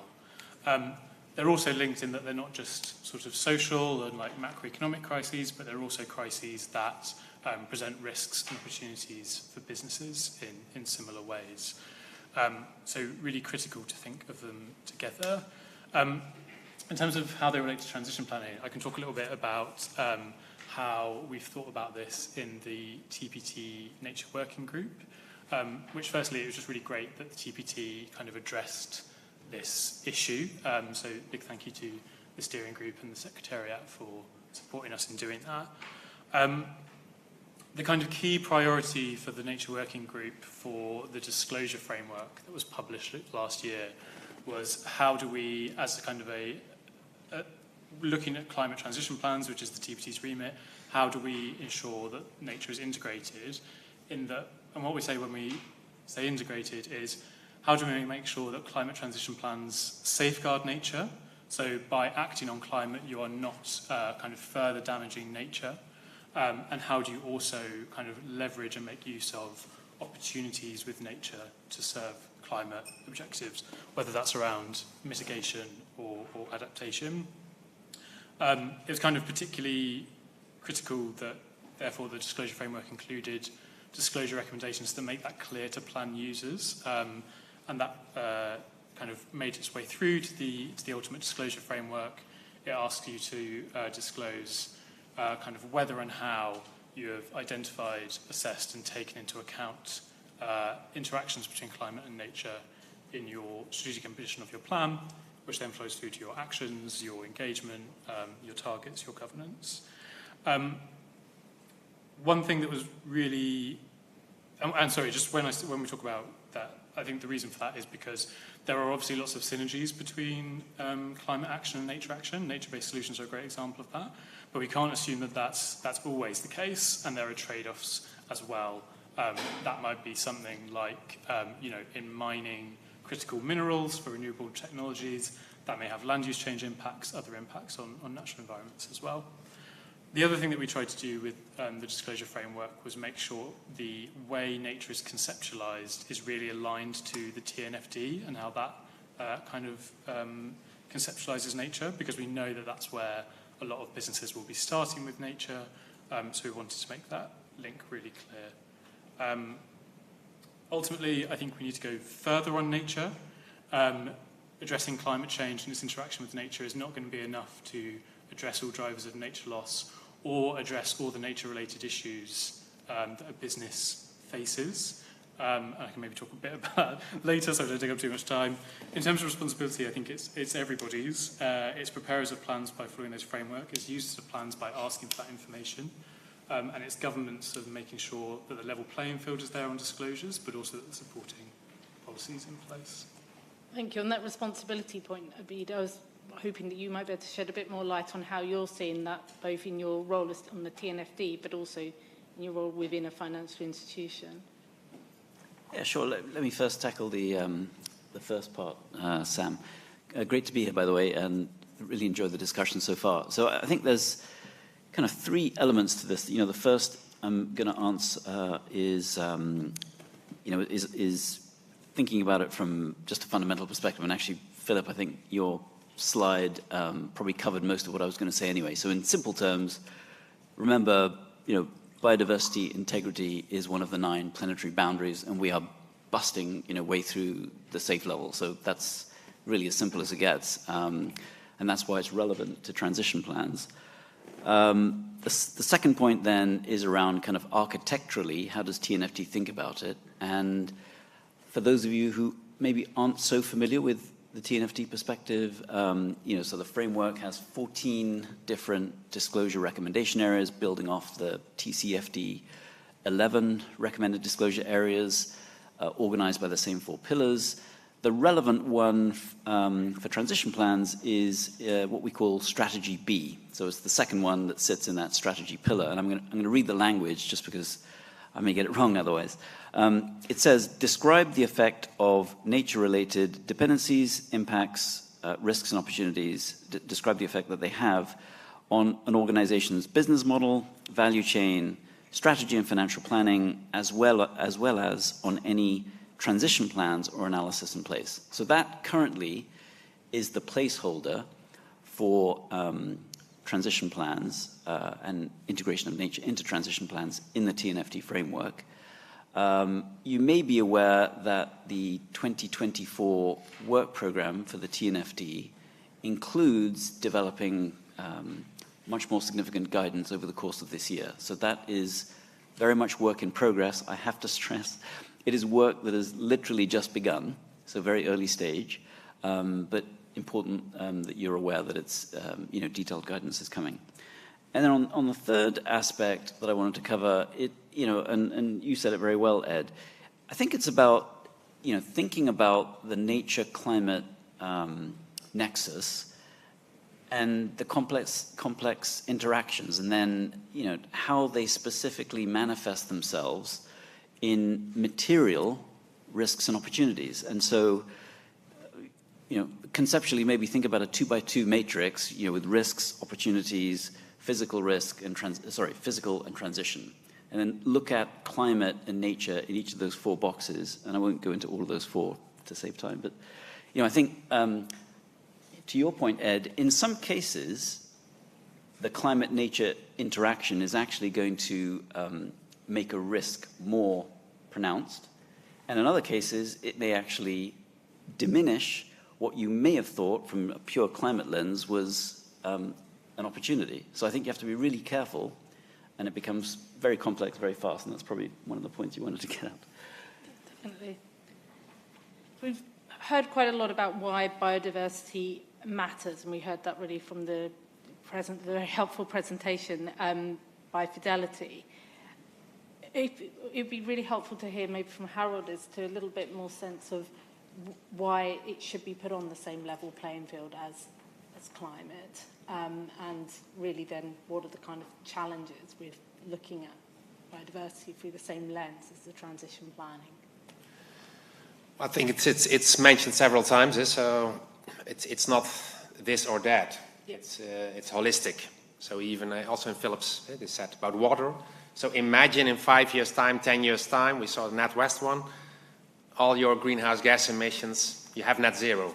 You reach that. So do you think then that the climate problem is over?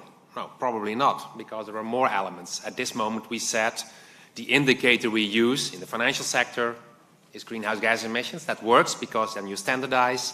At least everybody in every office all over the world, millions of people, thousands of people, are making sure they have the scope 1, scope 2, scope 3. But this is the beginning, because the impacts from an organization on the outer world are much bigger. And biodiversity and climate, sometimes you call it nexus, they are interrelated. But also to water, also the impact on local communities.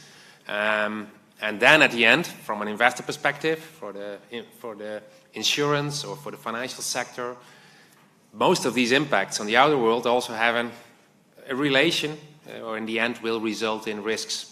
And so there is an interrelation, as we just heard, between impacts, risks, dependencies, actually also with opportunities. This was also very nicely mentioned in Philip's slides. So if you carefully listen to them, you already see some very practical things. So what we as GRI say, so it's not one or the other. Of course, biodiversity at this moment is more complex because we didn't agree yet on one global indicator. We are now working together there with a lot of companies, with TNFD, GRI, the people from AFRAC and a lot of others. We are working on to see what can be the global indicator, at least for the next couple of years, just to make it also for you as an audience, from an investor perspective, more easy.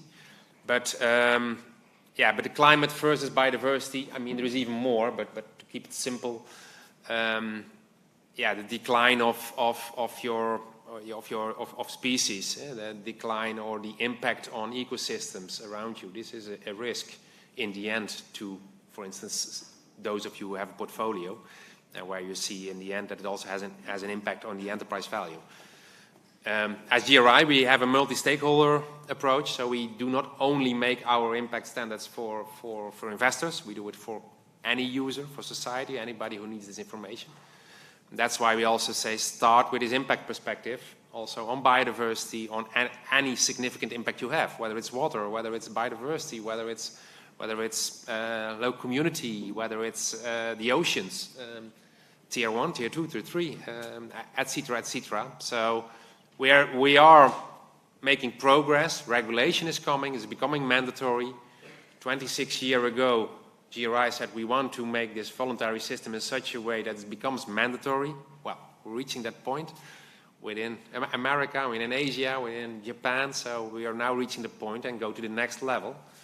And actually, we have 2 standards out. So the climate standard is climate change standard of GRI is open for comments now, so you can freely download it.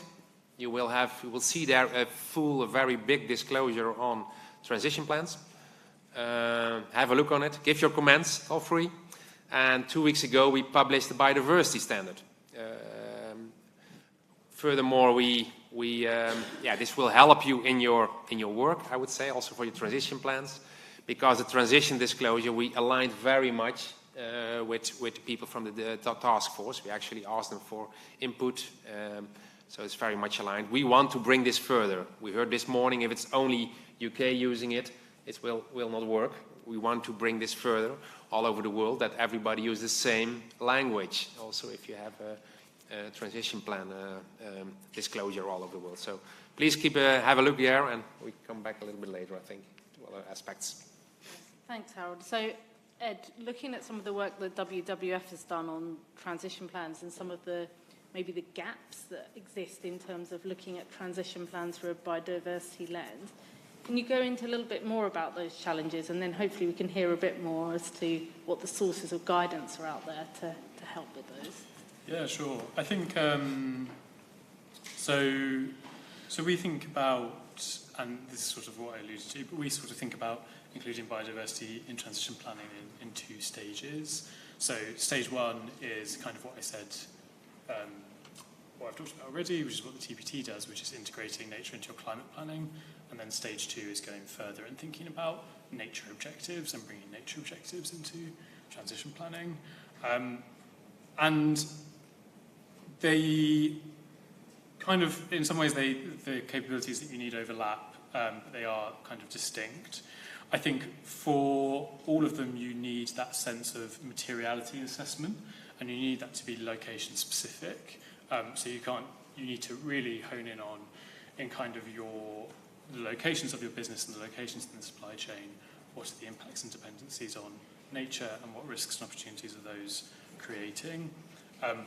When it's a climate plan, we'd expect you to think about how your business is going to change. Start with your climate transition plan, and to kind of do that, and to do that same analysis. I think when it's thinking about nature objectives in themselves, that's where we get more into like target setting around nature. We did a paper last year called Nature in Transition Plans, Why and How, where we kind of set out those stages and kind of mapped out a lot of the tools and frameworks that you can use to get you through this journey. And actually, like, more and more has come out since then. I think the really good news is that particularly the amount of work that's gone into TNFD in particular, and also SBTN, will help you with both of those stages. So that's where I'd really encourage people to start. Maybe you could say a little bit more about how you've seen that in your own organisation. Yeah. So through your work on the TNFD. Yeah, I think, the three main challenges that come up, number one, is what you just said, actually, the kind of the location specificity of data requirements. I mentioned the 14 recommended disclosure areas in the TNFD framework, relative to the 11 in the TCFD. One of the most important additions is this, this idea of the kind of identifying the most material locations for across your value chain, right? So it could be a specific asset, it could be the fact that part of your value chain is dependent upon, some highly stressed water area, to your point, Harold. There are many different reasons why certain parts of a value chain could be material, but that is the area where companies now realize that they have to have just, I know it's not a technical term, but oodles and oodles of data, and they don't know where to look. So the TNFD has tried to help identify through what's called the TNFD data catalyst, different models, different sources that are out there. Essentially, it's crowdsourcing best available, what's in the marketplace. So that's the first one. The second, and this was actually mentioned by, I think it was Kate Levick earlier this morning, expertise. It's not as if, all of a sudden we have a huge pool of experts, in these quite complex areas. And so that is a kind of green skilling challenge that is not just a UK-specific thing, but, that's a global thing. And I guess that's good because that hopefully will create some, new opportunities. And the third one is bandwidth. And again, this is a theme I've heard throughout the day, and I think, Gavin was referring to some conversations he's had where people told him to, and I won't fill in the rest, but and part of that is simply everyone is sprinting to, do the best they can, hopefully for the most part, on integrating climate. And remember, a lot of this is being led by the pieces of the organization that are most au fait with this area, right? They've got the expertise, they've got the passion, the commitment, they've been in the space for the longest. And what they're doing is essentially change management. And, sometimes the change management is greatly assisted because you've got enlightened leadership, sometimes it's not. You've got external stakeholders that may or may not understand all the dynamics going on internally. So it's a very complex environment. I didn't even talk about the fact that more than 50% of the world is going to vote this year, and some countries are obviously, we may see reversals, let's put it that way. So unbelievably complex environment, massively bandwidth constrained individuals trying to, accomplish this. And then you now have to throw in, this integration of a dimension, which unfortunately you cannot ignore. You cannot ignore it, right? So. Thank you. So if we've kind of moved on from sort of appreciating how tricky this issue is and actually in the importance of biodiversity and making sure that there isn't any further loss. So then moving on, how then can organisations who are grappling with climate already, how can they then bring in this biodiversity angle to it? Like we've already talked about some of the frameworks, but if you were advising somebody who had never heard of this before, and they're sitting right here now, how would you suggest they even start this process? Yeah, I mean, I think that's why where we landed with the TPT disclosure framework is so important, because kind of as you were alluding to, Abid, there isn't a lot of bandwidth on this.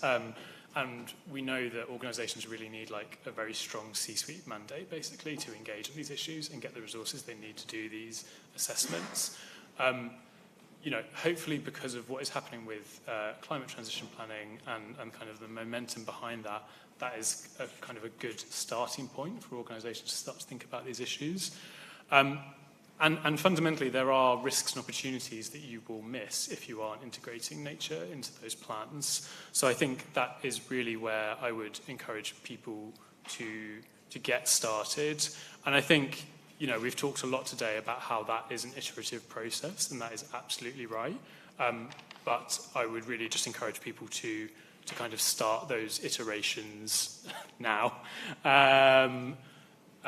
And it can develop over time, right? And then particularly as if that kind of, you know, sows a seed, to use a very appropriate analogy, of nature awareness in the governance around your transition plan, when you start to think about whether you want to do your GRI biodiversity reporting or become a TNFD adopter, that kind of, these things should all coalesce because you should be talking about the same information for your business ultimately. Maybe that's a good point to pick up for, so Harold, a lot is down to kind of the metrics and targets, which are unique in this kind of area, quite very different from climate. Can you give a bit more of a sense of what GRI is doing in this area to help once you've kind of built the strategy? How do you then build on the metrics and targets? Well, basically, maybe to come back, because often there is some confusion on what is what. So if you want to measure something, you use TCFD, TNFD.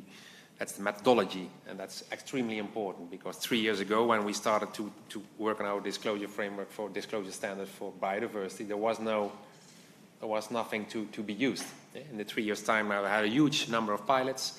We have all these guidances, both on impacts, dependencies and risks, and actually it's dynamic materiality in TNFD, and that was also the guidance for CSRD, and it's also the guidance for the SEC, and it's also the guidance in India, and it's also, but yeah, to make it simple again, if you want to measure TNFD, TCFD, if you want to disclose on the impact side, there is only one voluntary one, that's GRI.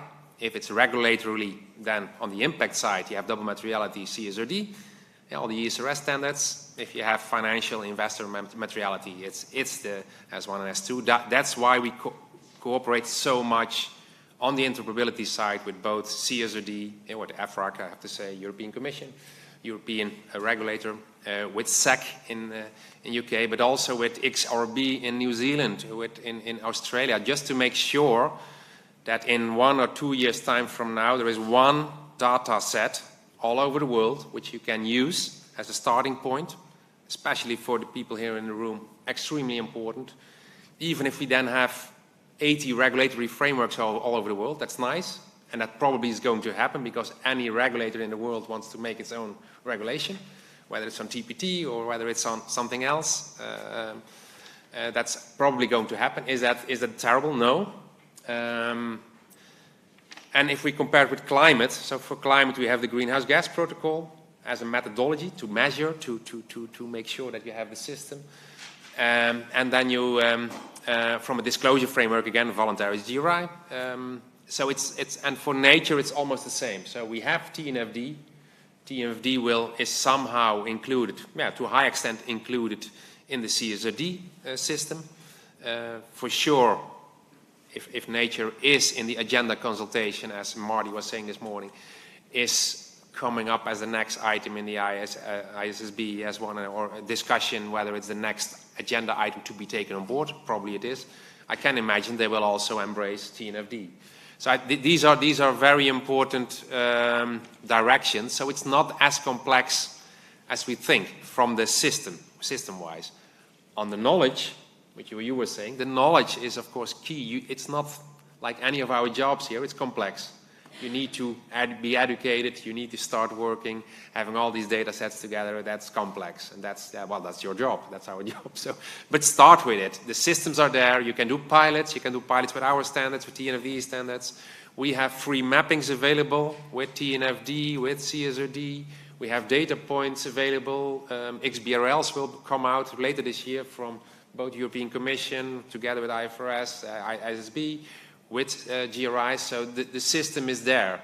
And this morning we saw everything which is available from Covans and from all the others. So the system is there, but start with it. Start to create a plan, whether you call it transition plan or you call it something else, make sure to have all your data available and show improvement every year. If you don't have the available there, if you only have 10% of your data available, make an improvement projection for the next years. I think that's... so I want to make it... It will be complex, it's work. And if it was easy, then we already would have done it. But if you once started with it, it's not that difficult as you think. And everything is there. Everything is there. The systems are there. The methodologies are there. So start with it. Yeah, so you've touched a little bit on the kind of process of potential fragmentation and obviously potential risks around that. I know that you've been thinking a lot more about the kind of more synchronization angle to this, particularly in the financial services sector. Is this something that you can speak to a bit more? Yeah, sure. So, and I should say, the TNFD has been designed to be kind of flexible to accommodate the reporting needs of companies in different jurisdictions, right? So there is, and it's mentioned in, EFRAG. It's, it's been talked about, by the ISSB leadership, and it's mentioned in GRI as well, right? Yeah. So, there is a kind of an alignment, and yeah, just to kind of reiterate this point, I think the heat mapping is a great way to start. Try to figure out where your most material impacts, dependencies, risks, and opportunities are. Do that across your value chain. That's certainly what we are seeing in the financial community and on the client side and the corporates. There is a LEAP framework within the TNFD. If you haven't heard of that, that's, the L stands for locate, E evaluate, A assess, and then P is prepare. I think the point is, once the market begins to receive, quantifiable, comparable material disclosures, even if it's, as you say, on a kind of slow incremental basis, I think that we'll get into a virtuous circle, right? And I think overall, we'll see investors being able to allocate more optimally. And by the way, there's another angle. You mentioned the Global Biodiversity Framework, right? So Global Biodiversity Framework, one of the things I liked about the language in the agreement is that it spoke to a $700 billion financing gap by 2030. That is a $700 billion opportunity. And so, for those of you working in financial institutions, we know that is what, gets bankers excited. Speak to those, use the language of business opportunity as well, right? And based on what happened with climate, I think it's often more helpful to lead with the opportunity side. So that's great. Thank you. So my final question, and I'm going to raise it for all three of you because you've all come with kind of different perspectives. So if we were looking forward in 5 years' time, what do you think will be the position in terms of how biodiversity and transition plans are kind of mapping together? Maybe start with Ed. Yeah, sure. So I think in 5 years' time, just to take it back to that GBF, Global Biodiversity Framework context, just for a second. So in 2029, we will be 1 year away from a target of having put nature on a path to recovery. So that is a big ask. That is a huge ask. And there are big targets underneath that, like reducing pollution to a level where we have no further harm to biodiversity. So that is really critical. So when we talk about 5 years' time, we need a lot of action in that interim period to take quite like a transition planning approach and to think about some interim milestones to get us there.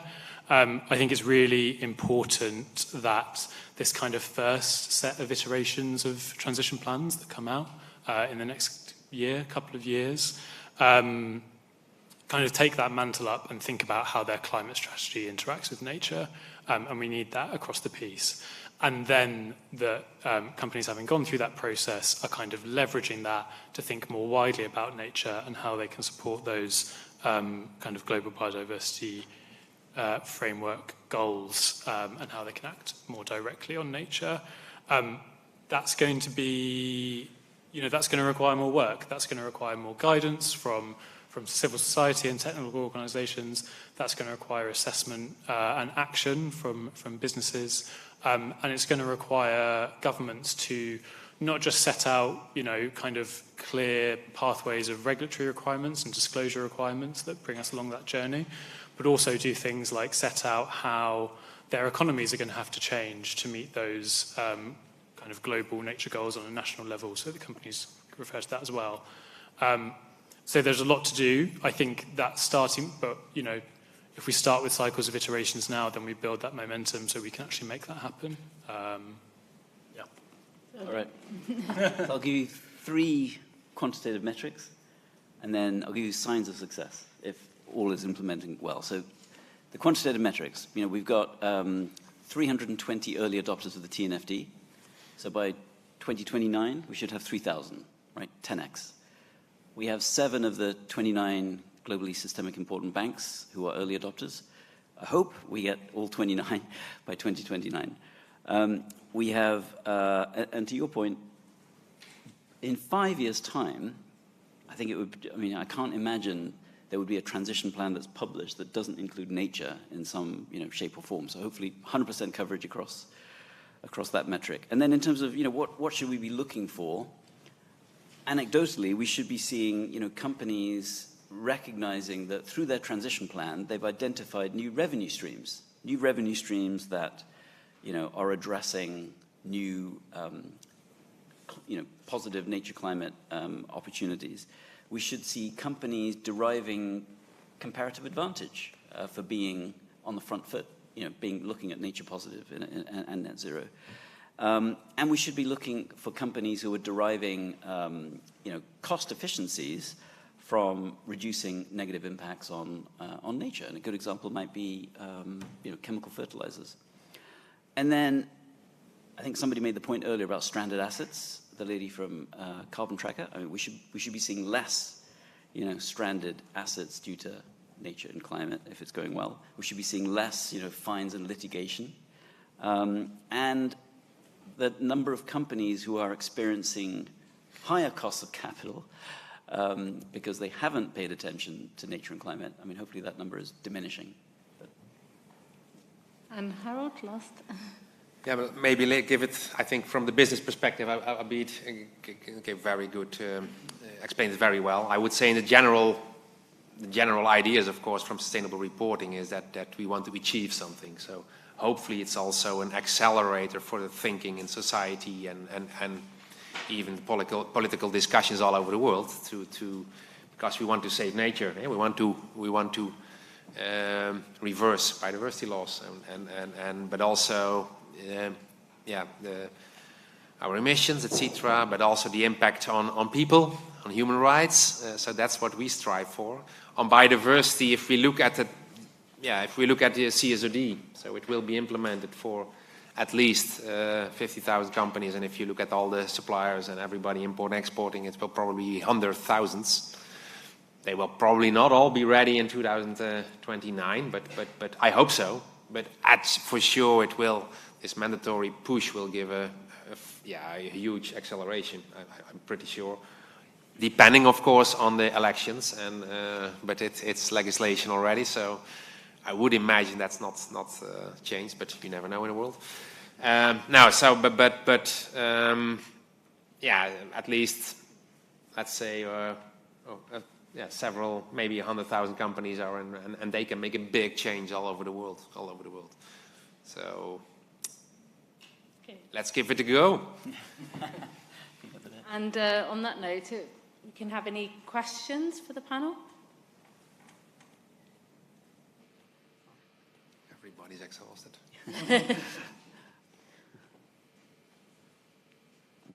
May I ask a question to the audience? So like the example Philip gave, so how many of you did this, let's say, this double materiality assessment in their company? Just raise your hand, don't be shy.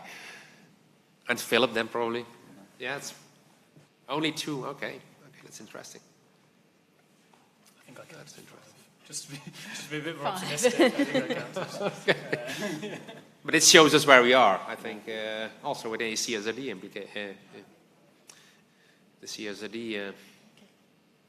implication. Thank you. Thanks.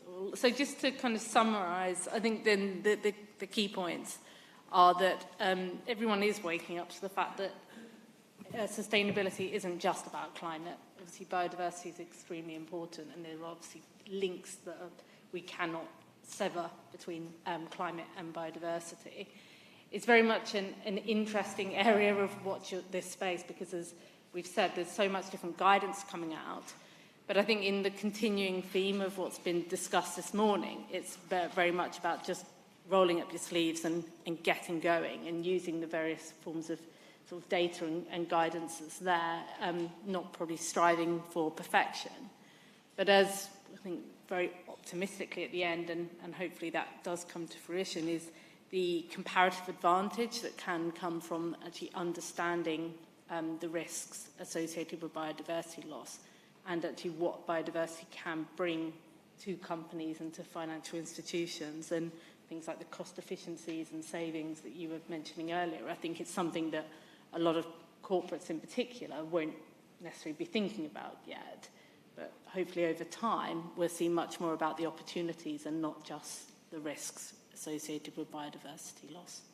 So thank you so much to the panel for really engaging on what is a really complex topic. Thank you.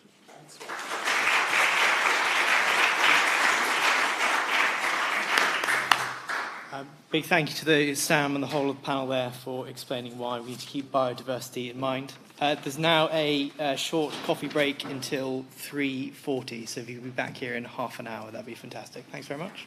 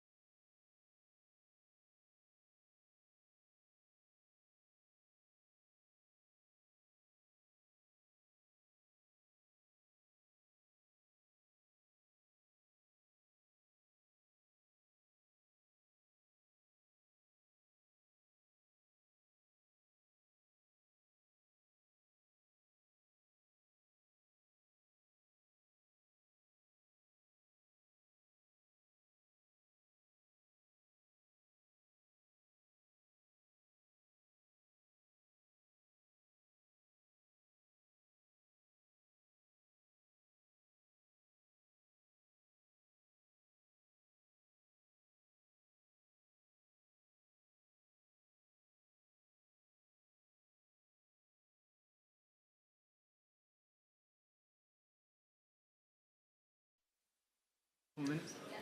Okay. Yeah. Okay.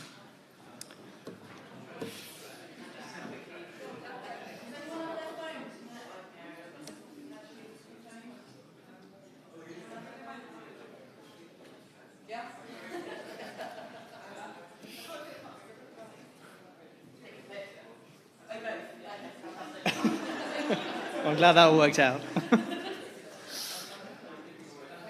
All right, everyone, we're going to start the last couple of sessions of the day. I hope you had a chance to grab a coffee. I'm going to welcome to stage Dr. Tony Rook, Executive Director at Climate Risk and Resilience at Howdens, and our penultimate session on metrics and targets for transition plans. Over to you, Tony.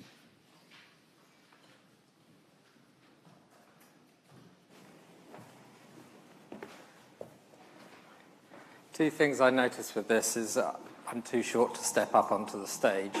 I'm also too short to stand behind the podium, and you can actually see me without me looking like I've got two antennae coming out of my ears. Thank you so much for keeping going, for being here still. It's been we've been through a lot today together. Makes it sound like we're all sort of like pulling in the same way, but I do believe that actually, and I said this last year, Paddy said, and the only thing people remember me was have a go for it. What people seem to remember last year was I talked about transition plans and working on them, like being in the Lord of the Rings and being the Rider Rohirrim coming into Minas Tirith. For the geeks out there, you know what I'm talking about. It's all about assembling a team that can actually take this on. What I'd also like to compliment you on, and I think maybe next year the organisers can give everybody a little bit of travel Scrabble, so you can start playing with the acronyms that come out and make words out of it, and then hopefully someone can win a prize. I'm going to talk about metrics and targets, possibly one of the areas that's really, really important to from a point of view of assessing those transition plans, assessing the progress. Really, does it have credibility? I'm going to talk a little bit about the frameworks.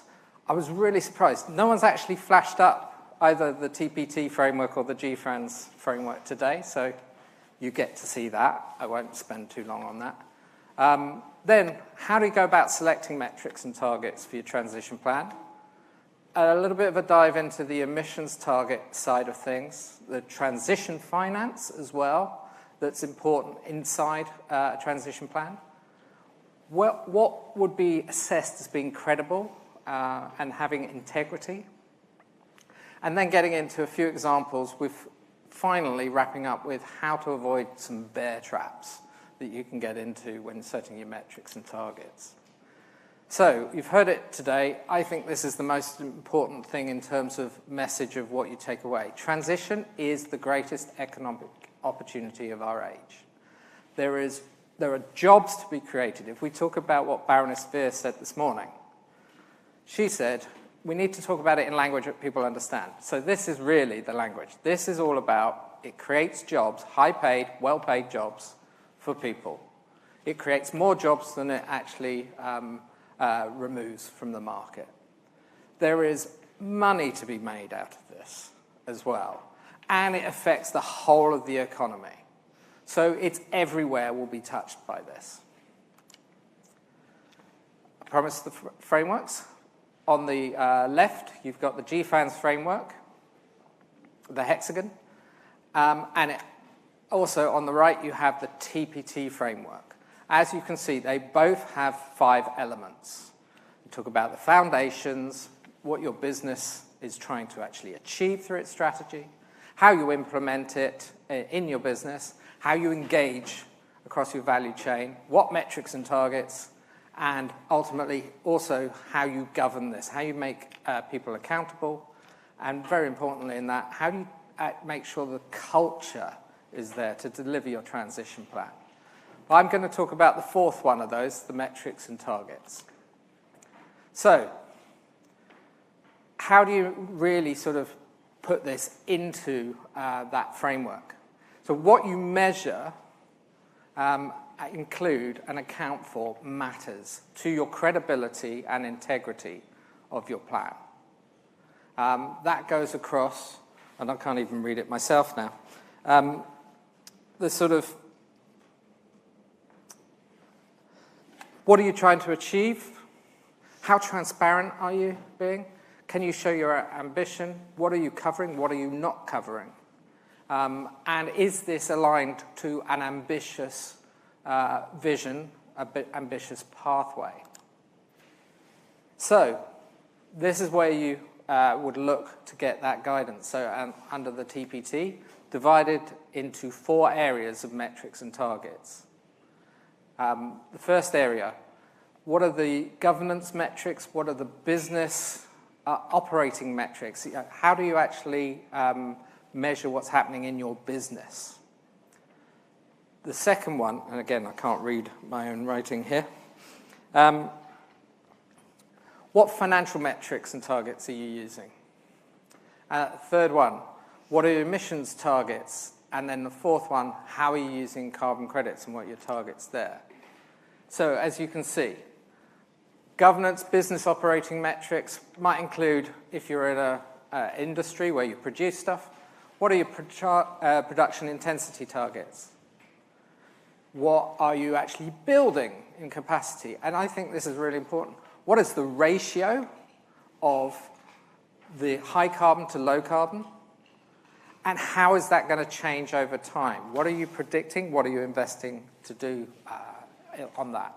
Because that shows what's really most important in the transition plan is how can you demonstrate not just where you are, but how fast and where you're going. Second point, and I think this is really where sort of, I'm pretty sure Carbon Tracker would agree with me on this. Where are you putting the money? Show me where the money's going. What are your CapEx plans? And how are those contextualized by your business? What its external pressures are? But really having those CapEx measures is really important because that's really where we actually show whether you're serious about investing in your business. I'm going to talk about GHG metrics in a second. Carbon credits, I think this was dealt with earlier, but how much are you using? So, and the context around those credits is really, really important. It's not just about, are you using them at the end, are you using them in the middle, but really sort of what is the purpose of those and what can you quantify about the carbon credits you're using? And how does that contextualize itself against the GHG metrics and targets? So metrics and targets really sort of come through your transition planning process. And the process really starts with, you start with trying to actually understand where you are, your baseline. As well as it will come back to how your ongoing monitoring progress. Then secondly, what commitment are you making and what are you including in that process? Are you including nature? Are you including biodiversity? Are you including the just transition? What metrics are you going to need to actually prove that you're actually aligning to those goals? Adaptation, resilience. Are you going just purely for a decarbonisation approach for yourself and maybe your value chain? Or are you taking and/or, because there's no either or, it could be and, are you taking a risk and opportunity-based approach where you're mitigating as much of your risk and you're optimizing your opportunities? And finally, are you actually trying to make a commitment to help decarbonize and transition the economy itself? Then in your target setting, you actually try to translate those metrics and that vision that I said on the previous one, the commitment, what you're including, can you translate those into business goals? So that's really where that vision, that inclusion really hits the road. And then you've got to turn it into a strategy. And throughout your operations, your financial plans, your business plans, products and services, your policies and conditions, and how you're engaging. And then you implement. So examples are you start raising finance if you need to. You monitor your own CapEx spend and how it's actually achieving your targets and your metrics. And you embed it across your organization. So this is the process you go through, and metrics and targets are throughout this. So I promised an example. I'm sorry, this is a bit of a whistle-stop tour. This is Maersk's business vision. And the reason I wanted to actually put this in, it's turning that vision into some smart goals. And this is what they've done here. They've said, we want to be an industry-leading green customer offerings across the supply chain. So they're saying, in order to meet our business vision, that's what we're translating it into. They want to be aligned with the science-based target pathway and initiative, and net zero across their business, and 100% green solutions. And these are smart targets because they've set timeframes for them. They've put them up. And then they've translated that into deeper metrics. So, for example, they've got their GHG metrics, their main KPIs on scope 1, 2, and 3. They've also put in, after certain timescales, this is what will actually be. This is what we're aiming for, 96% absolute reduction in scope 1 and 2 emissions, and 90% reduction in scope 3 emissions, albeit with a little bit of a caveat here, as we saw in the NatWest presentation. But also for financial institutions, where do you go for metrics and targets? Well, really, having worked at GFANZ, and one of the things that we really try to instill in here is you need 3 types of metrics here. There are more if you are committing to a net zero goal. And those are, what are you actually doing to help, or what are you measuring in the real economy, in the economy, about emissions reductions? How is your finance helping to enable that? Then, metrics that actually say, how am I implementing my plan? What's the progress there? And then finally, also, how are my emissions, my financed emissions, the emissions that you account for, that you've enabled through capital or insurance outlay, changing? But there are some traps here. Reducing your financed emissions, it may not achieve your goals. And importantly, it may not reduce your exposure to risk.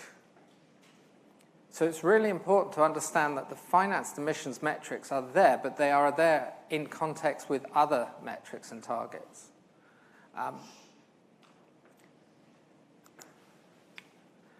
What's really important in this, if you're a financial institution, we've talked about it earlier, the transition finance component. It's key to this. The transition plan is really, as a financial institution, trying to articulate how am I allocating my capital, my insurance, my products and services into these 4 areas that help the economy decarbonize. The first being, how am I actually helping those climate solutions that help us transition, the things that make us lower carbon? How am I also then helping organizations that are either already aligned with a Paris-aligned pathway, or that are trying and committing to get to that alignment? And how do we also look at getting earlier retirement of those things that are very high carbon, that are causing emissions in the economy to go down? This is sometimes overlooked. We sort of do a rush to get the green stuff, the climate solutions, but we don't think about how do we retire stuff early so that we can get emissions down faster as well. What that means in terms of, if you look at financed emissions, in order to lean in and help the economy, your financed emissions may go up in the short term. So this is why I was saying be careful of just using financed emissions alone as a target or a metric, because if you're actually investing in where the emissions are, you'll be taking on more financed emissions as a result. But you're investing to bring it down, and your metrics and targets should reflect that. Your progress reporting should reflect that. And this is what we would expect to see over time. As you allocate more and more transition finance, you probably will see your financed emissions go up, but then in order for the economy to help come down as well, and then over time, your financed emissions will come down. I really didn't know how big the screen was going to be on this one, I'm sorry. I can't read it. I can just about read it from here. All I was trying to do is point out, here is sort of the complexity that you get to. So, for example, with MUFG in Japan, they've put together a whole portfolio of metrics that they're using to measure their transition finance. And one of the really sort of insightful things I got from working with companies like MUFG at GFANZ was the financed emissions, or the emissions targets, are really important for financial institutions, but actually that's an outcome, that's an output metric. It's something that you, to some extent, can't control completely. And actually, we needed to develop a whole suite of metrics that were looking at what are the inputs. And on this, I have a laser pointer, yay.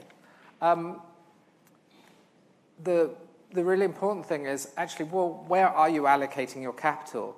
And I think Katie Murray said it really well from NatWest. It isn't just about how much capital are you absolutely applying here, how much are you allocating. It's also about the relative amount, and again, it comes back to this point of whatever your starting point is, can you also demonstrate how that's changing over time? And she said, we're allocating 3.9 billion in mortgages to A and B rated, EPC rated houses. But that's out of the 119 billion that we allocate to mortgages. That is really about credibility. That is showing that she's understood. It isn't just about saying a big number and hoping for plaudits and hoping people say that transition plan is credible. It's about actually showing this is where we are, but we know we need to get that ratio to a better ratio. And how do we help our customers do that as well? How am I doing for time, by the way? 3 minutes. Okay. Also really important, what are your sector measures? What are your sector-specific ones? And again, I've tended to put up a bank here. This is Citigroup, where they've actually broken down their metrics and targets into a baseline, a metric, the scenario they're using, and their 2030 target by sector, because that's how they allocate their products and services in there. And if you look at, in this case, Cemex, they've actually articulated in their results percentages as well as numbers on particular material topics for them. So a good one in cement is, what is the clinker factor in their products? Because clinker in cement really determines how much carbon is going to come off. It's one of the ways that cement can actually reduce their emissions is reducing the clinker content. I get geeky about these things, sorry. So, in finality, what I'd like you to leave you with, if nothing else, these are the sort of points that I've got. There's 6 points. Make sure that you understand where you're going to get the most value for your business, and choose your metrics and your targets appropriately to lead you to that optimized end goal and then end returns. Use the planning process to identify those metrics and targets, and then optimize your pathway around that. A rounded approach is really important, as the TPT says. A rounded approach in your role will also help transition and help your transition, but also reduce your risk and de-risk your organization. Select measures that transparently demonstrate. So I've given you a few examples of, don't just state an absolute number without a context around it. Give context, give context to your metrics. And then beware green greenwashing and paper decarbonisation. Don't try and just decarbonise your emissions through divestment, which doesn't actually help the economy, because that will be seen potentially as greenwashing, and it doesn't reduce your risk. So those are the 6-point plan. Hopefully you can use that in your own transition planning. Hopefully it resonates. I don't know if I've got time for a question. Okay, unless I bored you all. There's one there. Thank you. How would you go about showing real economy decarbonisation, and that an organisation is not just doing paper decarbonisation in the form of a metric? So I think NatWest gave an example there of how much are they providing products and services to a particular mortgage book. But also, I think connected to that will be how many times are they providing loans to those homeowners to improve from a C, D, E, F to a B and A. So it depends on the product and service that you're doing. If it's in steel, for example, if you invest in steel, you can go, well, how many clients are we helping build arc furnaces running on renewable energy, DRI, sorry, acronym again. Anybody got the Scrabble? DRI with hydrogen. Versus how many are they financing with blast furnace and coal? And how is that changing over time? You can demonstrate it through that sort of side of things as well. And finally, I think a really important thing is, does it relate to a country transition plan of what they're trying to do as well? The context, again, is important. Time for one more question. I had two. I'll keep to one. Now that PCAF have released their methodology for accounting for facilitated emissions and attributing them, and I think a lot of the frameworks, this is for financial institutions, still talk just about financed emissions. Do you expect that the financial institutions will start reasonably rapidly covering facilitated emissions as well? Do you think we should update the frameworks to encourage them a bit more, or do you think that's too much in one go? Crystal ball. I think really my point is, yes, you can do facilitated emissions, and I would encourage them to do that as well. I certainly would. But I don't think just having emissions metrics really is what you should be disclosing in your transition plan, because it doesn't give that full and rounded picture.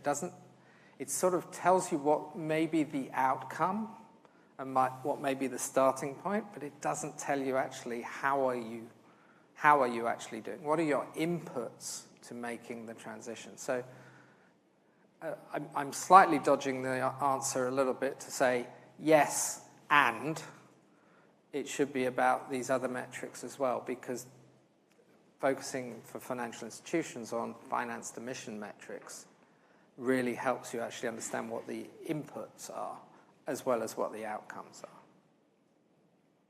And that's much more within the bailiwick of what they normally actually sort of monitor, and much easier to get that out there. Not easy, but easier. That's all we have time for, I'm afraid. Sorry. Okay. Thank you very much, Dave.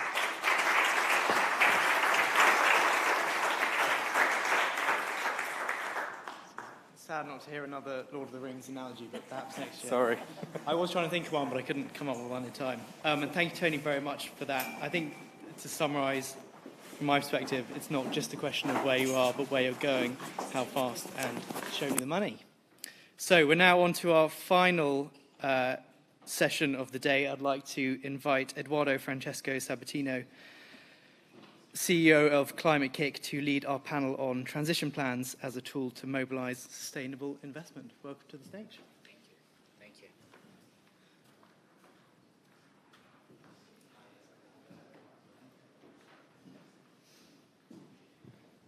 Yes, please. Good afternoon, everyone.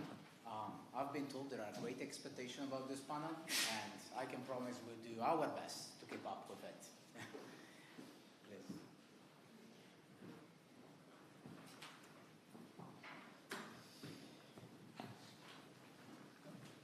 So, I'm Eduardo Francesco Sabatino, the CEO and founder of Climakick, a green fintech startup which allocates alternative forms of capital toward green assets by leveraging the power of digital technologies. Today, I have the honor to moderate the panel on transition plans as a tool to mobilize sustainable investments. As we are all aware, whenever we talk about climate change, we are talking about the greatest challenge of humankind. But it turns out that the greatest challenge is also the greatest business opportunity that we have today, which is already affecting the flow of human capital, intellectual capital, and financial capital. Now, let me put it on a perspective here. We know that if we want to get to carbon neutrality, we need to invest something in a range from 3 to 5 trillion per year, which means that we're going to end up by 2050 with investments around 150 trillion. Today, we delve into this topic with an outstanding panel of speakers leading the development of the sector. Without further ado, let me quickly introduce them. From left to right, Amir Sokolovsky is the Global Director of the Climate Change team at CDP. His team provides the up-to-date thought leadership on the subject, helping ensure that CDP incentivizes ambition and is in line with the targets, with the latest knowledge and development on the subject. Heather Buchanan is the co-founder and chief executive officer of Bankers for Net Zero, an initiative that brings together banks, businesses, and regulators to support the financial sector transition to a net zero in the UK. Louisa Guy is a policy specialist at the Principle for Responsible Investment. She leads the UK policy workstream on financial regulation at the PRI, covering the transition to net zero, advocating for clear government action on climate change, supporting the adoption of a comprehensive sustainability reporting framework, and the development of an effective implementation of a sustainable finance taxonomy. And finally, Ira Pongsen, who is the technical lead of the Transformation Plan Task Force Secretariat, where she works with stakeholders across the financial sector, real economy, NGOs, and regulators to develop recommendations and guidance for private sector on transition plans. Thank you for being here. So let me quick start with Ira. Can you help us in understanding what are some of the ways that transition plans support the alignment of financial flows to broader sustainability and climate objectives? Thank you, Eduardo, and great to be here today. So, I mean, we've heard a lot about transition plans over the course of the day, and maybe just to recap, in its essence, a transition plan, what it really is an articulation of where a company is today, where it wants to be tomorrow on the climate transition, and then all of the steps that it's planning to take in order to get there. Now, what's the link between that and kind of the broader question of how finance flows across the economy? The first perspective that I actually want to focus on is one that I think is often overlooked, which is the use case in terms of actually transitioning the company itself. Because first and foremost, what a transition plan is a to-do list for senior management. It's an opportunity for you to have a strategic conversation across the company in terms of, again, developing a joint strategic vision, understanding where do all of our individual business divisions need to move over the next couple of years in order to get there, allocating responsibility for the delivery of individual targets. And I think we heard that quite powerfully from Katie Murray earlier today, that the moment that you set those targets within a company, action starts to mobilize in terms of delivering that. And that, I think, is the first and foremost, probably the biggest impact that we're going to see from transition planning in the first instance, is that it starts to really center the conversation in terms of company leadership going through that change management process and taking their company on a journey and shifting direction, because for many companies, this is going to be a big shift in direction. But the TPT is a disclosure framework, and there's a reason why we think disclosures have an important role to play in this context. It's, at the end of the day, a lot of the information within a transition plan is going to be relevant to what we, in our framework, tend to call general users of general purpose financial reporting, essentially most oftentimes the investor community, but also it can be other stakeholders, it can be regulators, NGOs, etc. And information about kind of that forward-looking trajectory is critically important if you want to start making more informed investment decisions around how you're allocating capital through the transition. We heard earlier today about some of the challenges that companies currently face in terms of developing some of the dashboards. This was kind of on a nature example of understanding, okay, where do my risks and dependencies, impacts and dependencies and resulting risks and opportunities lie? That information, that becomes a lot easier if you have company level information where companies are articulating where they want to be tomorrow. That allows investors a much more nuanced overview in terms of understanding which companies in my portfolio are actually taking the steps that we need them to take, which ones are the ones that are setting themselves up for success in the future. And that can drive massive changes in investment behavior. So I think that's the first link. Transition plans can then be used also to inform really specific transition finance instruments. So if you think around sustainability-linked loans, climate bonds, transition plans can provide really good benchmarks and reference points for tools that are specifically designed and instruments that are specifically designed to incentivize transition action. And then at the more systemic level, something that I also find quite interesting is that transition plans will also ultimately articulate where firms have dependencies on other parts of the ecosystem moving, where they depend on policy changes that are that they need to see in order for them to be able to complete their transition.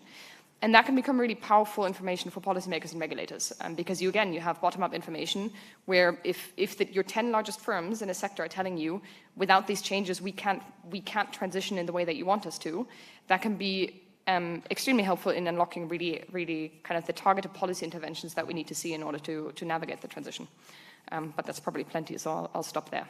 Yeah, absolutely. Thank you, Ira. Heather, to you, according to your standpoint, what are the main challenges for banks and financial institutions when reporting on transition plans?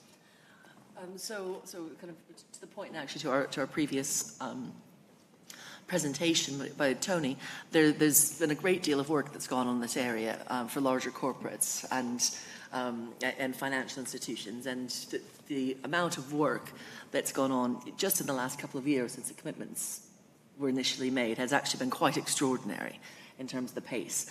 The one thing I think that's kind of everybody keeps on putting in the too difficult box is Scope 3 reporting and supply chains. Because ultimately, particularly on your long tail, your supply chain, we're talking about really small businesses. And just generally speaking, everybody's kind of thrown that in we'll put those in estimates. But it's getting to the point now where it's not good enough just to have estimates or proxy data for these things. So that critical data point, and it sounds kind of basic, so we know the data's out there, but actually accessing it and getting it in a way that's assurable. I mean, interestingly, when companies do their Scope 3 emissions reporting, the auditors can't actually audit that. They can assure the process that somebody's gone through, but they can't actually assure the data that sits behind it because it's not accessible in that format. So if we're really talking about moving in terms of transition finance and getting the entire supply chain moving, we need to have financial grade data available and part of the system. And so I think that's probably one of the bigger points. And speaking for anything, obviously, because financial institutions they've got their own supply chains, but they also have the finance emissions, and their finance emissions have supply chains, and on it goes. The kind of depth of information that's required in order to make financial grade decisions now has increased extraordinarily. And we're kind of having to fly the plane as we build it in that sense. Absolutely. Amir, to you, transition plans are a broad tool. There are better and worse examples. How can we ensure that financial flows guided by transition plans are indeed following a credible transition plan? So, sorry, I'm going to answer, but I also say well done to anyone who's here at 4:10. You need a little bit of credit. Second of all, I hate the fact that I'm speaking after Tony Rook, who, if to answer your question, see previous discussion, but I'm going to try and give a little bit more of that as well. So, of 557 financial institutions that report to CDP, half of them reported 9 trillion in holding in fossil fuels. So there's a long way to go in terms of where sustainable investment can go. And the question we get asked fairly, and GFANs quite often as well, is how would you define that? You've heard today all of the criteria, and we have TPT here as well. You've heard a lot of the criteria of what a credible transition plan is. CDP also, a few years ago, launched the 6 essential elements of what a credible transition plan is, which align and will align more with the 5 that were presented. What I did find interesting, and what I'm going to build a little bit off Heather, is 2 things. A is supply chain, and B, a work tool. So supply chain is on average 11.4 times of your emissions of scope 1 and 2 is scope 3. So first of all, in terms of credibility, look for anything that addresses the scope 3. And the reason that I'm not going into any particular matrix and so on is finance is a long-term thing. And we have to acknowledge, anyone sitting in this room, that the science, the environment, the policy, and the technology surrounding our field are going to change 5 times in the next 5 years. So what you need to look for is longevity and continuity. One of the things to understand is the investment, for example, in supply chain. The second thing is it's a working tool. Look at a transition plan that's a working tool. So look at a transition plan that holds someone, I'm perhaps not meant to say this, there are many criteria, they're all important. Risk and opportunity, scenario analysis, etc., all are incredibly important and vital. But look for a corporate where there is someone who is accountable, and look for an instrument in the transition plan that would work. If you're seeking an investment that's a sustainable investment, there has to be a transition plan that would work in a realistic way within a company. So addressing all of those. I know that I'm speaking very broadly, but Ira, as we were walking down, mentioned very, very wisely that the depressing thing about speaking at the end of the day is that everyone has already made all of your points. So I'm just trying to add more. And I also want to say thank you for having me enter a room at 4:10 and hearing the words Ministereth, which is not what I expected. I think that's, I'll reiterate and say, for me, the most important is the working tool. There are 6 criteria or 5 criteria of what a credible transition plan is. But you need to plan for your death in the sense of we don't all stay in the same job for 20 years, and a transition plan is something that's aimed for the next 26. Therefore, you have to have continuity built into the institution and a stakeholder engagement around it in a continuous cycle. In addition to all of the rest that I'm not reducing of. Sorry, please. Very trained. Luisa, to you, from a policy perspective, what are the policy barriers in place for transition plans to be a tool to mobilize sustainable investments? Yeah, thank you for that. So I think to start with, I'd kind of draw on where the barriers have actually been broken down, and that's in creating a framework for the transition. So the UK does have that strong regulatory framework in place. You know, you've got the Climate Change Act and the CCC as really kind of gold standards in climate legislation and holding the government to account as well. And then also the commitments made in the Green Finance Strategy and the FCA's SDR finalised. And as at the baseline is kind of TCFD and ISSB standards, this is as a signal that the market is like already moving in this direction. So from a policy perspective, the foundation and the direction is there, but the focus now needs to be on that implementation and accelerating the delivery of commitments. So investors, kind of their net zero commitments and transition plans are really contingent on that clear enabling policy framework, and a whole of government approach could create that environment to kind of guide and to send those signals to the financial sector.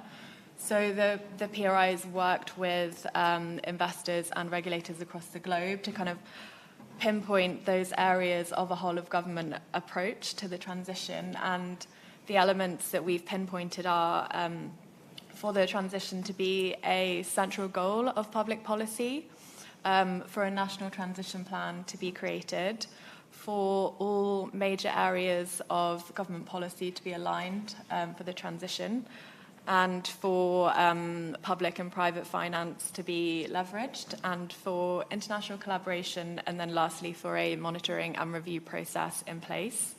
So where the UK is currently lacking is that kind of overarching strategy and direction from the top, which has led to more fragmented implementation and more stop-start approaches to the transition. So while the elements of the transition do exist in the UK, the needs of the transition are quite inconsistently applied, and this then lacks a mandate for that whole of government approach. And investors have been calling out for policy and regulation to kind of move in that helpful direction, for them to have that transparency and to be able to hold companies accountable and kind of compare performances too.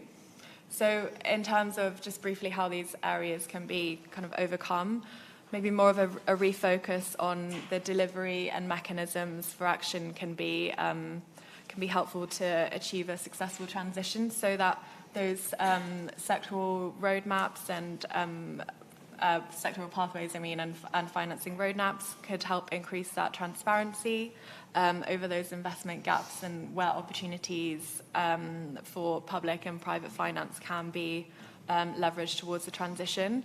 And GTAG have done some really great work on kind of the policy links, which is really helpful to kind of increase that transparency over how the various policy tools in the market can be used to boost the transition.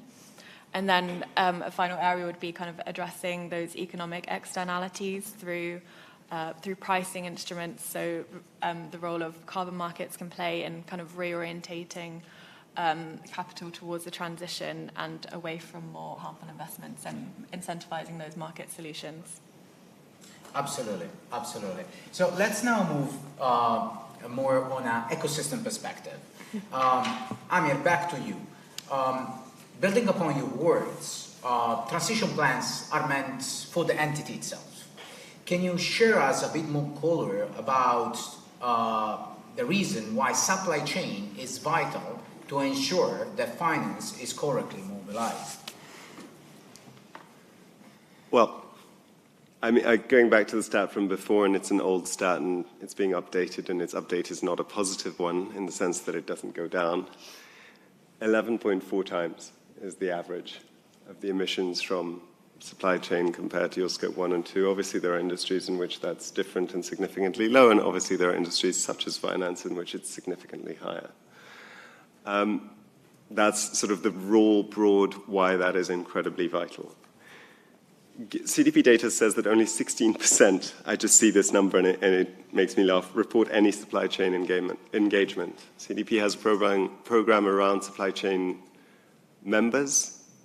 Of them, 96% report supply chain engagement. Amazing. They have procurement power of 1.6 trillion, I think, though I can hear my comms person screaming at me because that's nearly right. But only 4%, and these aren't the other 4% of the 96.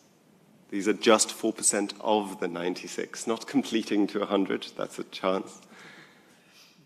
Explain to their suppliers how to arrive at the conditions that they have set. So instead of answering your question of why it's important, I'm saying it's failing, and why it's important. It's failing is half of that answer. It's something that requires much more focus. It's a bone of contention with oil and gas, obviously. Scope 3 in general requires our attention as a political caregiving. On the different level, on the level of business and on the level of actually guiding sustainable finance, it is the long-term changes that will happen there. Supply chain is where you change the reality of society. How things are produced in most cases, again, I'm steering clear of steel, for example, and a few of very specific examples. It is where real change can happen and trickle down to society and, quite interestingly, have demand meet supply at the same time. It changes businesses also across borders. Speaking of legislation, we all know you were talking about a Scrabble set. I constantly struggle between, do I give the whole acronym or do I give part of it for length of time? So the Carbon Border Adjustment Mechanism, CBAM henceforth, is one instrument of probably 10 that we will see in the next 10 years that says we need to have a comparable emissions by whatever criteria, and that's its whole different talk, what comparable means in that context, across jurisdictions.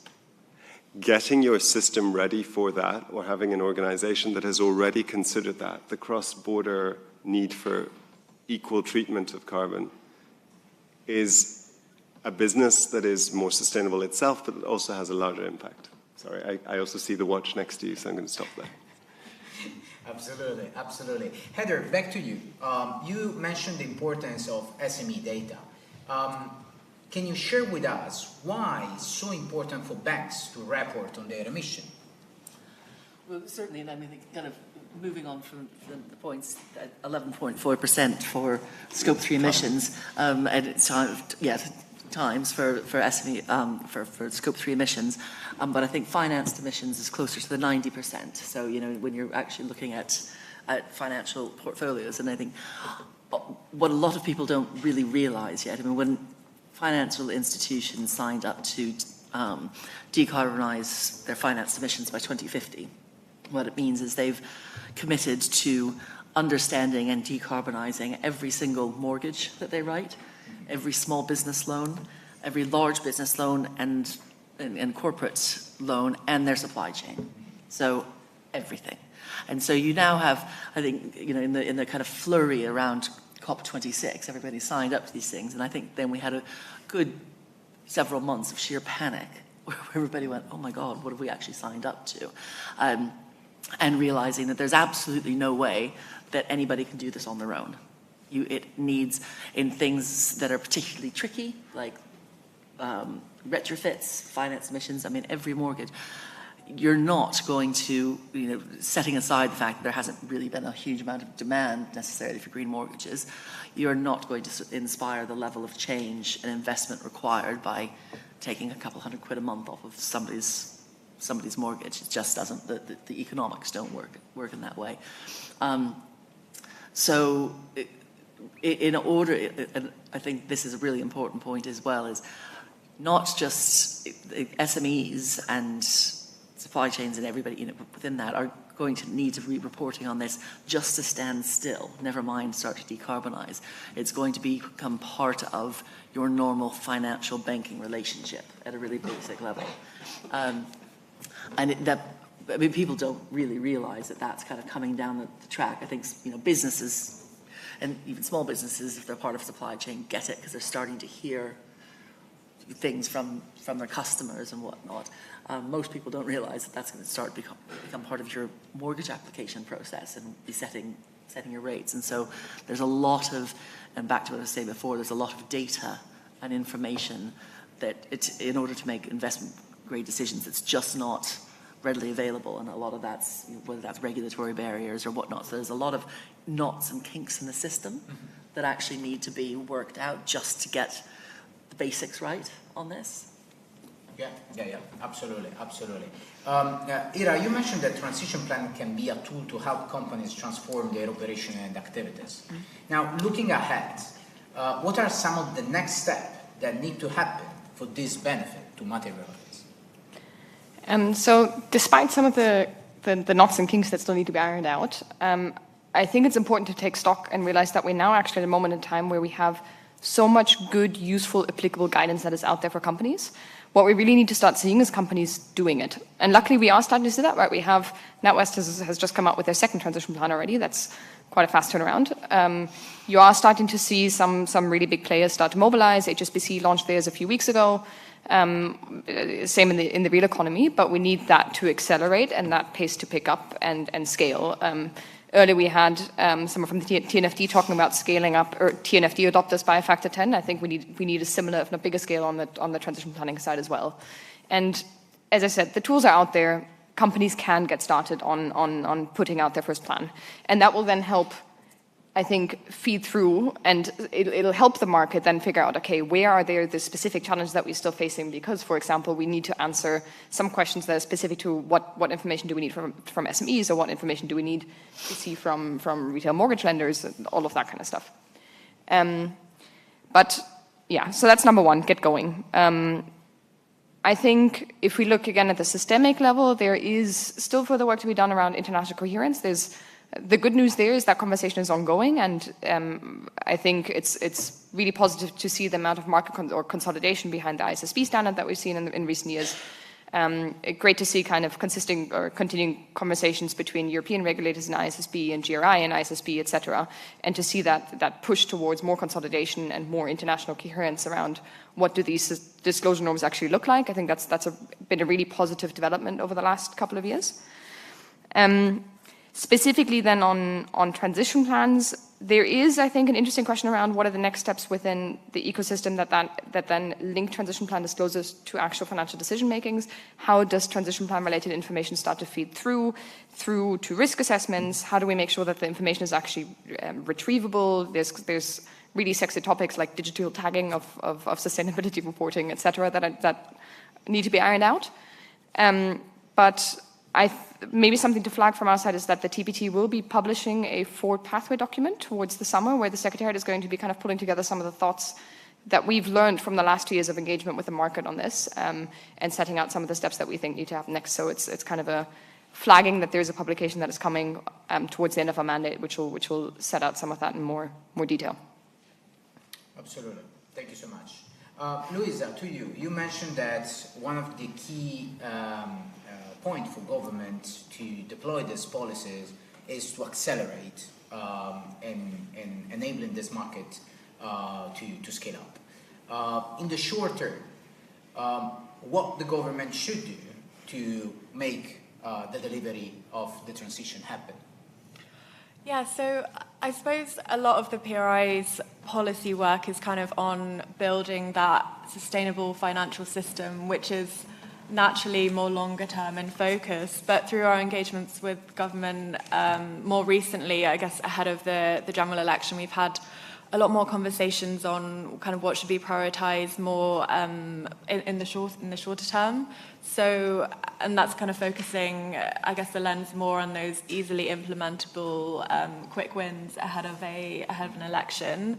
So I guess to start with, it was, great to hear more clarity from Vanessa this morning on the transition finance market review.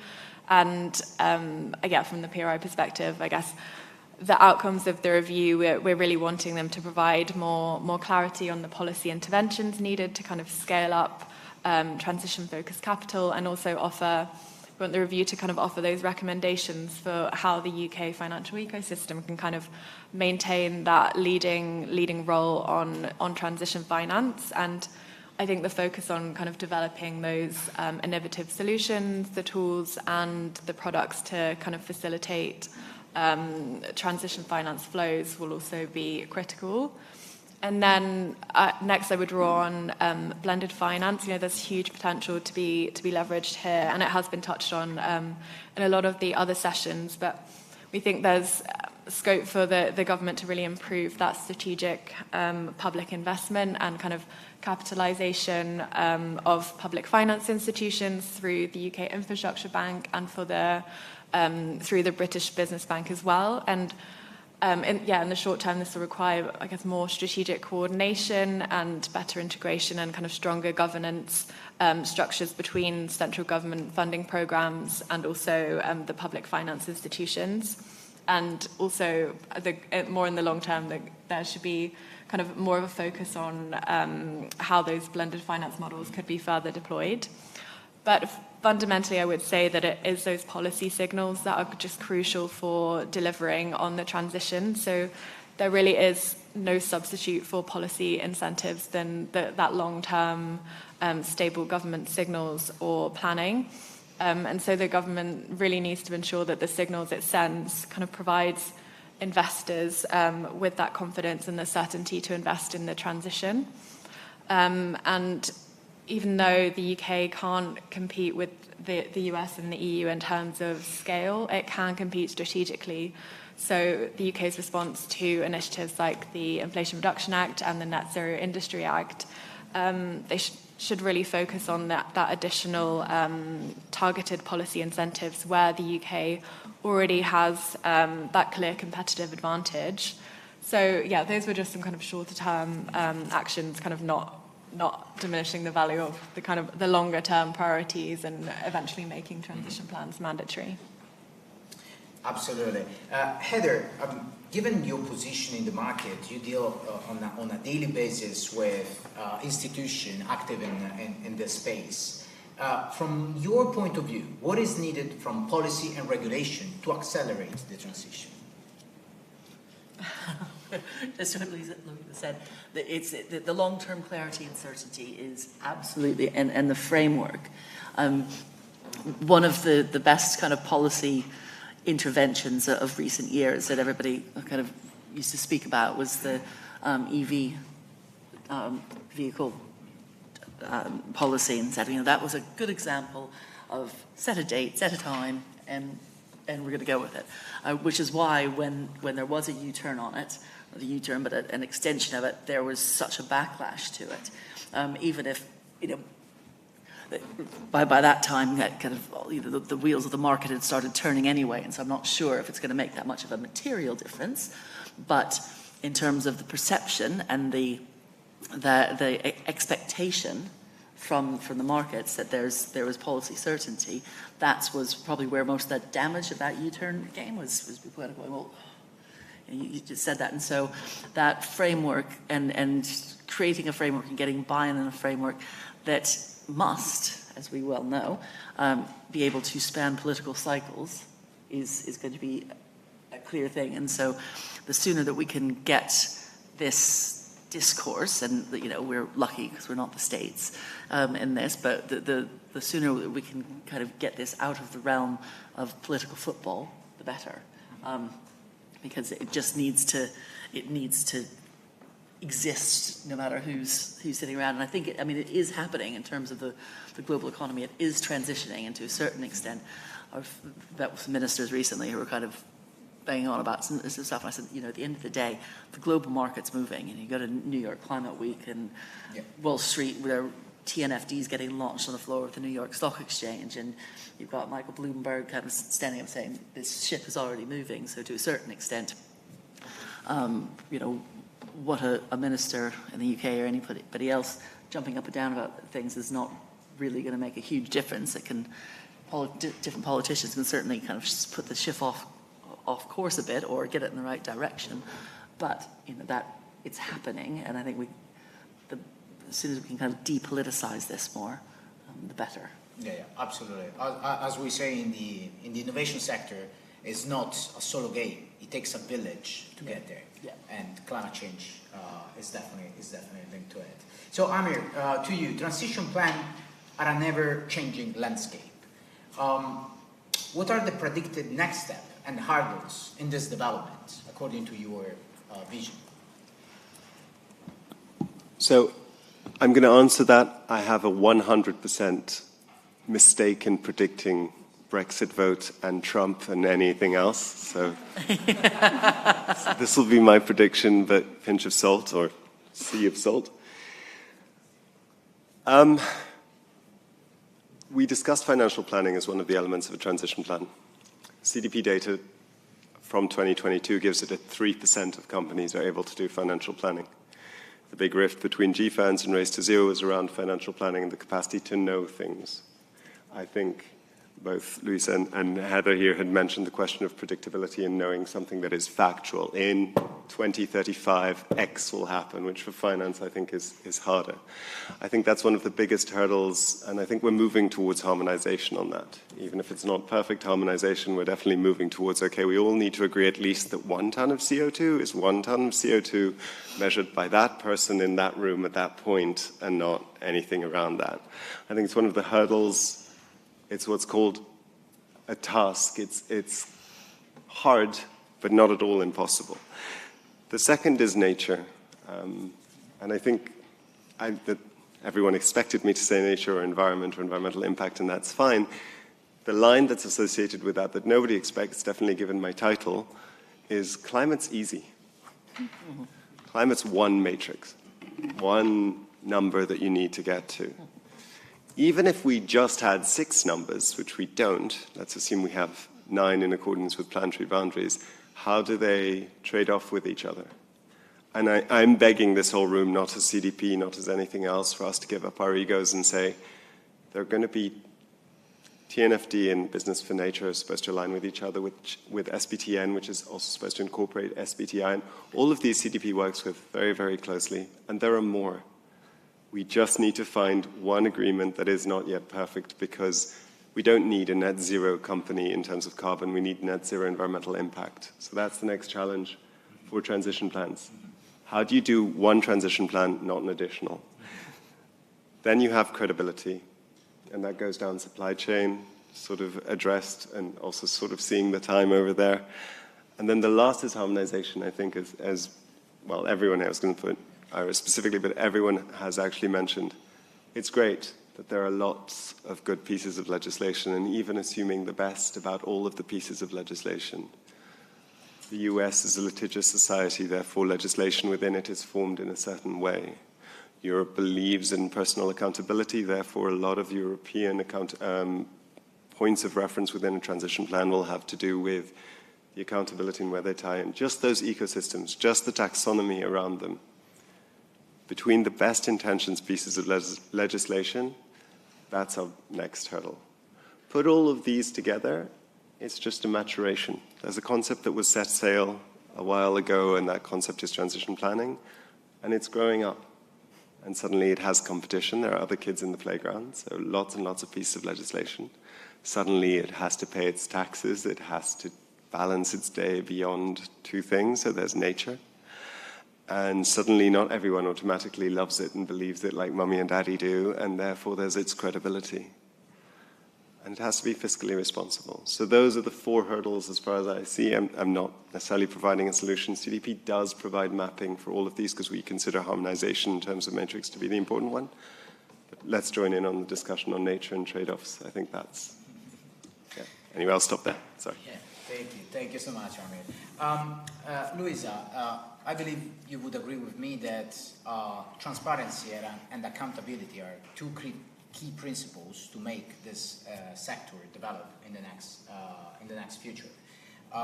Would you list or give us a bit more of an understanding of the criteria needed to classify a transition plan a credible one?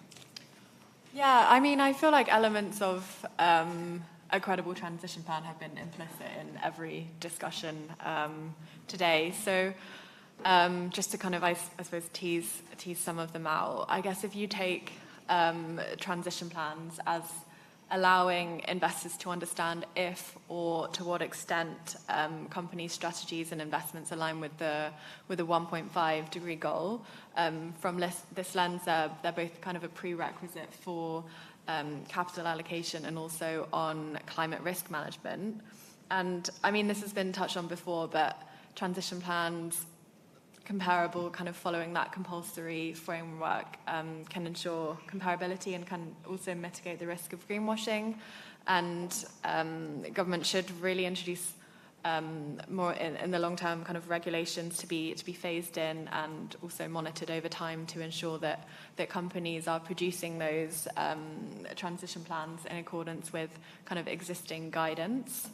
And consistency is really key to that comparability too. So while transition plans do share that common objective of kind of enhancing that transparency about an organization's strategy, they do tend to differ in terms of ambition level, sector focus, and also structure. So a common framework can really help investors compare plans at company level to inform their capital allocation decisions.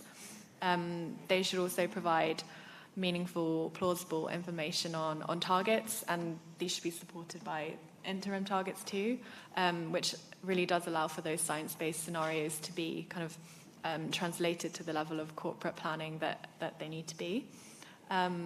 Underlying all of this would be effective governance, which is really crucial for integrating transition plan delivery into organizations' kind of wider strategic and financial planning, along with more of that accountability mechanism too.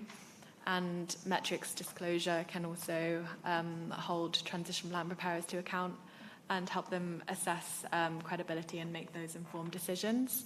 But ultimately, the transition plans, as we've heard before today, they really shouldn't be that tick box exercise or a disclosure framework. The usability of transition plans is really crucial, and it's important to see transition plans from the lens of that forward-looking strategic plan that brings net zero commitments forward beyond that risk management only lens. Thank you so much. Ira, final question to you. As in any sector, we have the leaders, the one that sets the practices, the best practices, and the followers. You would agree with me that if we want to scale up the transition plan, we also need to apply the best practices into the followers market segment. What kind of advices would you give to those companies that are just starting to develop the climate transition plan? So I think the one thing that the companies that have led in this space have done really well, and which I think a lot of the ones that are only now getting started should really take a lesson from, is just don't wait until you have all of the answers and get started before you do. And I think there's two really big reasons for that. The first one is we don't really have the time. It's always hard to outstat when you have CDP on the panel because they just have excellent data. But one stat that I follow is how many days do we have left until 2030? And this morning it was 2,142. That's not a lot of days, and we can't really wait 2,141 days for companies to get all of the calculations right before they put out their transition plans. So there's time urgency here, and we need companies to get moving. But the second piece is also that transition planning is in essence a forward-looking exercise. You're going to be thinking through how do you operate with the uncertainties of the next couple of years. What do you think the policy landscape is going to evolve like? How do you think your supply chain is going to evolve? And that's part of guessing the future, and you can make more and less informed guesses about it. You can use better and worse scenarios and benchmarks, and you can have some assumptions now that change over time.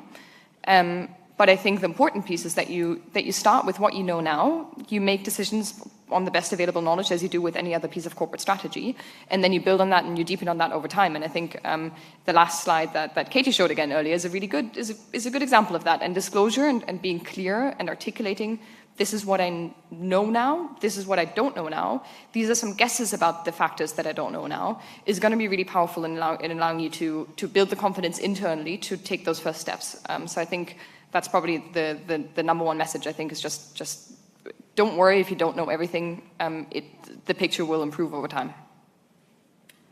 Great, fantastic. I love to close with this positive note. I believe it has been truly a very enjoyable session. I really learned a lot from you, and I hope that also the audience enjoyed the session as much as I did. Before wrapping up, just any question from the audience?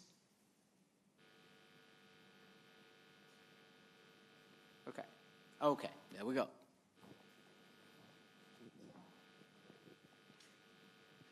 Hi, I'm Adrian Rose. I work at the Oxford Sustainable Finance Group. Companies can backpedal on their transition plans, and there's been a lot of examples of that. How do you think it impacts the confidence that we can have in those plans, and also their potential as a tool to mobilize sustainable investment if we can't trust them? Like, to what extent can we trust them and hold companies accountable to these plans? Are there mechanisms in place? If you have information on that. I can maybe kick off and then others can join in. So I think, first of all, that is definitely an issue. I think what's important to keep in mind is that transition plans, regardless of what a company is saying, you can bet 100% that transition plan is going to change. The next version is not going to look the same as the one that they have today. The question is, are they changing because there is a significant change in the environment that they're operating in, that they're reacting to? Because again, the COVID pandemic wasn't really something that people planned for, but it would have created a change in companies' transition plans.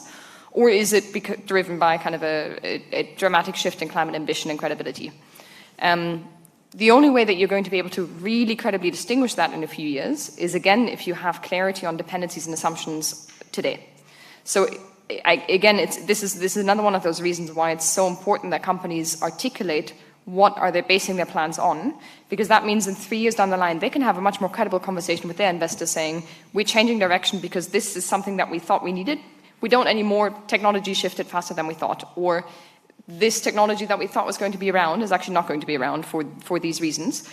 But if you're changing direction 3 years down the line as a company and you haven't articulated that from day one, then you're going to get much, much more difficult questions from your investors, because they're going to be asking, is this a change in ambition that you're showing here? And you're making the conversation more difficult for yourself. So I think that's probably the answer, and it's one of the reasons why, one of the few changes that we made between the draft and the final TPT framework was to pull the entire piece around assumptions and the factors on which you depend up into the foundational element. Because it really is, it's as important as your strategic ambition is understanding what the assumptions are that you're building them on, because that allows you then to draw that distinction later. You want to offer? I mean, the shocking answer from CDP is going to be transparency, obviously. It's obviously the transparency of assumption. It's obviously the tracking of progress towards something, but there is the question of accountability. So you can never be sure, and exactly as Ira said, that there's always going to be change. There has to be. But if you do have very clear metrics, very clear assumptions, and a very clear, I'm going to call it chain of command because I'm tired and I can't remember the correct oversight, governance and oversight, I'm tired, then at the very least you'll never be able to prevent it, but you'll be able to know where it comes from and what the reasonings are. And to be entirely honest, if you don't like what exactly is happening, you'll also know the best levers to ensure that that change doesn't happen, reputational, etc. But there's never a full assurance, obviously. Yeah. I believe we are running out of time. I think we're running out of time. Anyone has one last question? No? In which case, I want to say a huge thank you to Eduardo and the panel for staying out the day.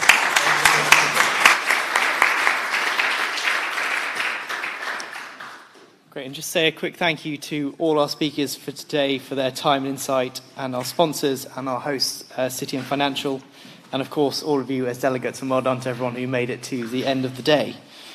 I think for me, 2 very quick points that came out is 1, the scale of the challenge, but do get on with it and make sure the response is inclusive. And I also think it's a really exciting opportunity for the corporate and financial world to bring its creativity and drive to bear to tackle and deal with the climate crisis as is so desperately needed. Just a very quick reminder to all participants that you'll get access to on-demand version and a post-event follow-up in the next couple of days. And please do remember to hand in your questionnaires at the end if you've done one. And that's it. Thank you very much, everyone. Have a lovely rest of your day.